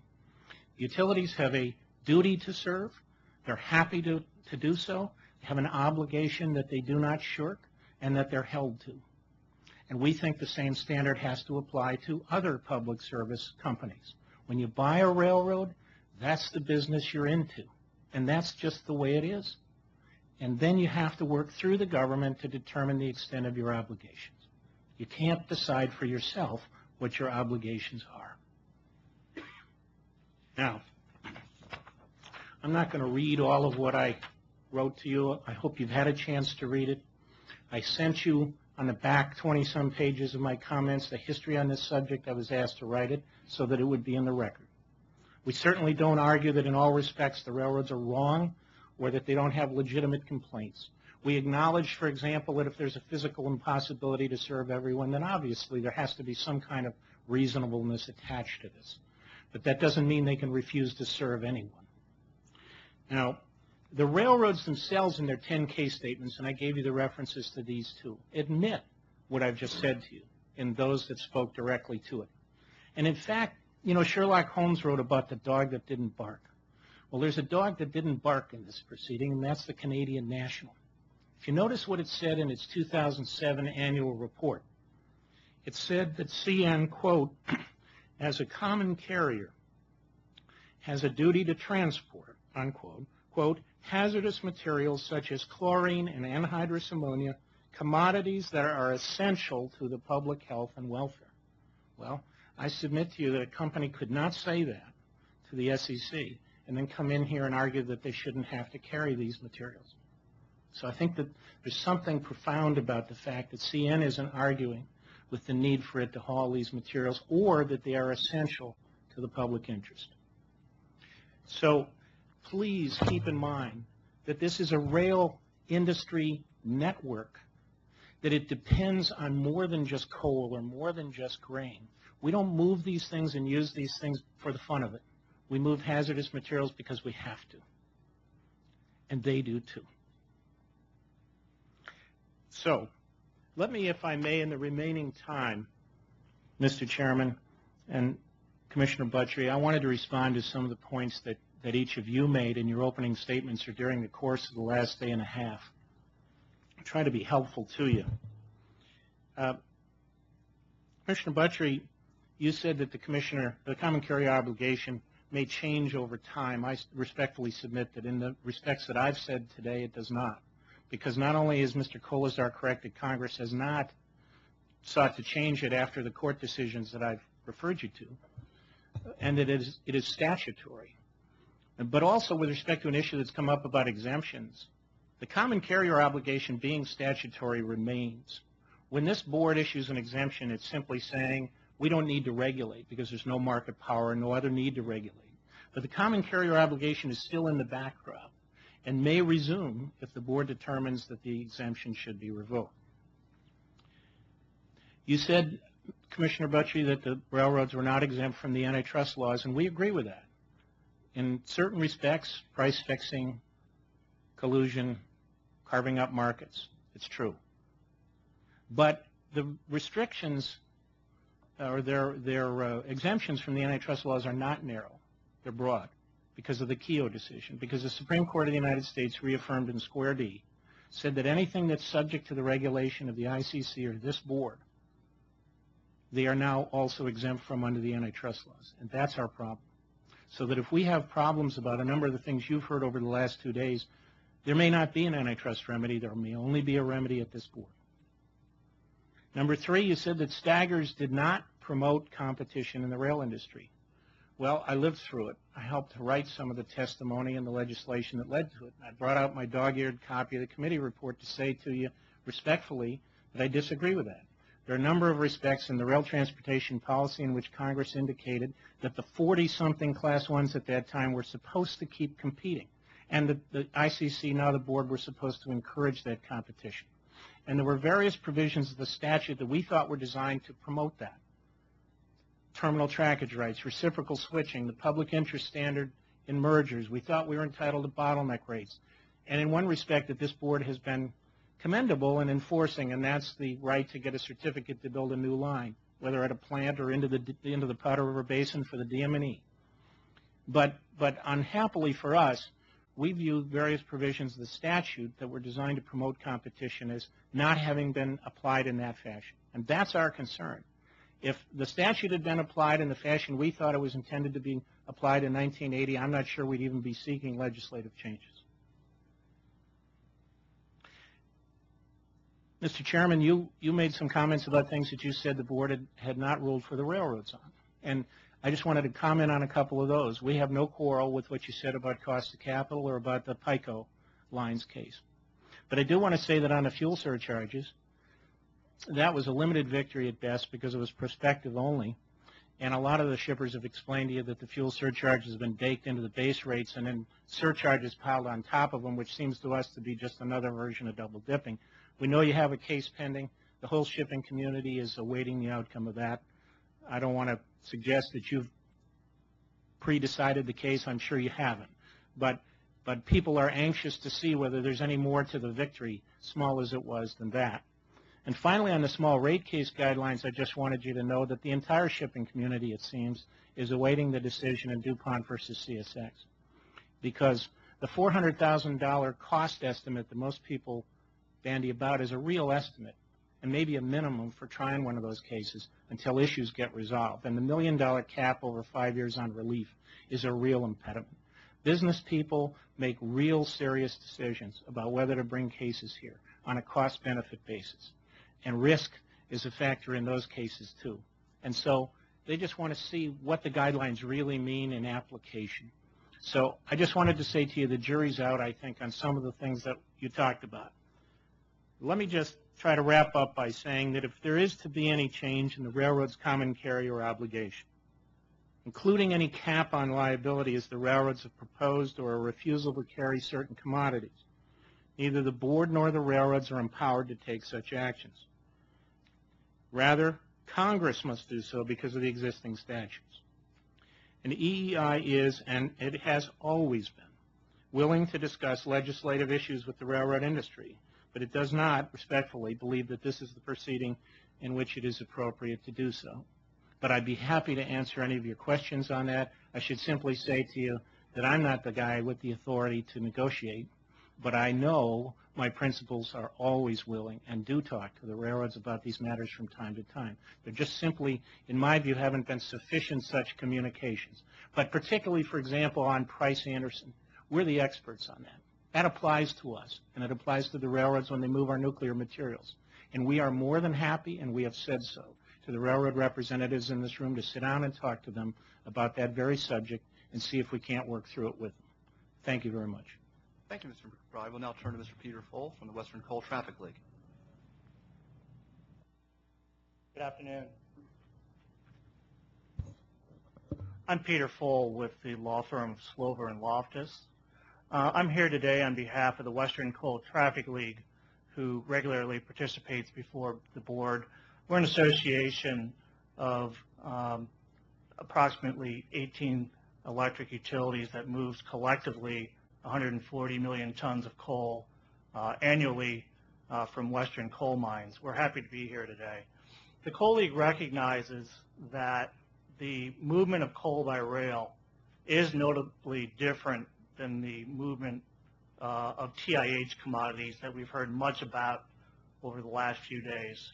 In this respect, the railroads aren't attempting to demarket coal or otherwise drive coal off their systems. To the contrary, they're doing their best to move as much as they can.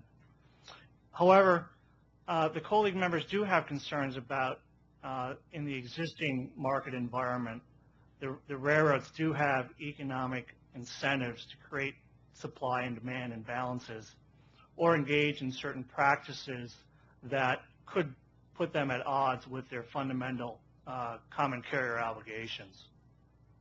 Therefore, the common carrier obligation is really of vital concern to the Western Coal Traffic League and coal shippers generally. Quite simply, our members cannot meet their obligation to satisfy their customers' electric power generation demands unless the railroads adequately meet the utility service needs and fulfill their common carrier obligation. The board's notice in the proceeding discusses increased inquiries about the extent of the railroad's common carrier obligation. I think a reason for this is that the railroads have been engaged in various initiatives or practices that either directly or indirectly impact common carrier obligation issues, which we've heard a lot about over the last few days. WCTL addresses some of these practices in our written comments. We don't stand here today and ask that any particular common carrier or carrier practice be banned as unreasonable impingement on the common carrier obligation. However, that does not mean that the board has no regulatory responsibility to enforce the obligation on its own accord, absent a complaint, or to conduct appropriate regulatory oversight, which it fully is doing here, and we're glad to see it. Of course, the board has the ability, the responsibility, and the right to step in and address any unreasonable practice, as it correctly did in the Ex Parte 661 rail fuel surcharges proceeding. And that was without a complaint being filed. The carriers argue that the common carrier obligation is not absolute, and Mike addressed this somewhat. I don't think this point is greatly disputed, at least in terms of place and times of service issues. What is disputed, though, is the railroad's apparent contention that the board should review any practices by railroads from the sole perspective of the railroads. Under governing precedent, the question is not whether the practice can be described as rational from the railroad's private perspective, but instead whether the practice is reasonable as applied from the public perspective of this board. In BN's presentation yesterday, it appeared to contend that the railroads have no obligation to add capacity in response to increasing demand.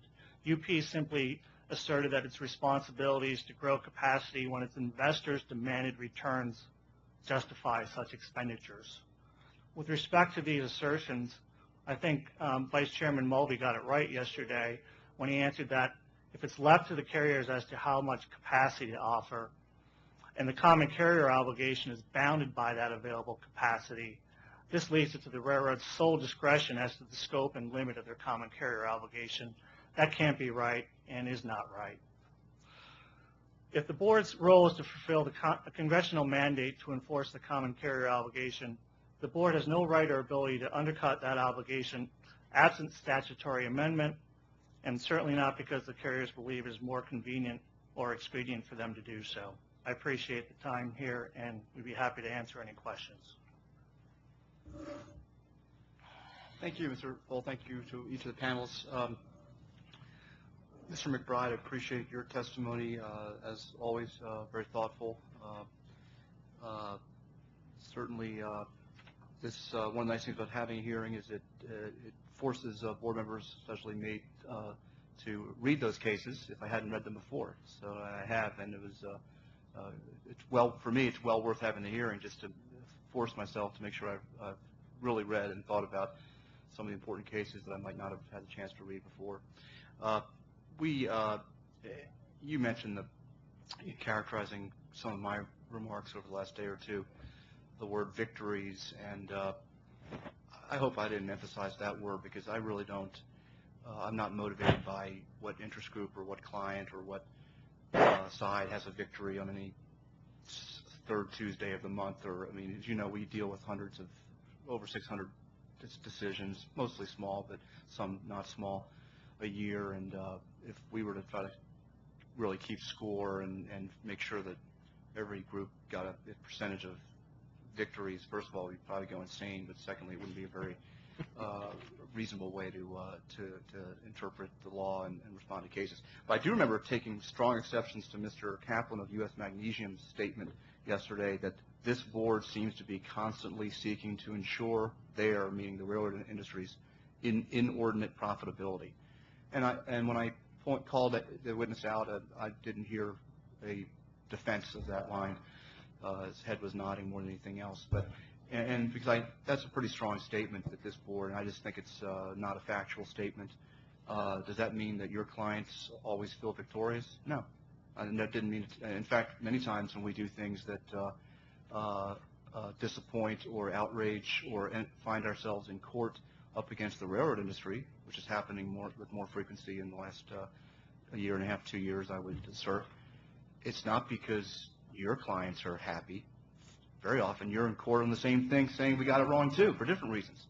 So very often we leave, in the course of leaving the railroads unhappy, we also somehow make everybody unhappy, which maybe goes with the territory. But so anyway, I just wanted to make sure you understood where I was coming from.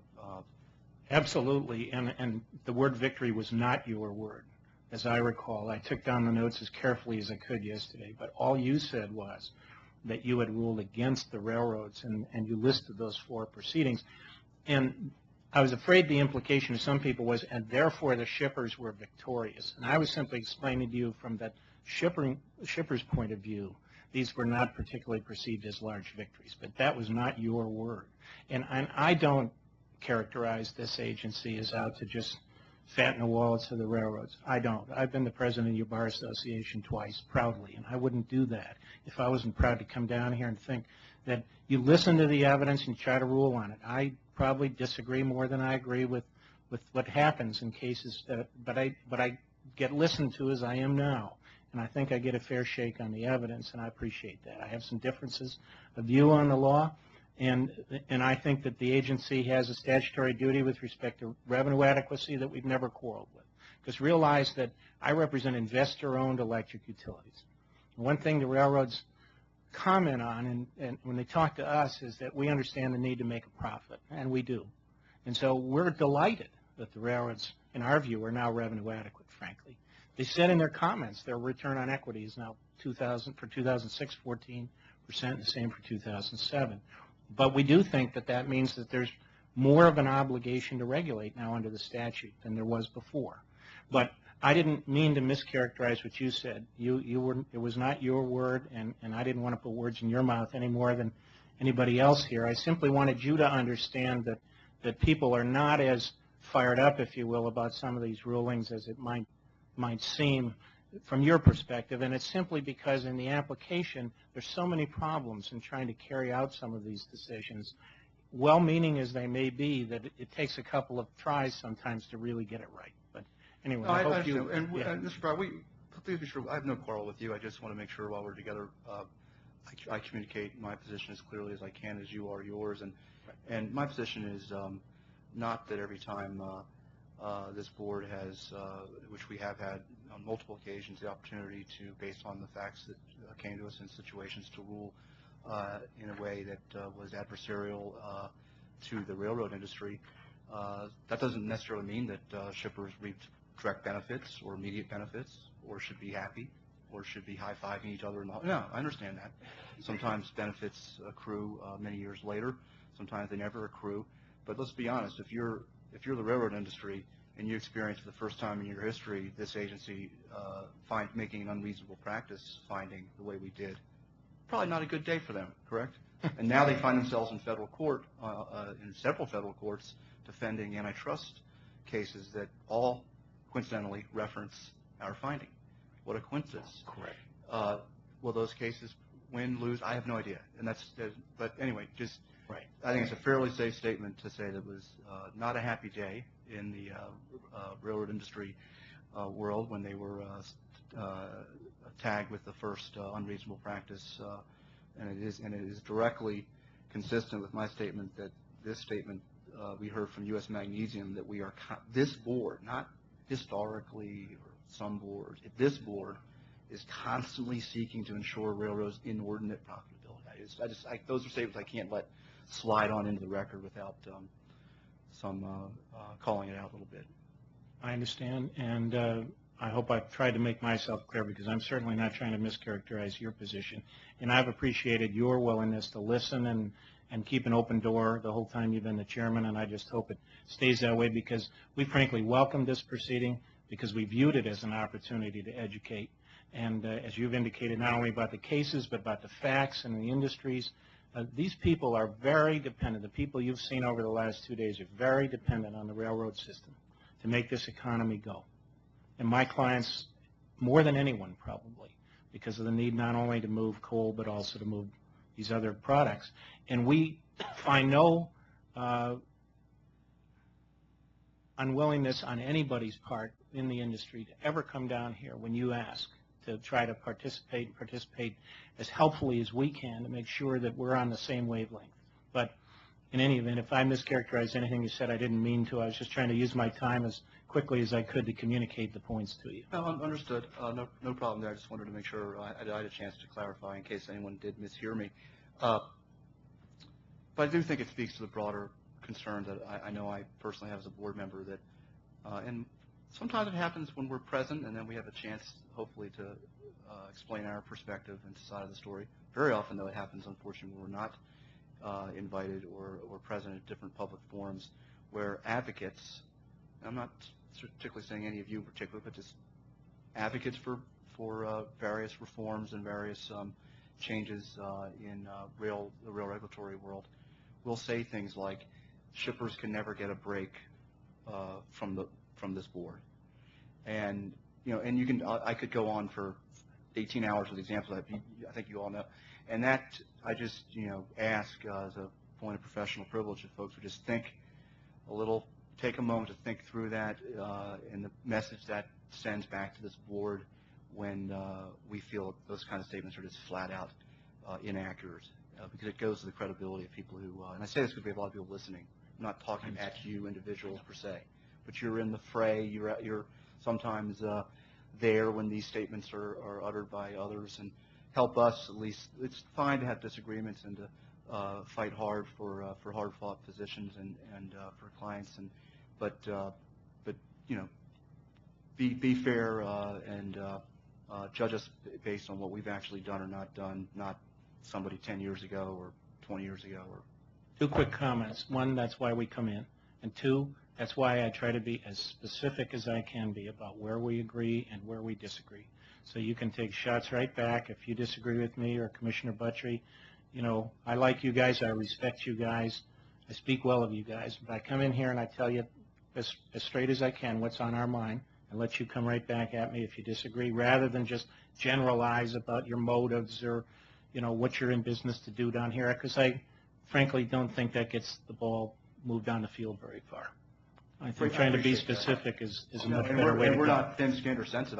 It does not keep me awake one bit at night to know that somebody had a critical comment at the STB. Bring it on. That's what we're here for. We certainly deserve criticism on occasion and welcome it. Sometimes we learn from it. But just as long as it's in the spirit of accuracy and fairness is all we can try to ask. More back to the point of today's gathering. I've been delighted to hear most of the witnesses have expressed some support and appreciation for just the fact that we're having this discussion yesterday and today. We're having this hearing. It is a very important topic. Obviously, I feel that way, right? We wouldn't have put this kind of time and the board's resources into it the way I did with the full support of my colleagues.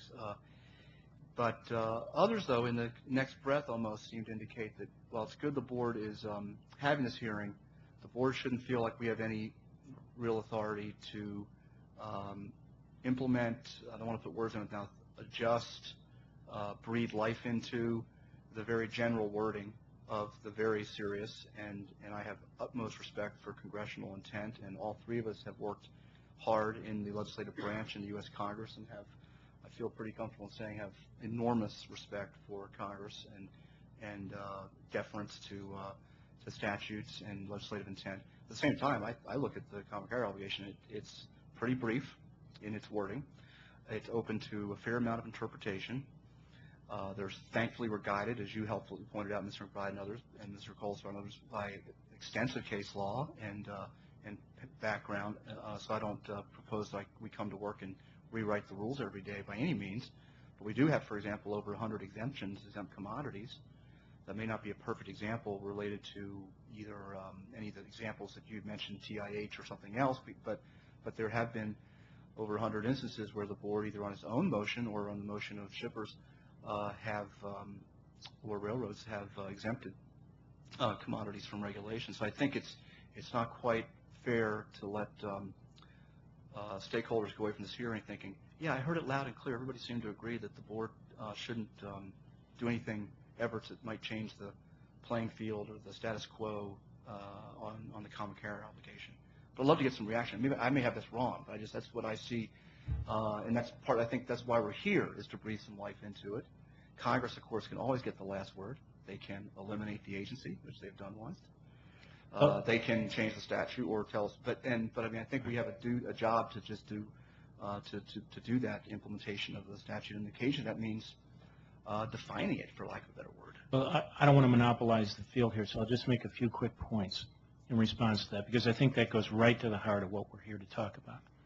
And my other client, Occidental Chemicals, said yesterday, and we were very careful in how she put it, that we don't think the board respectfully has any authority to abrogate or alter the statutory common carrier obligation, particularly now that the courts have interpreted it as clearly as they have, with respect to the absolute duty of a carrier to carry all commodities regardless of risk, as the radioactive materials cases teach. But our comments go on to acknowledge that although you don't have the authority to change the statute in that respect, your own decisions, and we acknowledge them, the Groom case, for example, provide that the shipper's request for service must be reasonable in terms of time and place and volume, that sort of thing.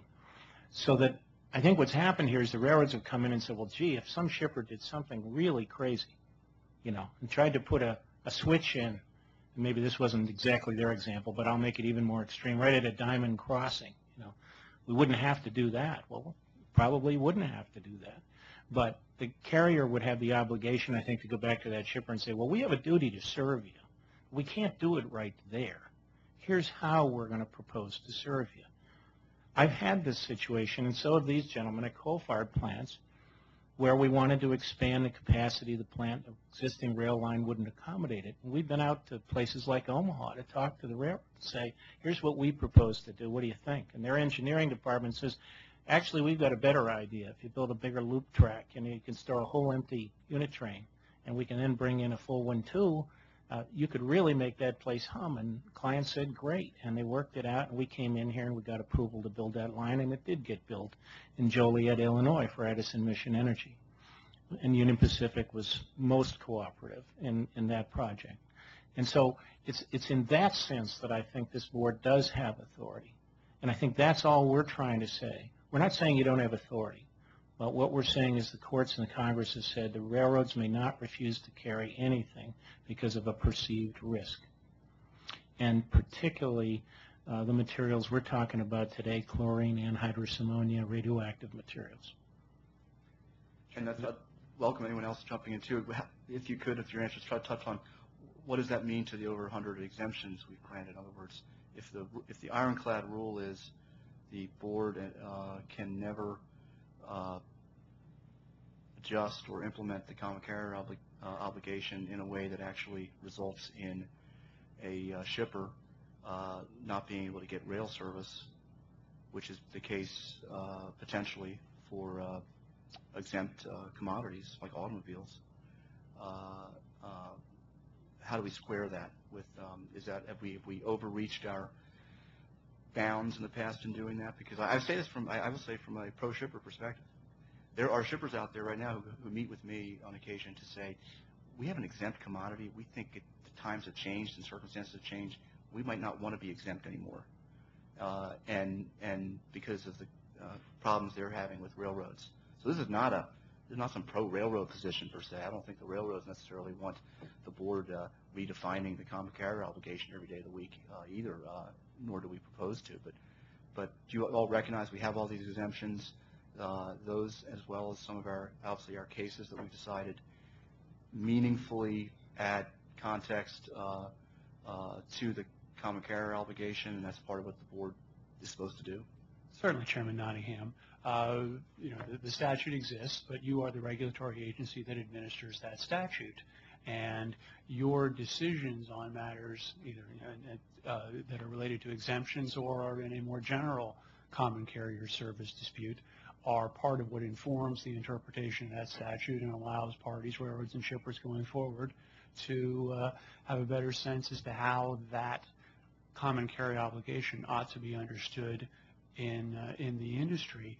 In fact, you face a very important and very serious task, because it is undoubtedly the case that when you are asked to look at a situation where there is a question about whether a railroad has or has not complied with its common carrier obligation, there inevitably will be a very large number of important factual considerations that you will need to look at, and that is really the great value of an administrative agency. Yes, we would wholeheartedly endorse the authority of the board to be involved in situations where a shipper would be concerned that its carrier had not provided common carrier service, and would hope and expect that the board would exercise its expertise to try to resolve that issue and clarify the obligation.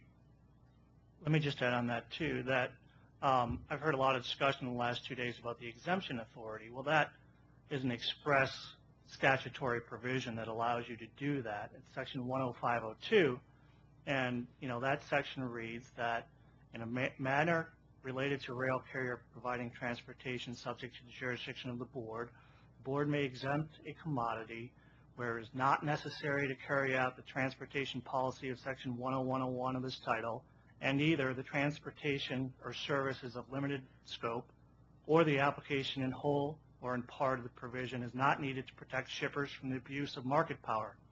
That's 10502A. And there's 10502D, which gives you the authority to revoke the exemption. So I I think that Congress has two statutory provisions here which you've worked over the years. One is upholding the common carrier obligation. This is a separate authority which you've used. I haven't seen many or any applications to revoke an exemption in recent years. I think you're right, times have changed. If a certain commodity desires to come to the board and ask for an exemption, I think that it would be appropriate under this provision for you to revoke that exemption. But to say that that the exemption authority is somehow unrelated to a statutory delegation, I think is a little bit off base. I needed to add. I agree with that, by the way. I don't think it is. I think it's very related. Let me add, because I meant to alluded to this generally before. You are right that there have been many exemptions, and I think the statute imposes a duty to revoke the exemption in whole or in part if regulation is needed or if market power has developed, which didn't exist at the time the exemption was granted. And I cite for that proposition, Mr. Chairman, a case that you may want to go read in your off hours, and that's the Coal Exporters Association decision in the D.C. Circuit in 1984, I believe it was, in which, and I believe it's the one and only time that the ICC or the board's exemption decision was overturned. And that was because the court found that there was a need to regulate that traffic. And so I respectfully submit to you that coal, grain, and the kind of chemicals you've been hearing about today and yesterday that are so dependent on the rails and where there is market power are the type of things that could not be the subject of an exemption. And I would particularly suggest that TIH, PIH types of commodities are in that category for all the reasons that you've been hearing. I don't think this record could possibly support an exemption for those commodities. And nor is this an exemption proceeding. Mr. Buttrey, Vice Chairman Buttrey, Mulvey, excuse me. I'll get to you next, Mr. Buttrey. Thank you. Mr. Sharp, you've been ignored, so we'll turn to you for the moment. In your testimony, you mentioned about the well-recognized fact that railroads possess economies of scale. I am not familiar with any research that suggests railroads have economies of scale today. Do you have a source for that? Well, I would get you the information. They do not possess economies of scale. Work going back 50 years has shown that railroads have pretty much absorbed, or Class 1 railroads anyway, have exhausted all scale economies. I think what you're referring to is what's called economies of density, whereas given an existing railroad infrastructure, the more traffic you have, average costs go down. Economies of scale refers to when you expand the entire, you expand fixed capacity as well as variable costs and variable capacity as well. The average cost goes down. They are different terms, but they have very, very different implications with regard to regulation. So it's economies of density I think you're talking about rather than economies of scale. Well, it may be.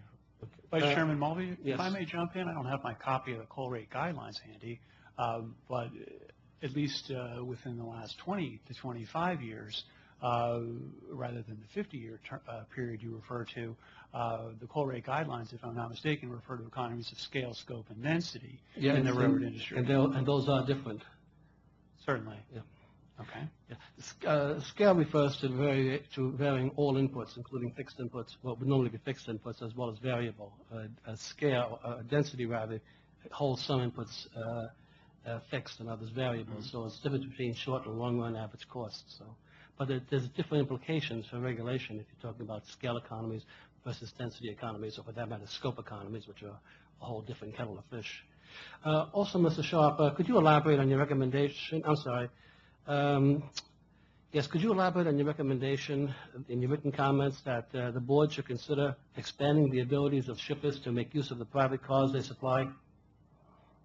Well, that kind of goes back to the example that's also in the written comments of what has happened to us in some particular instances where on our initial contracting with railroads, we're told that we need X number of unit train rail car sets in order to haul this coal. So we go out and buy those cars, provide those to the railroad, and then situations arise where for congestion reasons or whatever, the railroad takes certain numbers of those rail car train sets out of service, and we have no option. We have no say-so. We have no option in that situation. We can't use them. In many cases, we can't use them in the service of another railroad to try to keep our coal supply flowing to our plant. We're just, there again, it's kind of one of those captive situations where they get parked. Sometimes we get notified timely, sometimes we don't. Sometimes we find out that they're parked and contact the railroad, so. So you're required to buy assets, but then you can't use the assets, and you still bear all the cost of paying for those assets. Right. And we bear the consequences of them not being used. We don't get the coal. So it's not like they substitute, some other mode of transportation and get us the coal anyway. But they substitute their own cars sometimes for your cars, correct? Just about the only time that happens is when they get so far behind in their shipments to us that even they recognize that they've got tonnage that they need to make up, or they're going to incur penalties under the contracts. But they do from time to time use their own train sets to supplement the train sets that we've already provided. But not replace. Right. When you recommend that the board, quote, require railroads to accept shipments tendered in accordance with industry protocols, are you suggesting that you're referring to the AAR protocols, I assume, and so are you suggesting that the board should enforce AAR rules and protocols? No, not specifically. This gets back to the situation that we find ourselves in right now out in the Powder River Basin, where it's not been enforced yet, but we have been told by Burlington Northern Santa Fe that they are going to require us to either put covers on our rail cars or to spray dust control surfactants on the top of the coal pile at our expense. And there again, this gets back to the industry standard. I mean, how many years has coal been hauled in open top cars? There again, the specifications for the cars were given to us basically by the railroads and AAR, standards. I mean, we had these cars built to their standards. And now we're being told that they're going to require us to do something differently, pretty much unilaterally. I mean, this is what we had been told, that this requirement was going to come out and that it was going to be enforced. Now, it has been delayed, I'll say to their credit. But this is one of those situations where, do you want to wait for the catastrophe? Do you want to wait for for huge problems to arise, or could you potentially address this and prevent this from ever happening? Because it seems very clear to us that under this type of common carrier type obligation, that they can't just unilaterally wake up one day and decide that we've got to provide some other kind of equipment that is not the industry standard, or add some sort of treatment to the product that we're shipping that is not the industry standard. Of course, the fugitive coal dust, which got into the ballast, caused the ballast to weaken and eventually led to derailments and caused the embargoes. I mean, this is a problem for the railroads, but of course it's a problem also related to the product that the railroads are carrying for you, and that is the coal. So isn't there a joint responsibility for making the investments to try and suppress fugitive coal dust, or is that solely the railroad's responsibility? Well, I think you're kind of asking the wrong party. They're saying it's solely our responsibility. That's what they've said. And so, we are under the National Coal Transportation Association, which AECC and many of these other companies represented here are members of, is doing some studies to try to address this problem, to try to come up with what is the most cost-effective solution, and to helping control this problem. And of course, there again, this kind of gets back to the point, how many years have they been hauling coal in open top cars? This isn't a problem that just began in 2005. No, it's true. It's been holding open top cars for a long time, but of course, I would suppose ballast has been getting filed for a long time, and I suppose it's only with the high volume running 80 coal trains a day of 110 cars each, where the expectation that the track would last longer than it has, and that the cost of maintenance is far greater than they originally expected. I think it's now coming to the fore of how serious this gold dust problem was. I think to a large extent, I think everyone knew it was there, but it was not considered as big of a deal as it has been in the Powder River Basin. Well, I'd take some exception from my understanding of some of the historical facts and what the railroads have said publicly about how often this ballast should be cleaned under these circumstances, because even the railroads have said, when asked, how often should you be cleaning this ballast, they gave a much shorter period of time than what they've actually been cleaning it. Mm-hmm. So, I mean, I would say no. It's not that they were surprised by how often they should have been cleaning the ballast. They simply didn't do it. He didn't do what they knew they should have been doing. Well, they didn't do what even they say they should have been doing. So, I have been proposing for quite some time that the board revisit every once in a while, every 5 or 10 years or whatever, its exemptions, the commodities that are exempted, and mostly because times and circumstances change. I don't want to be misunderstood here in the sense that I'm not saying that the exemptions are not appropriate and should not continue, but at least, especially for those where you could point to significant changes in the economy or the operating environment or whatever else affects it, that those should be revisited and we should reconsider our exemptions. Do any of you have any views as to that? And do you think that requires legislation? No, I don't think it requires legislation. To answer the last part of your question first, because the power to exempt and also the power to revoke in whole or in part. Perhaps rather than sort of have them all come up at once, what you could do is indicate generally as a matter of policy that the board would be open to particular industries or shippers or types of traffic seeking to have a review of the exemption and whether it should be revoked in whole or in part or modified in some respects. If you look through the tables in the Code of Federal Regulations, you'll see that there are some pretty fine details to some of these exemptions about certain stick codes and certain types of commodities and types of traffic and that sort of thing. And it may be that slight adjustments are needed in some of those sorts of things just because of changes in the industries rather than wholesale review of everything. So you might put a little bit of the burden, frankly, on those who might seek to have the change, but make it clear to them that the door is open to do that. Otherwise, I think you might get the wheat and the chaff kind of all mixed up together here if you were looking at 100 of them at once. Well, we seem to have a situation where the parties all agree but characterize the situation very, very differently with regard to the common carrier obligation. The railroads say that, well, because of all the exemptions, because of all the contract rates, we really don't have a common carrier exemption today, with exception for maybe coal, chemicals, and grain, and if you want to revoke the exemption.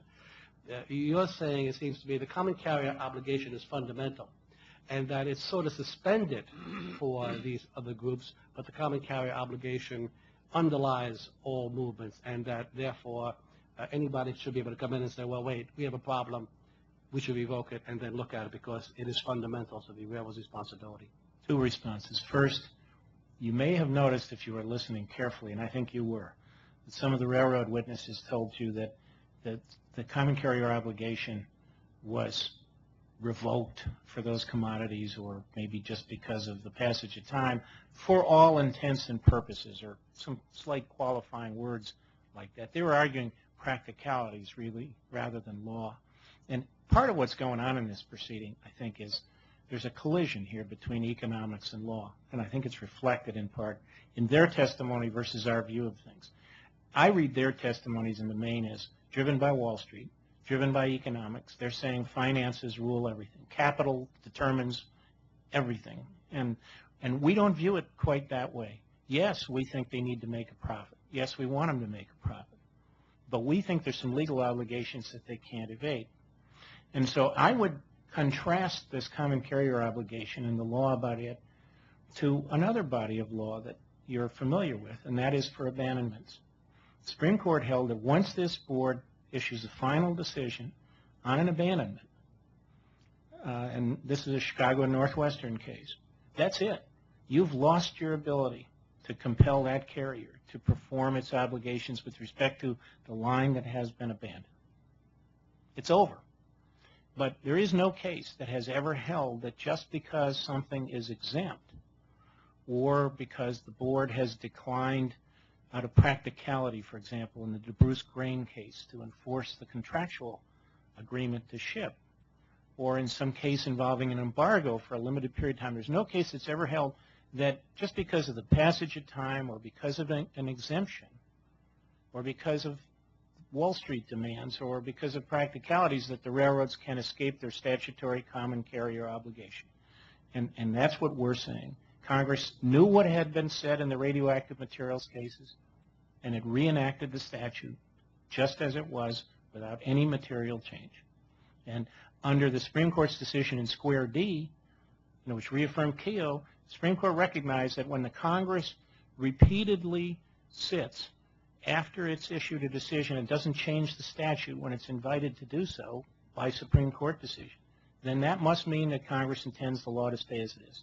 And the same principle applies when Congress knows how its statutes have been interpreted and does nothing to change them. And I think the same thing yesterday we heard from UP Council citing the FMC rate case involving an exempt commodity. And I'm not exactly sure what commodity that was, but in the course of that rate reasonableness proceeding, the shipper involved asked that the exemption be revoked for purposes of the rate reasonableness case.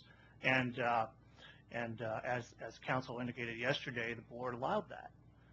And therefore, the obligation there for reasonableness of rates still was there. It just had to be revoked within the context of the proceeding.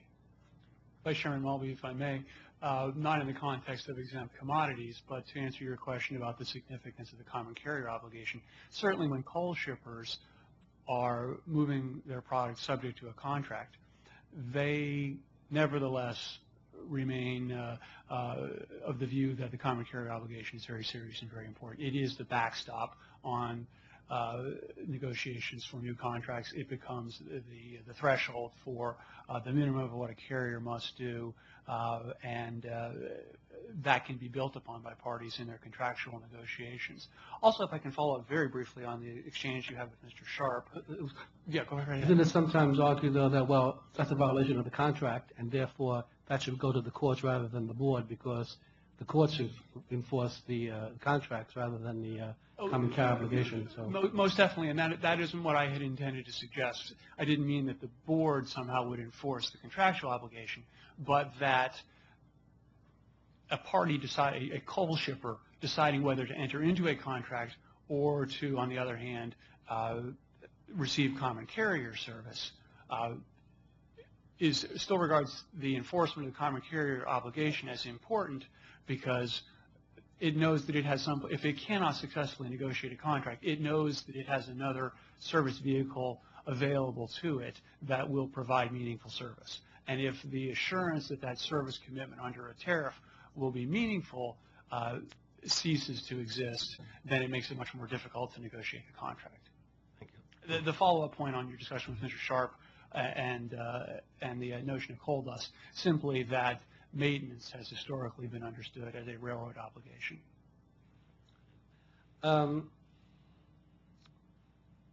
Mr. McBride, you mentioned you were involved in staggers and putting it together, and what the implications or what the intent of the Congress was, and the such things as the board's decision on bottlenecks and other rulings over the past runs counter to what you believe the Congress intended.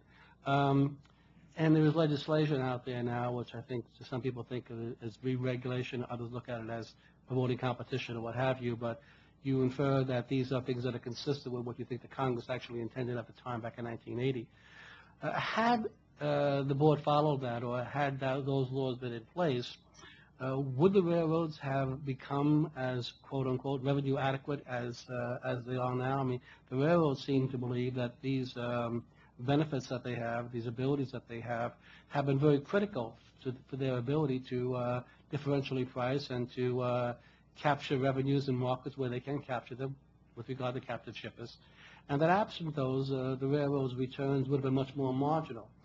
somebody here before was referring to the revenue adequacy of the railroads and their return, but the railroads still as a group are not revenue adequate as defined by the board for the most part. The majority of them have not been over most years. And there are some who argue that our way of approaching revenue adequacy fails to take into account the real value of the railroad plant that needs to be replaced. And if we use replacement costs, revenue adequacy would be even less. So what is the risk of making these changes and making the railroads, quote unquote, more competitive with respect to the railroads being able to make those investments to meet your needs as shippers? A lot of parts to that question, but I'm happy to try to take it on. Yes or no will be fine. Well, then no. Replacement costs, first, by the way, you may have noticed that I included a piece in my comments on that, just to indicate to you what the law is there. You don't have to go down that path. Supreme Court's been through this. A tortured history from Smith v. Ames to FPC versus Hope Natural Gas Company concluded that it's just fine to regulate on the net investment standard. And that's how all the other industries are regulated. With respect to the other changes, and by the way, I don't claim that the Congress specifically said we were entitled to bottleneck rates, but what I do say is that the statute said we were entitled to a rate if we asked for it. And we interpreted that at the time as entitling us to a rate to a point of interchange with another railroad. And we believe it was simply the board's interpretation in the bottleneck cases, and it was an erroneous one as we read the statute. Now, I have no doubt, for example, that the board's application of the standalone cost standard, and I say this respectfully, but for example, in the Otter Tail Power case, where the board allowed a rate $29.97 in 2002 dollars, when the standalone cost rate was $11.97, again in 2002 dollars. And we said that to the Eighth Circuit in our brief in support of Otter Tail, and the board and BNSF agreed. The standalone cost rate was $11.97, but the board's decision said it could charge up to $29.97, and that since it was, quote, only charging $16 or $17 a ton, exclusive of fuel surcharges, I have no doubt that those sorts of rulings have enhanced the revenues of the railroads.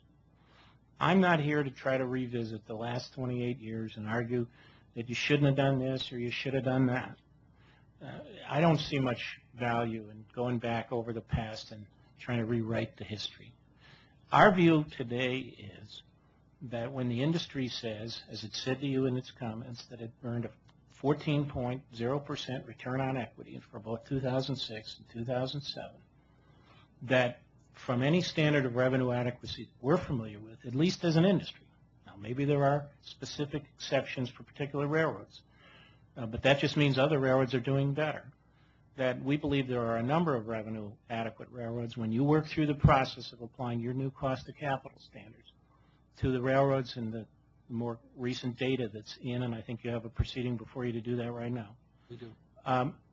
That you will come to the conclusion that this has all worked spectacularly well for the railroads. And whether we're right in every respect about whether decisions should have been this way or that way, we're simply saying the time has come to change the balance that we think was intended in staggers, because there was one other very, very fundamental predicate for that whole conversation at the time of staggers. There were over 40 railroads. There was a lot of competition intra-industry at that time. And through mergers, which none of us foresaw to the extent that they've occurred, and really none of you had any responsibility for approving, I think all approved before any of you ever got here. So this is not you.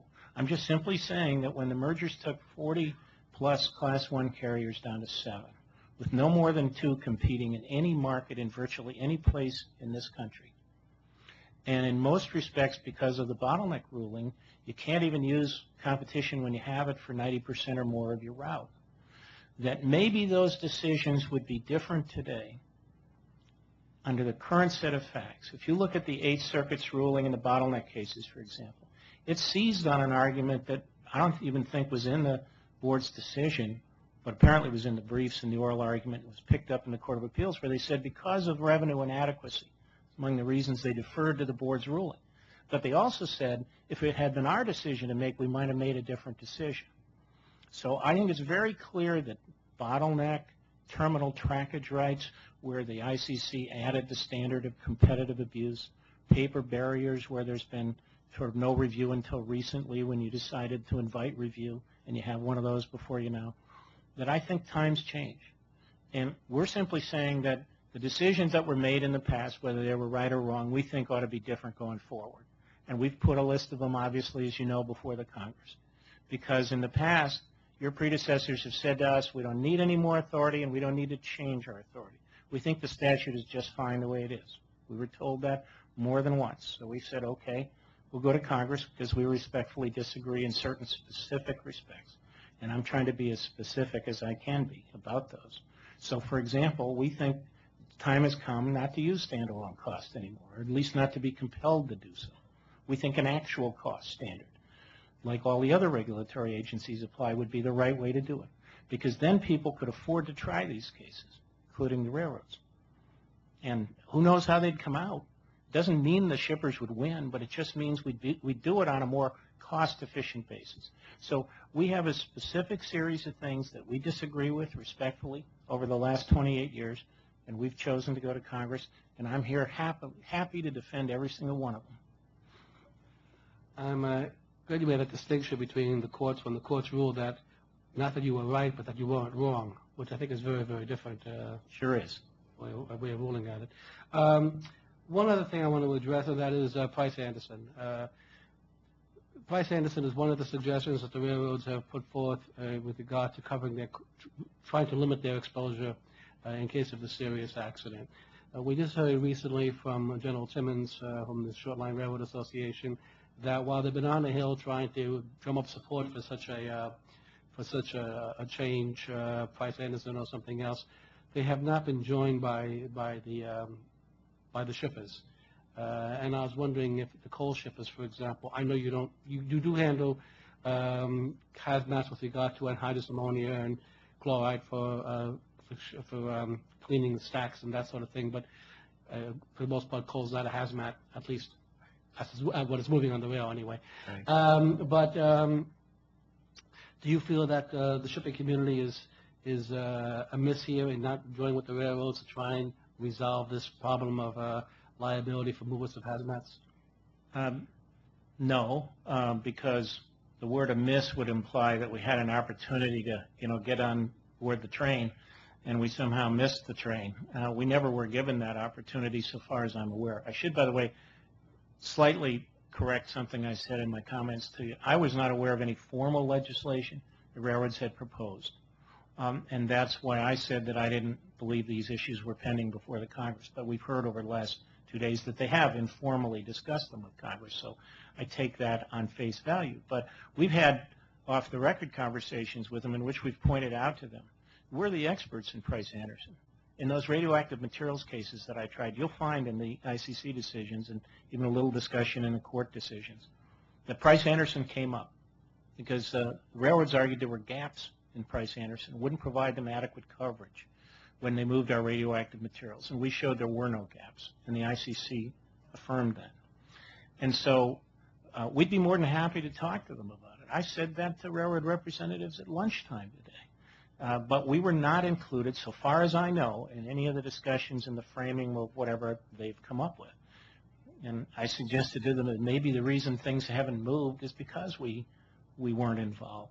And maybe we could talk to them about it, try to help make some sense of all of this. Because as I said in my comments, and I volunteered this to you, if it makes sense to have Price-Anderson coverage for radioactive materials transportation by railroad, then maybe it does for other things too.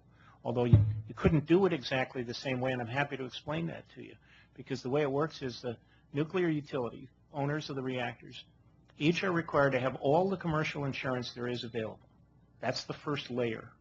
So there's no disincentive on their part to be safe because they have to pay the premiums, have the insurance, and they could get driven into ruin if they have an accident. So they have all the incentive in the world to be safe. They buy all the insurance they can.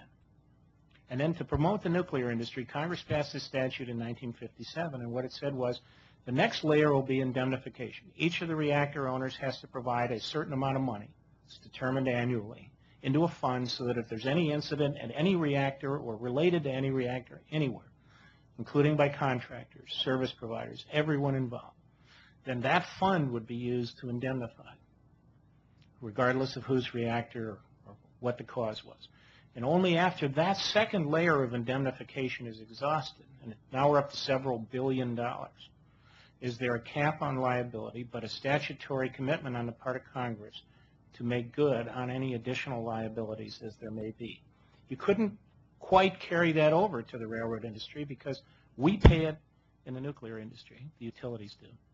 But there are only 7 Class 1 railroads in the U.S., and there may not be the same capability on their part to indemnify. But I'd respectfully suggest, contrary to what I heard this morning, that they might be the ones looked to for that primary indemnification, if you will, as well as the insurance. But we could certainly talk to them about whether, because of the differences in the industries, there might be some indemnification that others would provide as well. But these are matters that I can't negotiate here. I don't have the authority to negotiate. But I'm sure, and I said so with authorization of Edison Electric Institute, that it would be willing to talk to the industry about these things. Because we're that serious about needing the continued rail transportation of these materials that if they have a reasonable case to make, we're perfectly willing to listen. And I can't go any farther than that, I don't think, except to respond to any other questions that you have. But we're always willing to talk to them. I just wanted to add, there was a lot of discussion amongst the railroads yesterday, and I think today too, about either automobiles running in the side of trains, trucks running in the side of trains. And there was very little or actually no discussion about the FRSA preemption statute at 49 U.S.C. 20106. It's been on the books for 37 years, 1970. If a railroad is acting in accordance with federal railroad safety standards, if it's within the speed limit, its tracks are kept up to speed, and those types of actions are preempted. You cannot bring a common law negligence claim. I haven't, we did not hear from the railroads any instances where they've lost those types of cases. Now, that doesn't cover the big terrorist attack incident that might occur. But for the usual incidents, the railroads are involved in every single case, ensuring that this never makes it to the jury because it's preempted under federal law. But of course, they will point out that they have 220,000 employees. They have 140,000 miles of track. The road to the Hades is paved with good intentions. There's always going to be the rogue employee who comes to work intoxicated or doesn't throw a switch they're supposed to throw, throws it wrong. There's always going to be trackage that, for some reason or another, causes a derailment. So you can't you can't rather account for everything, and there's going to be times when, in fact, the railroad would be negligent in the sense that responsible for the actions of its agents, or it's responsible for the track. And all the cases that everybody has cited, Graniteville and the others, have all been cases where the railroad, in fact, was quote-unquote at fault. And I think that's what their concern is. Correct, but there were many statements made yesterday on the minor incidents or other incidents that didn't involve necessarily error or negligence amongst railroad employees. So I just want to set the record straight. Sure. I mean, when somebody tries to outrun the train and has the accident, it's not the railroad's fault. When the gate, however, because of maintenance issues, the gate doesn't go down, then the railroad could be at fault. And sometimes gates don't go down. Sometimes gates do malfunction. Anyway, well, thank you. Welcome. Commissioner Butcher, you've been very patient. I'd like to I turn have. to you. Sorry, we've been a little long-winded over here, but the dais is yours. I'm still with you. Mr. McBride. Yes, sir. Maybe we can have some fun here. You had, I think I heard you say that you disagreed with my statement in my opening statement yesterday that the railroads have always been and are now subject to the antitrust laws. No, I did not say that. Except with respect to those few areas that have been carved out by the Congress that affect board decisions, which are immediately and directly reviewable by the federal courts. That's what I said. I don't know whether you were here or not when I said it, but I was, and I tried to write down exactly what you said, and if I mischaracterized it, I apologize. But what I thought you were saying was that they are subject to the antitrust laws. We agree on that, but that you were saying there were only specific exceptions to their antitrust obligations, and I was saying that the exceptions are actually much broader in my view because of the Keogh decision. okay, we can have a nice legal discussion about that at some point, maybe. I don't know, but in any case, I'm weary of listening to people say in various venues without any illumination or clarification that the railroads are not subject to the antitrust laws. That's the reason I said what I said yesterday. Fair enough. I'm weary of hearing that. I am too, and that's why I hope I never hear it again in this boardroom. Well, and I agreed with you, and that's why I said I agreed with you that the railroads are subject to the antitrust laws with respect to price fixing, carving up markets, conspiracies, that sort of thing. I made specific reference to bid rigging and all that sort of thing. You did, and we're together on that. Right, okay.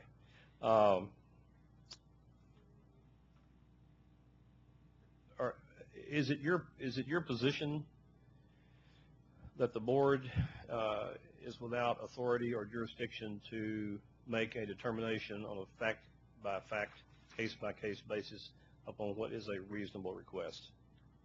With respect to the obligation to handle a commodity because of any claim that it's too risky to carry, the answer is yes, because the courts have interpreted that term in the statute to require and hold, as I read you the language, that the railroads may not ask this board to allow them to refuse to carry such materials. So with respect to the duty to carry all commodities except for the very few historical exceptions that I provided to you in my testimony, for money, gold and silver, and arguably for circuses, the obligation is otherwise absolute to carry upon any reasonable request, and the reasonable request was defined by the court to mean compliance with all applicable governmental regulations.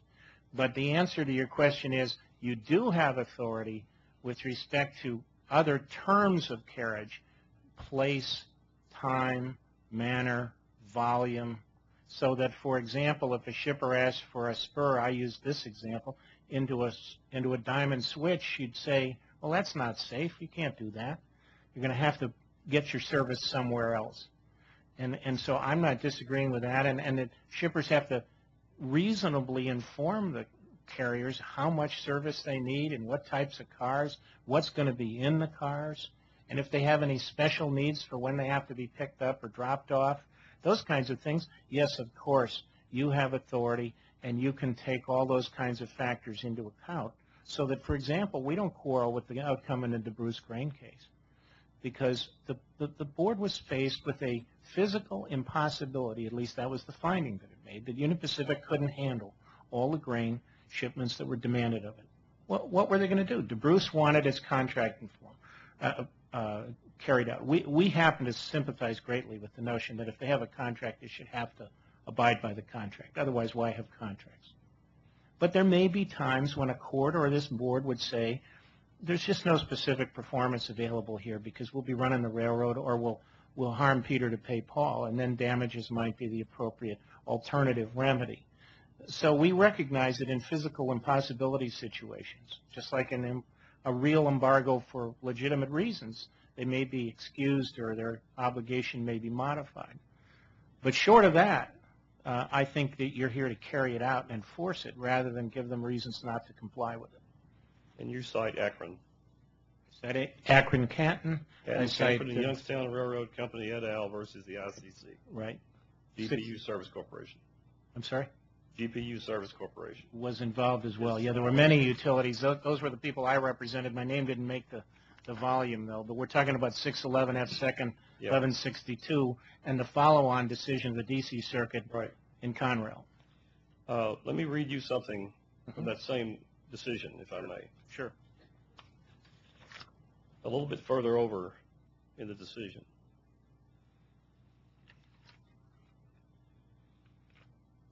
the court speaking here, we cannot refrain from noting at this point that none of the petitioner railroads has availed itself of opportunities to comment upon the safety regulations of DOT and NRC concerning the rail transport of nuclear materials. I was following you along when you were quoting from the Akron case.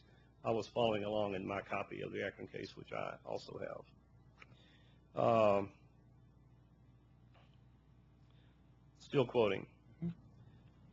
Questions of safety are also questions of risk of liability. I'm over on page 7 if you... I've got it. Resulting, a question of possible liability for damage resulting from carriage of a commodity is therefore within the Commission's jurisdiction as the regulator of the economics of interstate rail transport. We agree with the petitioner's statement that while DOT and NRC have exclusive authority to promulgate industry-wide standards for the carriage of radioactive materials, the ICC may allow individual carriers to make more, but not less, stringent rules for their own carriage of hazardous materials. You care to comment on that? Yes, I sure do, because that falls in the category of give them an inch and they'll take a mile.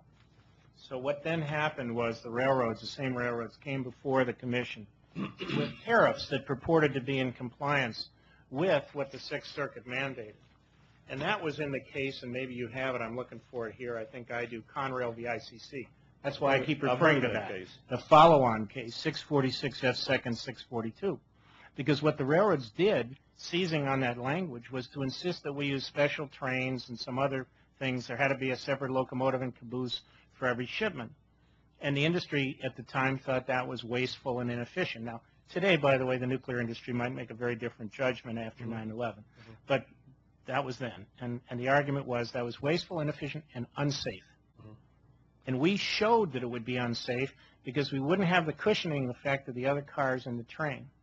And the commission agreed with us in the decision that you will find at 362 ICC 756. Radioactive materials, special train service nationwide. And in the D.C. Circuit decision, if you read it carefully, and I'll bet you have, but you need to go back to it for this point, the D.C. Circuit said, picking up on the very language that you just referred to in the Sixth Circuit decision, we agree with the Sixth Circuit as far as it goes. But then they went on to say that because the commission had decided the service was wasteful and unnecessary, and because the traffic otherwise complied with the DOT and NRC regulations, the railroads could use special train service if they wanted to, but they couldn't make us pay for it. But I'm not talking about that. I'm not talking about special train service. I'm talking about what the court's talking about here. And the court is talking about here liability, which is what we have before us now with hazmat. It's specifically talking about liability. Well, it may be, and they didn't have a specific question. They are. Well, it says that. What I meant was I don't think they had a specific question before them of how the carrier might seek to shift liability. It didn't in this case, but it certainly might in the future. Absolutely. Yeah. And I'm not arguing with you that this decision might be read to mean we'll have another argument someday about whether some liability shifting argument is reasonable or not. There's no argument about who has the jurisdiction here in a case like this. Over the economics. I think that's correct. Over the liability issue. That may be right. Now, and I can tell you there was an immediate situation that almost came before you recently and may come before you again. Canadian Pacific had a tariff which purported to require the shippers to provide total indemnification regardless of fault and no matter what the circumstances, which I read to include gross negligence, for any shipment of hazardous materials. Now, as I understand it, that tariff was withdrawn before it became effective. And people are monitoring this daily to see if such a tariff is published again, and maybe they're waiting until after this hearing is over. I don't know.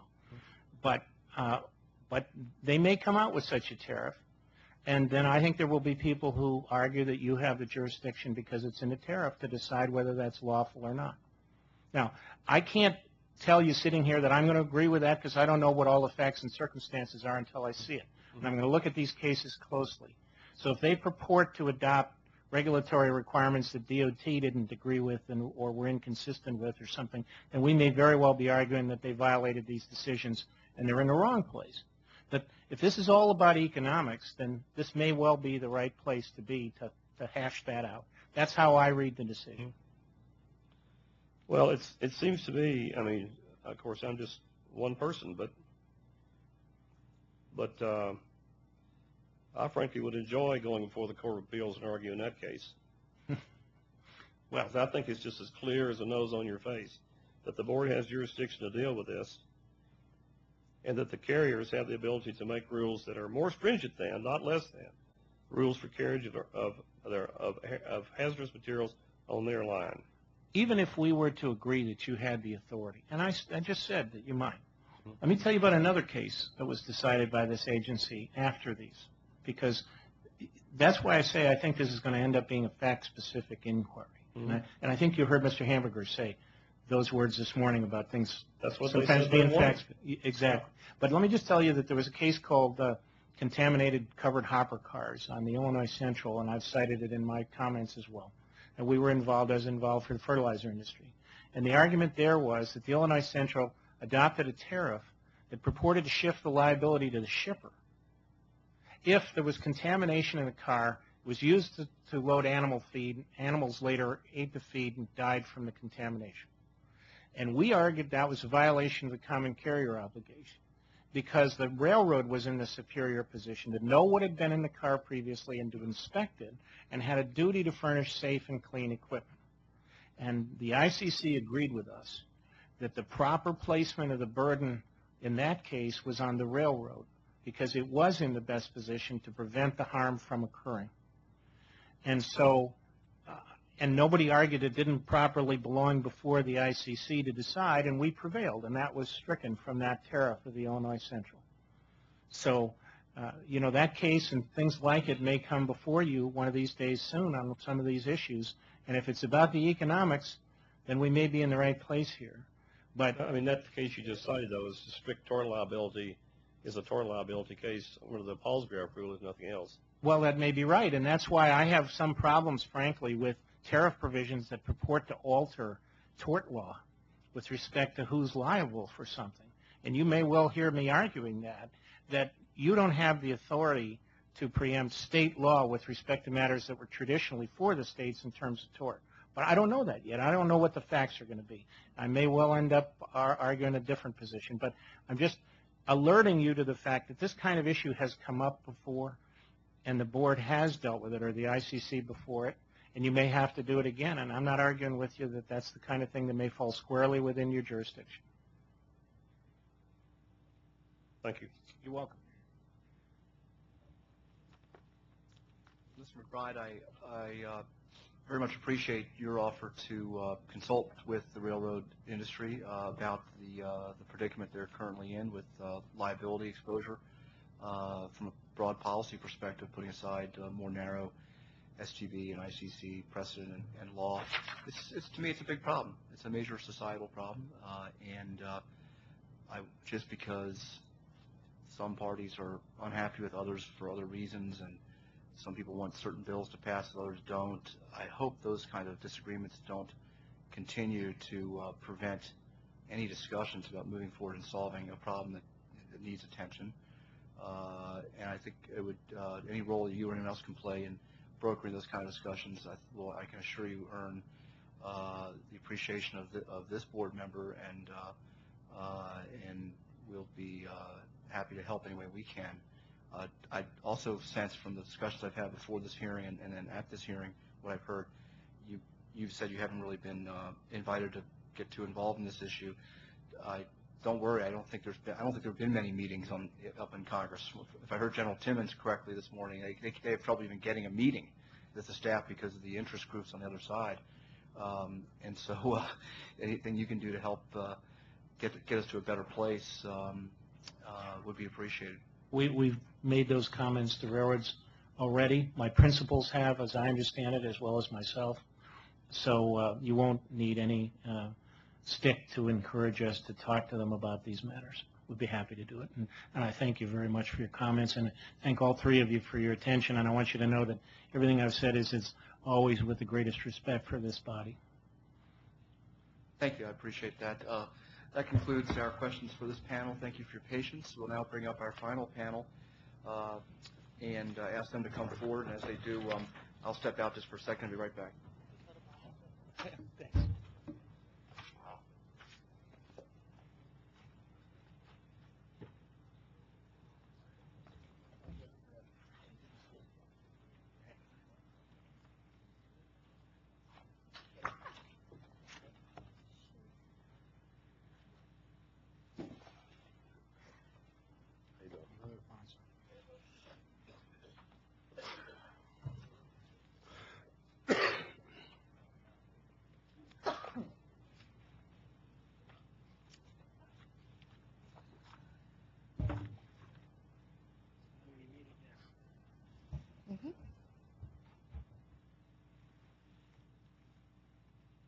Hello?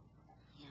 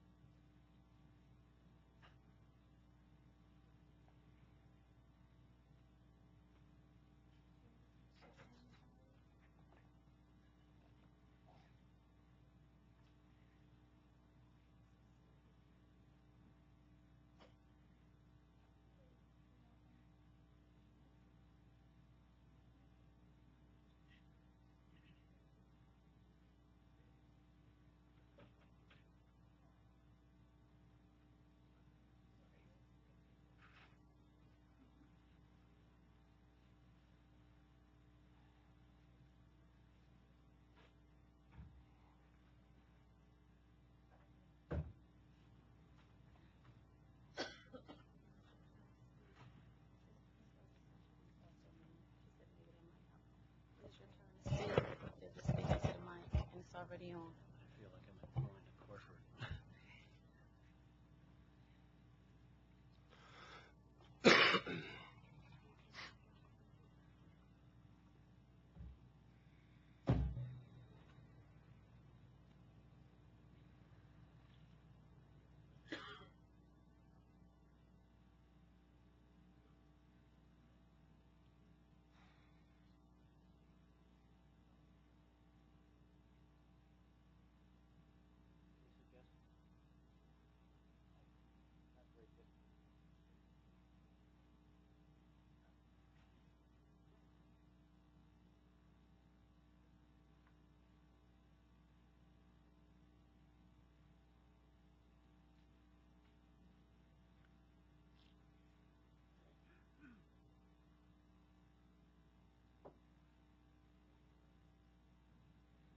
Good afternoon.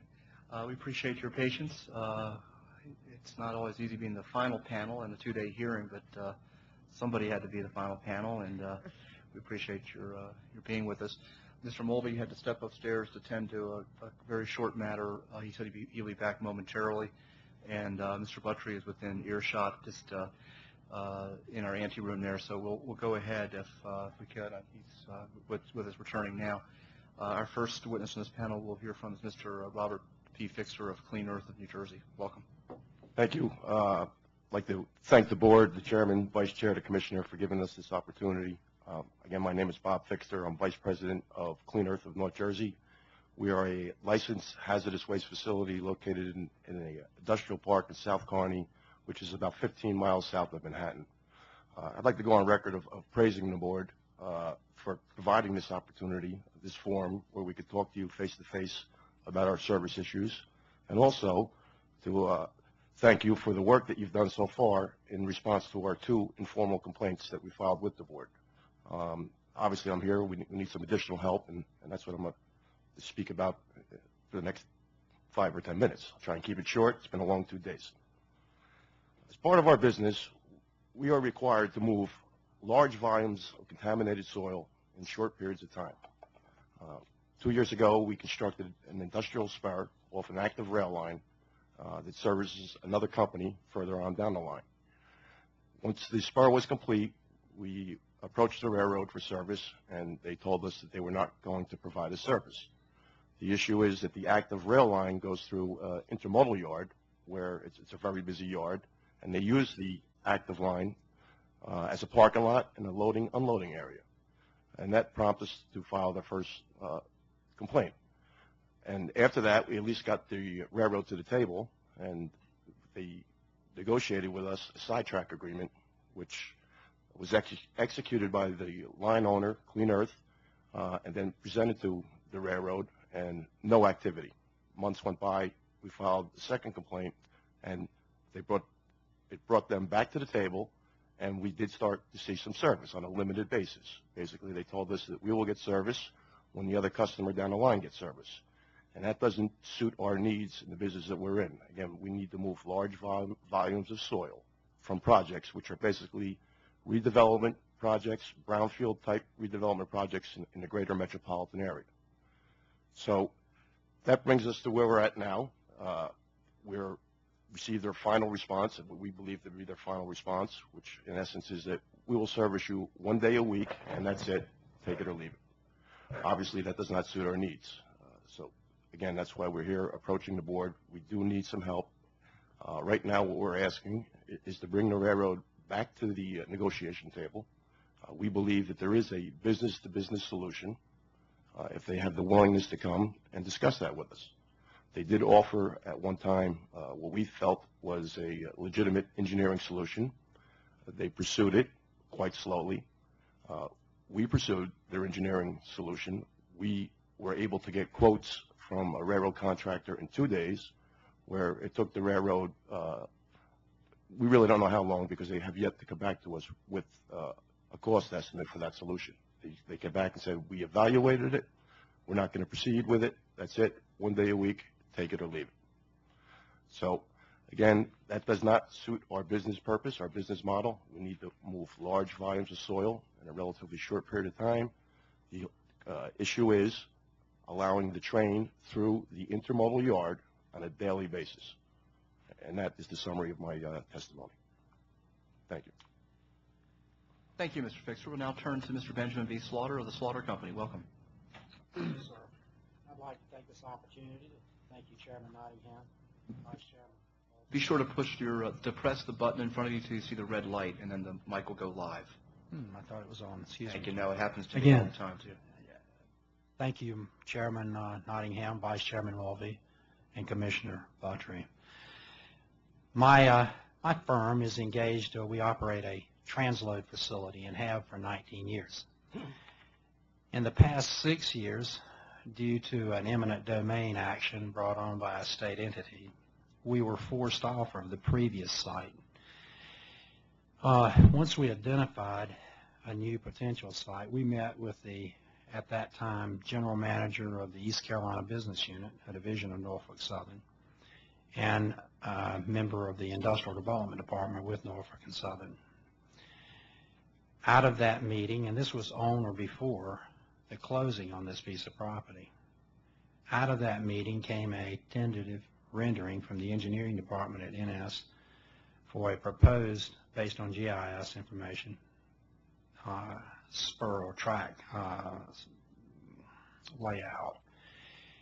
At that time, we began proceeding with engineering and implementation of the facility. In 2006, we met with a new general manager, and then by this time, the facility had taken a firm layout. In other words, we had negotiated environmental issues with land quality, DENA, and the Army Corps, and it had, the elevations had been pretty much firmed up. And we met with the new general manager, the engineers for Norfolk and Southern out of Roanoke, the industrial development people, my engineers, and other operational personnel with the firm. We concluded from that meeting that the railroad would be best, it would work out better for the railroad if we put in a Y implementation due to the volume that we had and that we were expecting to increase into this facility. We proceeded. The engineers left that day, both Norfolk and Southern and mine, And over the next few months through 06 and until early 07, they came to a satisfactory layout, both on geometry and elevation for the requirements. And it was forwarded to the general manager's office, as best I can tell, that late February or early March of 07. In June, we heard nothing until sometime in June, and through a phone conversation from the general manager, he informed me of the railroad's intention to close the only crossing and the only access to this facility. Obviously, the wind was taken out of my sails, and I sat for a moment, and I said, I called him by name, and I said, what is precipitating this? I said, this is a late date.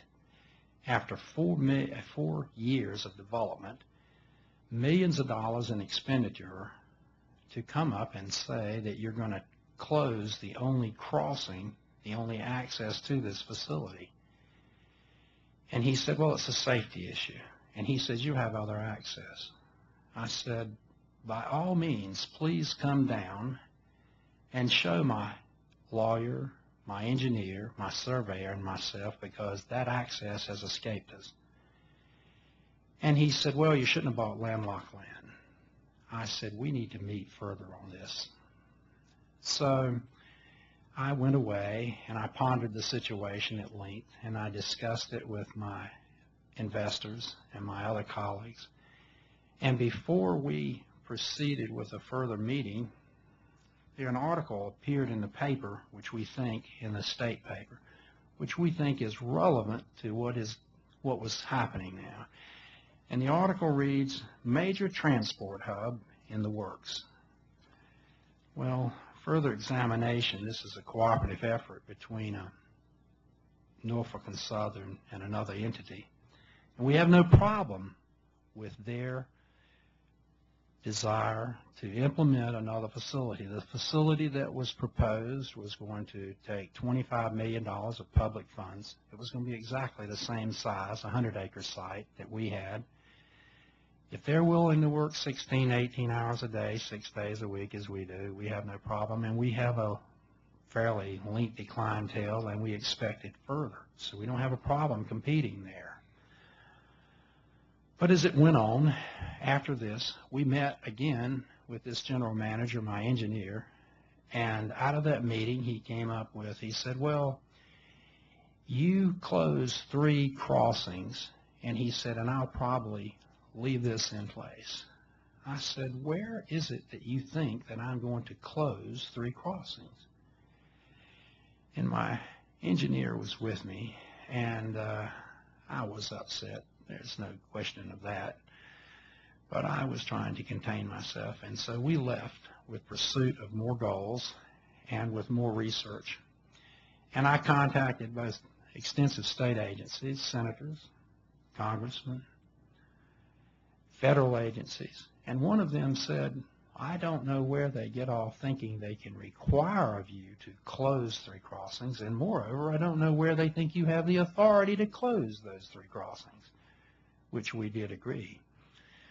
Well, we continued on, and by this time, you know, I was getting pretty much close. I had spent millions, and so had my investors, and they were looking to me to bring this thing to fruition. After all, we'd had 19 years. At that time, it was about 18, between 17 and 18 years of harmonious relationships in which we had with the railroad and their customers. We had participated in cooperative, both financial and physical endeavors to create marketing data to approach other industry that they would have enjoyed the rewards from as well as I would have, and so would the public.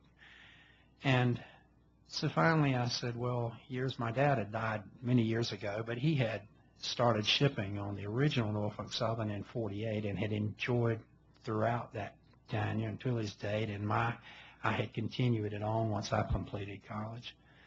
So I wrote a letter to Mr. Moorman, and I tried to appeal with a great deal of humility my need for assistance in this, that I felt that there was something underlying here, and if anything I had done that would, or my firm had done, or any of my colleagues, we would certainly like to render this. We had never known a conflict ever with the railroad at that point in time.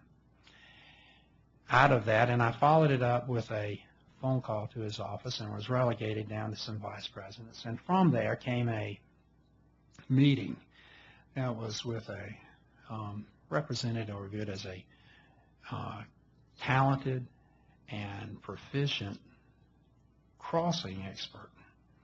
Now, this crossing, by my own observation at the time, had been in place for at least 75 years. My father had been on this very site starting in 1948, and it had been uninterrupted as an industrial site since all I could remember, and I'm 57.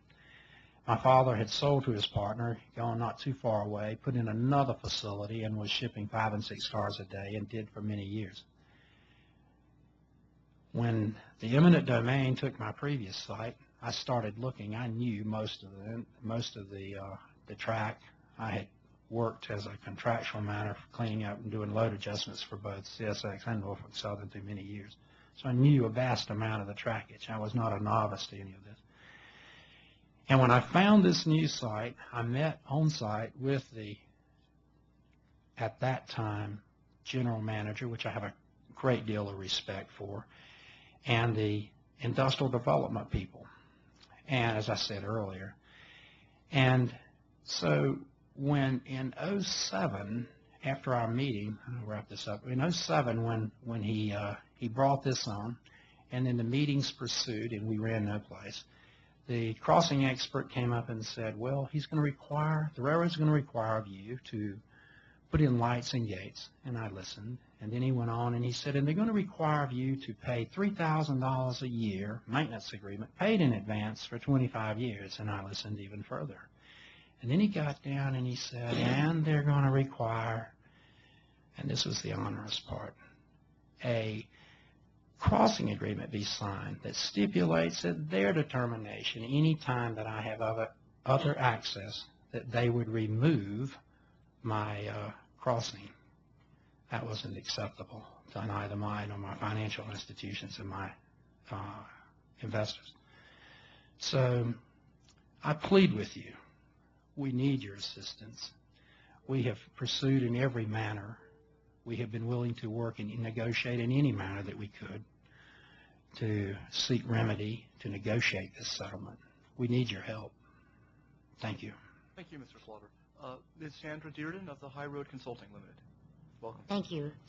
My name is Sandra Dearden. I'm president of High Road Consulting, which is a transportation and logistics consulting firm with offices in Chicago. High Road represents 4 clients in this proceeding that are rail shippers.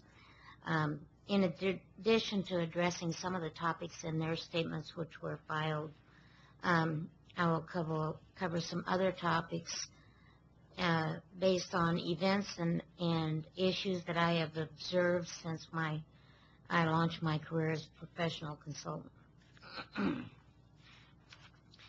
In 2005, the Class 1 railroads announced routing protocol agreements to streamline their exchange of rail traffic at major gateways.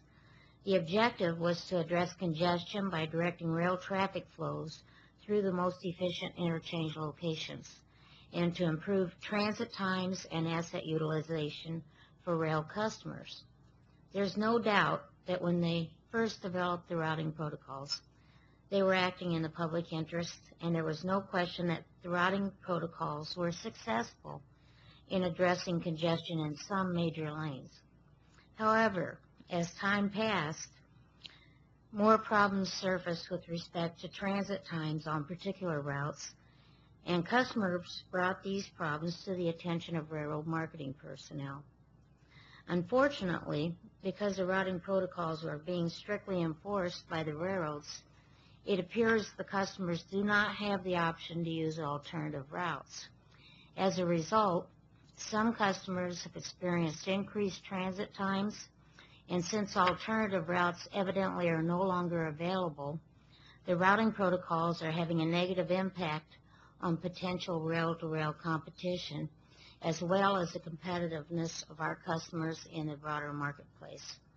A question to be addressed in this proceeding is, if the railroads refuse to handle cars via alternative routes, are they failing to comply with their common carrier obligation? If so, then what recourse do the customers have to address those violations? The railroad has experienced a number of fatal accidents in recent years involving transportation of TIH commodities. As a result, new design standards for tank cars used to transport those commodities are being developed. Certainly, we have no quarrel with the implementation of rail car standards designed to improve safety. However, some of the major railroads have taken this issue one step further. They assert the right to impose all liability for the transportation of these commodities on the shippers, even when the shipments are transported pursuant to regulated rates. For example, Canadian Pacific recently issued an announcement concerning the movement of ammonia and TIH commodities, with an indemnification and liability provision that stated it is being intended that customers assume all liability that is in any way connected with the transportation of hazardous commodities under this tariff. This shift of liability to TIH shippers is patently unfair, particularly since our research indicates that all of the rail accidents in recent years involving TIH commodities have been the result of a track defect or caused by human failure on the part of the crews. If railroads are allowed to limit their liability and correspondingly their common carrier obligation for the transportation of TIH commodities, we are concerned there may be a cascade effect in which the liability could shift on other hazardous commodities.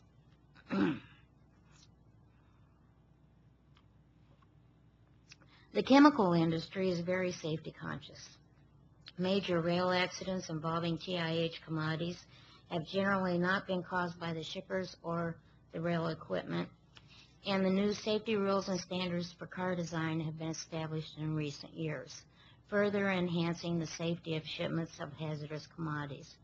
Forcing rail shippers to assume 100% of the liability for shipments of hazardous commodities, thereby enabling the railroads to limit their common carrier obligation on shipments of certain hazardous commodities, does not address the root cause of the problem, that being the need of the railroads to improve their own safety standards and procedures. Many railroad shippers and receivers are being forced to spend millions of dollars in additional rail infrastructure, or alternatively, to exit the market or incur substantially higher rail costs for rates and charges.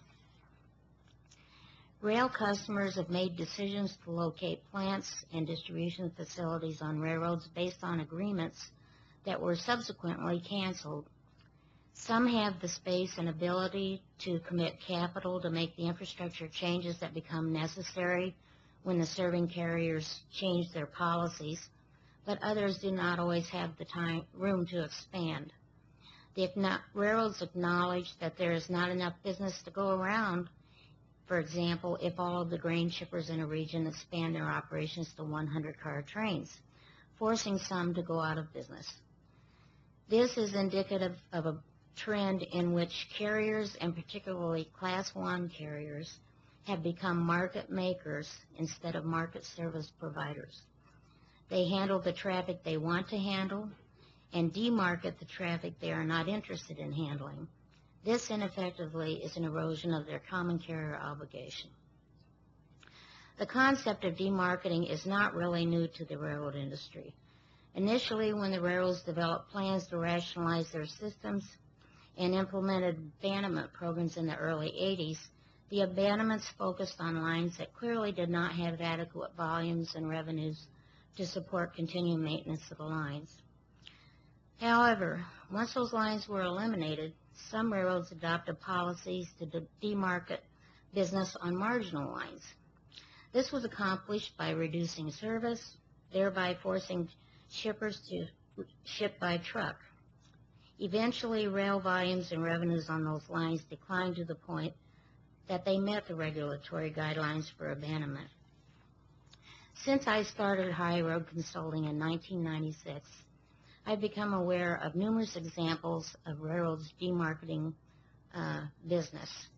Some customers have complained that carriers are demarketing their lines by simple expediency of cutting switch connections to industry tracks. Evidently, if a carrier believes that service to a shipper is not consistent with the availability of capacity on the adjoining main line, the carrier simply opts to cut the industry switch connection. Whatever happened to the shipper's right to obtain a connection to carriers' main lines? The statutory requirements still appear to be in existence, but in practice, industry switches are being unilaterally cut off at an alarming pace. There are numerous ways a railroad can demarket business. Demarketing flies in the face of the railroad's common carrier obligations. Stricter guidelines need to be established regarding abandonments, and the procedures need to be established so rail customers have recourse when demarketing occurs and the railroads are not meeting their common carrier obligation. Finally, we believe the common carrier obligation should apply to all commodities, whether covered by tariff, exempt quote, or unilateral non-arm's length contract. We request the board's consideration of that point of view. In conclusion, a procedure should be established so rail customers have recourse if routing protocols result in lessening or elimination of competition, and if they result in a negative impact on service. We urge the board to reaffirm the fundamental common carrier obligation on all regulated commodities, including hazardous commodities. What is the board's view of railroads forcing rail infrastructure investments onto shippers through policy changes? And what is the board's view of reasonable dispatch, and what remedies do the shippers have to enforce the railroad's common carrier obligation? We request that the board establish procedural guidelines and define the role of the Office of Compliance and Consumer Assistance will have in ensuring that the carriers fulfill their common carrier obligation. Finally, stricter guidelines need to be established regarding abandonments, and procedures need to be established so rail customers have recourse when demarketing occurs and the railroads are not meeting their common carrier obligation. Thank you. Thank you, Ms. Jordan. We'll now turn to Mr. Daniel R. Kloss of the Evraz Claymont Steel Company. Thank you. Mr. Chairman, Vice Chairman, Commissioner. The Evraz Claymont Steel Plant is located on a 425-acre site off Route 495 in Claymont, Delaware. The company, Denworth Steel, began operation in March 1918. Today, Evraz Claymont employs over 480 people who produce plate steel products to heavy industry, primarily in the rail, bridge, shipbuilding, and tool and die sectors. The plant's rail infrastructure, initially started by Worth Steel, was completed in 1965 by the Phoenix Steel Corporation. Once completed, the internal rail complex was one of the finest on the East Coast. Annual plate capacity was at 500,000 net ton, and rail service was provided by at least 2 railroads. Rail access to the plant was available on both the north and south ends, and aside from constraints imposed by the Amtrak line, scheduled freight flowed in and out of the plant virtually unimpeded. As plant productivity began to decline in 1980, non-essential rail assets were left to deteriorate. This trend continued for 23 years through 3 changes in management. During this same time period, rail service was reduced to 1 rail line, the Norfolk Southern. In January of 2004, it became evident that the steel industry was about to experience a breakthrough in order entry. plate products in particular, could reach sold-out conditions by mid-year. As this situation develops, meetings were scheduled with the Norfolk Southern operating and marketing groups. These meetings continued each quarter through 2007. The strategies, teamwork, and rapport developed at these meetings played a key role in our business successes through this critical period. In December of 2007, prompted by an unprecedented demand for raw metal material worldwide, we contacted the Rail Consumer Assistant Unit to seek guidance on how to proceed. The insights they provided complemented the work being done between our company and the Norfolk Southern. Evraz Claymont Steel is appreciative of the support we have received from the Norfolk Southern Railroad and the Rail Consumer Assistance Group. Together, we've made giant strides in revitalizing our rail assets, expanding our crew schedules, and improving operating efficiencies. Much, however, still remains to be done, and the challenges that lie ahead may be greater than those we've faced. But I feel confident that by continuing to work together, we will succeed. This concludes my remarks for today. Thank you, Mr. Kloss. Now we will turn to Mr. Raymond Tillicke. Hi, how are we doing? Good. Welcome. I would like to touch on the... Press the button for the red light. Make sure the mic is pointed.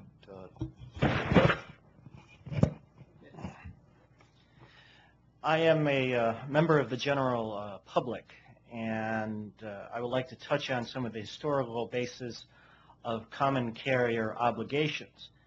It seems that the railroads, in my opinion, have not met their common carrier obligations to not just to industry, but to the general public at large. I did some research over the past previous days looking at the historical context of where that common carrier obligation arrives. From the Maryland archives, I was able to pull up a number of charters that chartered the B&O Railroad and the Pennsylvania Railroad, or the early predecessors. My position here is that the railroads themselves, unlike my grandfather's barber shop, which he went into the Army and saved up money to buy, and if there were drunken people from the bar down the street who came into his barber shop and attempted to get a haircut, he can chuck them to the curb, and being a big man, he can do that. However, the railroad's initial funding comes from the actual charters that were granted to them by the state of Maryland. The very basis of these charters were started actually in the early part of this country when George Washington was among the first to propose a national road that would stretch from the East Coast to a connecting point in the West. The high expenditure in terms of time and money of moving goods overland was a constraint to expansion and settlement. Existing transportation was slow and expensive. What happened here is that the early national government at the time created toll roads. The toll roads were financed by a combination of stockholders, which eventually the railroads themselves became railroads and canals. The creation of these, where my family's homestead in Cumberland, Maryland, we had the wonderful opportunity of participating in this country's creation. When first the C&O Canal came through our property at Mexico Farms. Then after that, the B&O Railroad also came in and did eminent domain on our property and took, again, more of our property in the early 1800s. We allowed this, and the farmers in that area welcomed that, as well as the coal industry.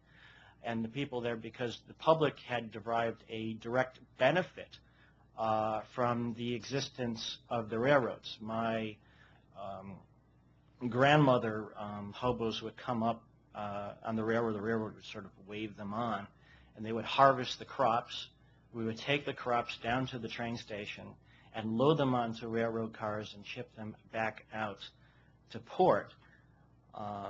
Then around 1910, again, our land was then divided by the Western Maryland Railroad.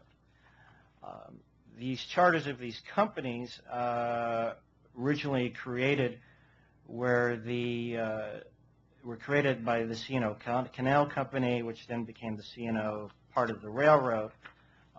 Here I have a charter here. The actual payment for creation of these companies did not come from people saving up their money like my grandfather did, but actually came from the public trust and treasury themselves. That the state of Maryland, in addition to 5,200 shares of capital stock, provided for the creation of these railroads to begin with. This is here, the volume 474, page 203 of the Archives of Maryland Accession Laws of 1827. That the addition of 5,000 shares of stock, the power to open up books, the railroads, the reversion of the citizens, that the railroad's connections here in the historical document show that as far as that person's that provided there any railroad many from the parts of the state provided that forming those injuries to the works of the companies incorporated, that nothing shall close the turnpike road, railroad private wagons, meaning is that the public should have basically a right to access the railroad. Where I'm going with this here is that the Union Pacific's position as far as Amtrak is concerned is that they are a private company with private shareholders. Turns out that the United States government, in creating the Pacific Railroad Act, actually started the railroad. In its original charter, the President of the United States had the ability to appoint people to the board of the trustees. We also had the land grants that were given by the U.S. government to construct these railroads to begin with. So the problem here is that I've made a couple of inquiries to the Surface Transportation Board over the past couple of years as to why it is that the public, if I were to call up the railroad today, as a matter of fact, Mr. Chairman, they were earlier as you're refusing railroads to refuse shipments. I ask you that perhaps you ought to try calling the railroad yourself and saying, I'd like to move stuff from my storage unit. I'd like a boxcar parked at a siding and see if I can load my stuff on to a boxcar to be shipped across the country. Provided that you can actually get through to an actual operator who will actually even speak to you. Railroads actually, despite the public actually occasionally do call them from time to time to move their automobiles or other what are called exempt household goods or just personal, the railroads refuse to move these items. Now back to what I'm mostly concerned about here is that there is this idea that the railroads have no obligation to serve passengers, that they just merely allow Amtrak to be on their lines, that the creation of Amtrak somehow absolved them of that common carrier duty to serve the historical interest of the public and the public's investment in the creation of these railroads to begin with. And I thought I'd have to do a lot of digging, but it turns out that the Supreme Court itself, a National Passenger Railroad Corporation, appellant versus Axel, Topeka, and Santa Fe Railroad, in the Supreme Court of the United States, if I might read this here. As the railroads correctly observed, the threshold inquiry in this case is whether the United States released the railroads from their passenger service obligations as a matter of regulatory relief or contractual right. The railroads contend that the realities underlying the enactment of the Rail Passenger Service Act established their release as a contractual obligation from the United States. Nothing could be more wrong. The realities are these. Interstate railroads have been extensively regulated by the federal government for more than a century, in exchange for a monopoly status, and might I add, the eminent domain that took my family's property, my ancestors' property, that enormously profitable, the railroads incurred special public service obligations. As common carriers, they were required to provide passenger as well as freight service. They also lacked the authority unilaterally to discontinue all of their portion of the service, where it's instead obligated to petition and secure permission from discontinuance from the United States Commerce Commission. Of course, we know the story by the late 1960s that rail passenger service had become extremely unprofitable. But I also like to add, as far as demarketing, is that in some cases the Pennsylvania Railroad and other railroads have made passenger service so bad that, as the book To Hell in a Stagecoach reminded, that they did not actually, passengers did not want to ride them. As against this background, the RSPAC was enacted. The RSPAC, which the railroads now wield, the railroad passenger service with railroads now wield as a weapon against the government and us, the passengers, and to other agencies that want to start rail service. What's interesting now is back in the 1960s, the railroads had the full cost of running the railroads. Now things are a little bit different with the cost of gas. Where I live now in Cleveland, Ohio, NOACA and various other municipal planning authorities are saying, we'll give you the railroad cars, we'll build the stations for you, we'll put out an entire plan here, and the railroads have been basically sitting on their behind and saying, no, we won't deal with you. The issue here is that according to this ruling that I had, is that Amtrak was created not to relieve the railroads of their passenger duties, but a way of enforcing and enacting that.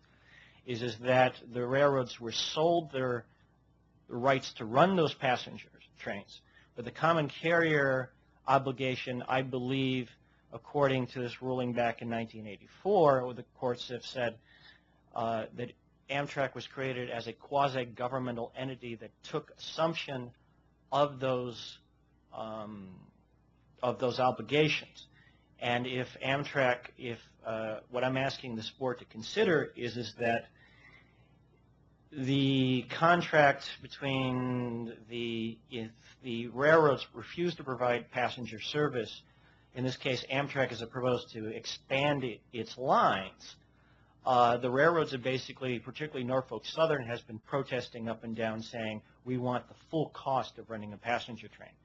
A full passenger train with 200 people is around $20,000 worth of revenue.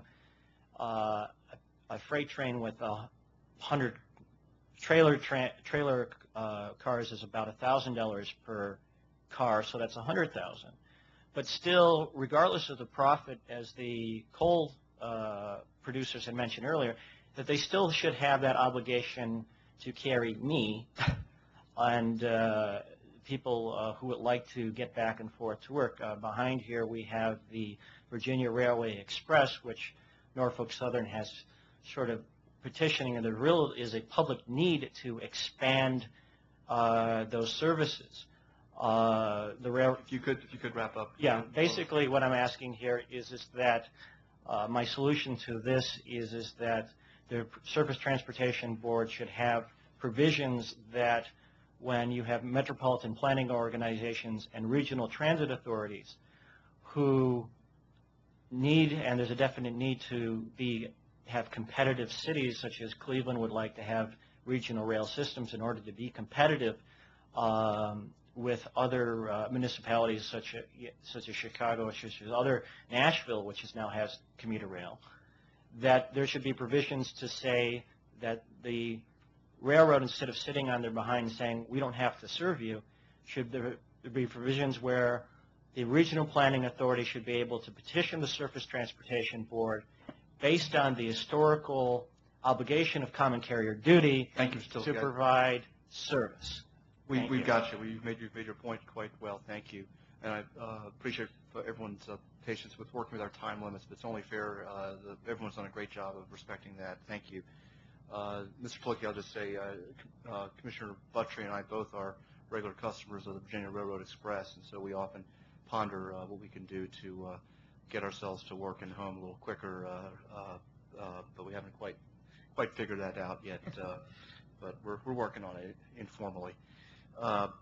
But you touched on some very fascinating history, and Maryland in particular has just a wonderful rail history, and it's also just interesting to note the history of canals and how many smart people, including George Washington, was convinced that canals were going to be the thing for the long term.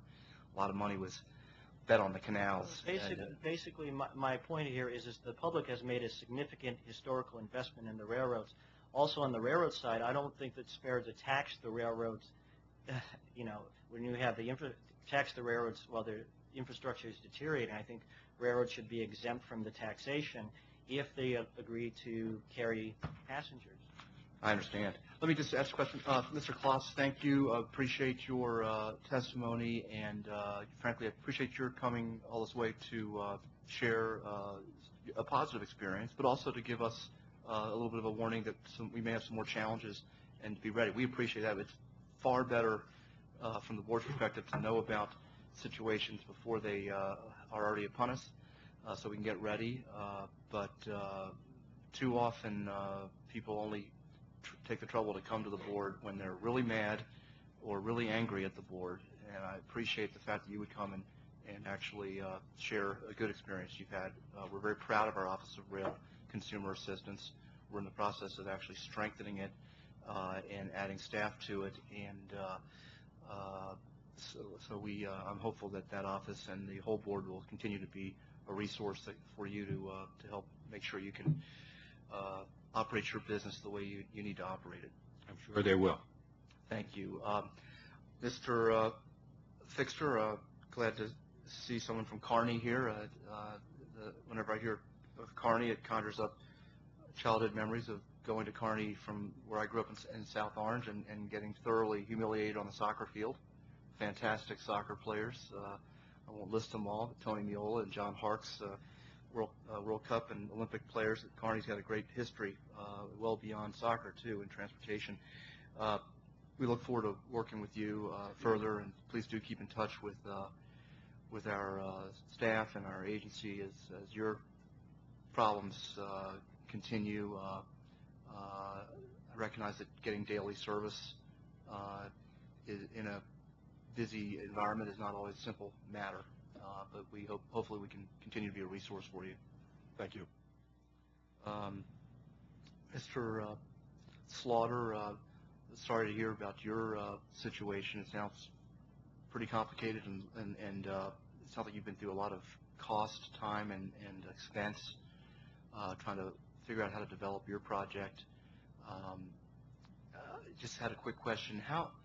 When you bought your parcel there that you're trying to develop, how many access points, in other words, to a public street did you have? There was one, sir. One. And if I heard you correctly, that access point crossed a Norfolk Southern line at some point? Yes, sir, and I have the people that were helping me, the lawyers that were helping me, have done extensive research in the associated county and found a recorded map that goes back to 1902 that depicts that street and that crossing, that access. The suggestion from the railroad that you recounted about they're wanting you to close other crossings, that confused me, because I was with you when you described one access road or route and then crossing a track, but then when you said other crossings, Well, it was the gentleman of the railroad who said with the meeting with my engineer and myself that he would probably leave the crossing open if I were to obtain 3 crossings to close. That seems to be a fashionable thing if you're opening new crossings, but that's not the case here. This crossing had been there, and it had been an industrial site for at least 75 years that I've been able to obtain, and now that I have the map, it doesn't show it as an industrial crossing on the other side, but it shows it as a crossing since 1902, and that railroad was chartered in 1895. Best I can determine, it wasn't completed until 1905. But that was the very crossing to which the general manager, industrial development, the engineers had crossed, accessing the site from the beginning. It is the same crossing to which my father had enjoyed starting in 1948 when he was conducting business there and had been uninterrupted through all those years from 48 on that my family knew of. Yeah. Ask you, have you previously been in touch with our agency about this problem? I have been talking to your agency. I had recently associated myself with a D.C. firm that had strongly, and I agreed, the Consumer Affairs Department. We would seek any amicable solution that would return us back to the cooperative spirit that we had enjoyed with the railroad. We've unloaded thousands of cars for their customers and ours, and loaded cars, and even loaded material for their own firm and shipped it out from this facility. We predominantly handle currently steel products and forest products, but we would seek, for many, many years we had done nothing but enjoy a good and harmonious relationship with the railroad, and I certainly would like to see a return of that. The issues, the way it seems to, I can't be specific, I can't be absolute on this, but it certainly seems coincidental that the announcement of this proposed mega yard not too far from where my original yard was, that it certainly provokes controversy in one's mind anyway, and I don't have an exception to that yard if they want to implement it, but I do have exception considering the fact that the FRA twice reviewed the crossing history of this crossing, as I had done, and since its recorded history, there had never been an incident nor an accident of any kind recorded on it, none that I had recalled in my 57 years, and it had been a crossing for so many years. The sight path distance was 1,500 feet in all quadrants. It has there are only 2 trains a day on that track, 25 miles an hour. The street has a 5-mile-an-hour posted speed limit. It's only 400 foot long, and it has a stop sign on both sides of it. And to come out at the late date after this many millions of dollars, and in the fact that the railroad and I have had a history together, and to say, we're going to close it.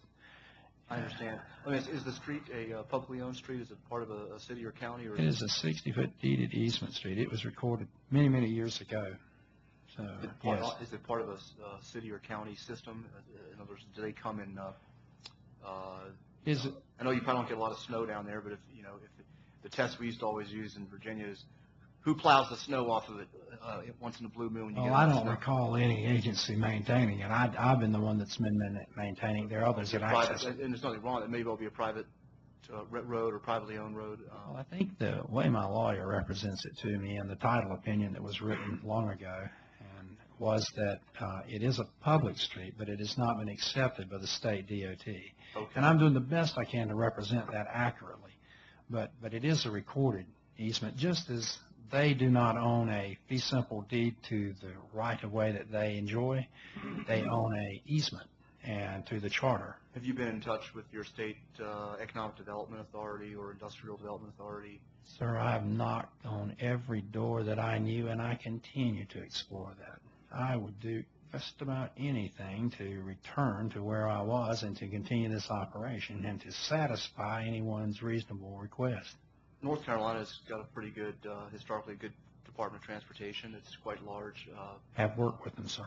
I agree with you. I know in Virginia, if someone in your situation came and talked about real job creation and tax generation, we would typically go to great lengths to bring a street into the state system, and that would change in many respects, change the relationship with the railroad. Well, we're pursuing that avenue and have been for a number of months now. But, you'd almost say time is of the essence. We have been required because of the eminent domain and the court order to vacate the other facility. We upgraded a facility, another rail facility, to which where we offload and load rail cars now, we load it on our trucks and truck it to this facility.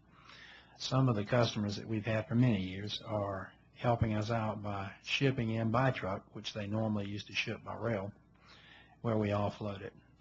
But it's extremely difficult, and the railroad has resisted. There has not been, since that June telephone conversation there has not been one written piece of correspondence. In fact, several months ago, I was able to make contact by phone to the Industrial Development Department, and they indicated at that time that they were drafting a letter, and that their letter would reflect that that their legal department was requiring that both the crossing agreement and that the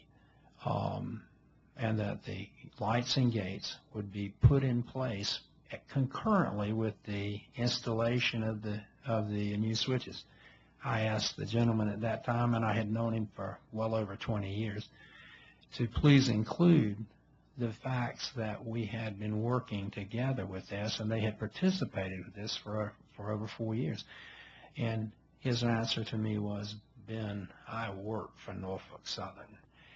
I really don't understand why I've gotten to such an immediate and vigorous brick wall on this, but I urgently need your help. And if I am forced to litigate it, then they win on two things. I do not have a massive legal department as they do, and they win by virtue of time, because to litigate it would require months and months and millions of dollars to do so.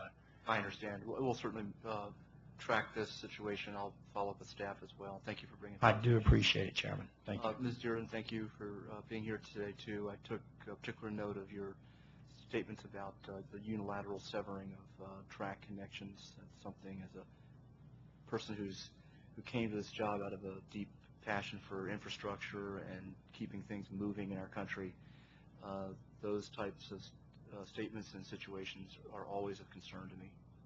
Occasionally they can be, I suppose, in the best of circumstances, they can be perhaps warranted or appropriate if everybody's working together, but very often they're a huge concern to me. So thank you and for all of your testimony. Commissioner Butcher, do you have any questions? Vice Chairman Mulvey? Just briefly. Mr. Klaas, you're with MSD. I noticed that you're part of Oregon Mills. That's correct. You manufacture rail? Not at this time. No, the Oregon Steel does. They no longer manufacture rail? Yes.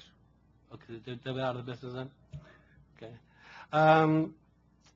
I thought that might have been one of your leverages for getting a quick response. That you make the rail, so if you want to see some rail moving back to Norfolk Southern, they better negotiate with you. But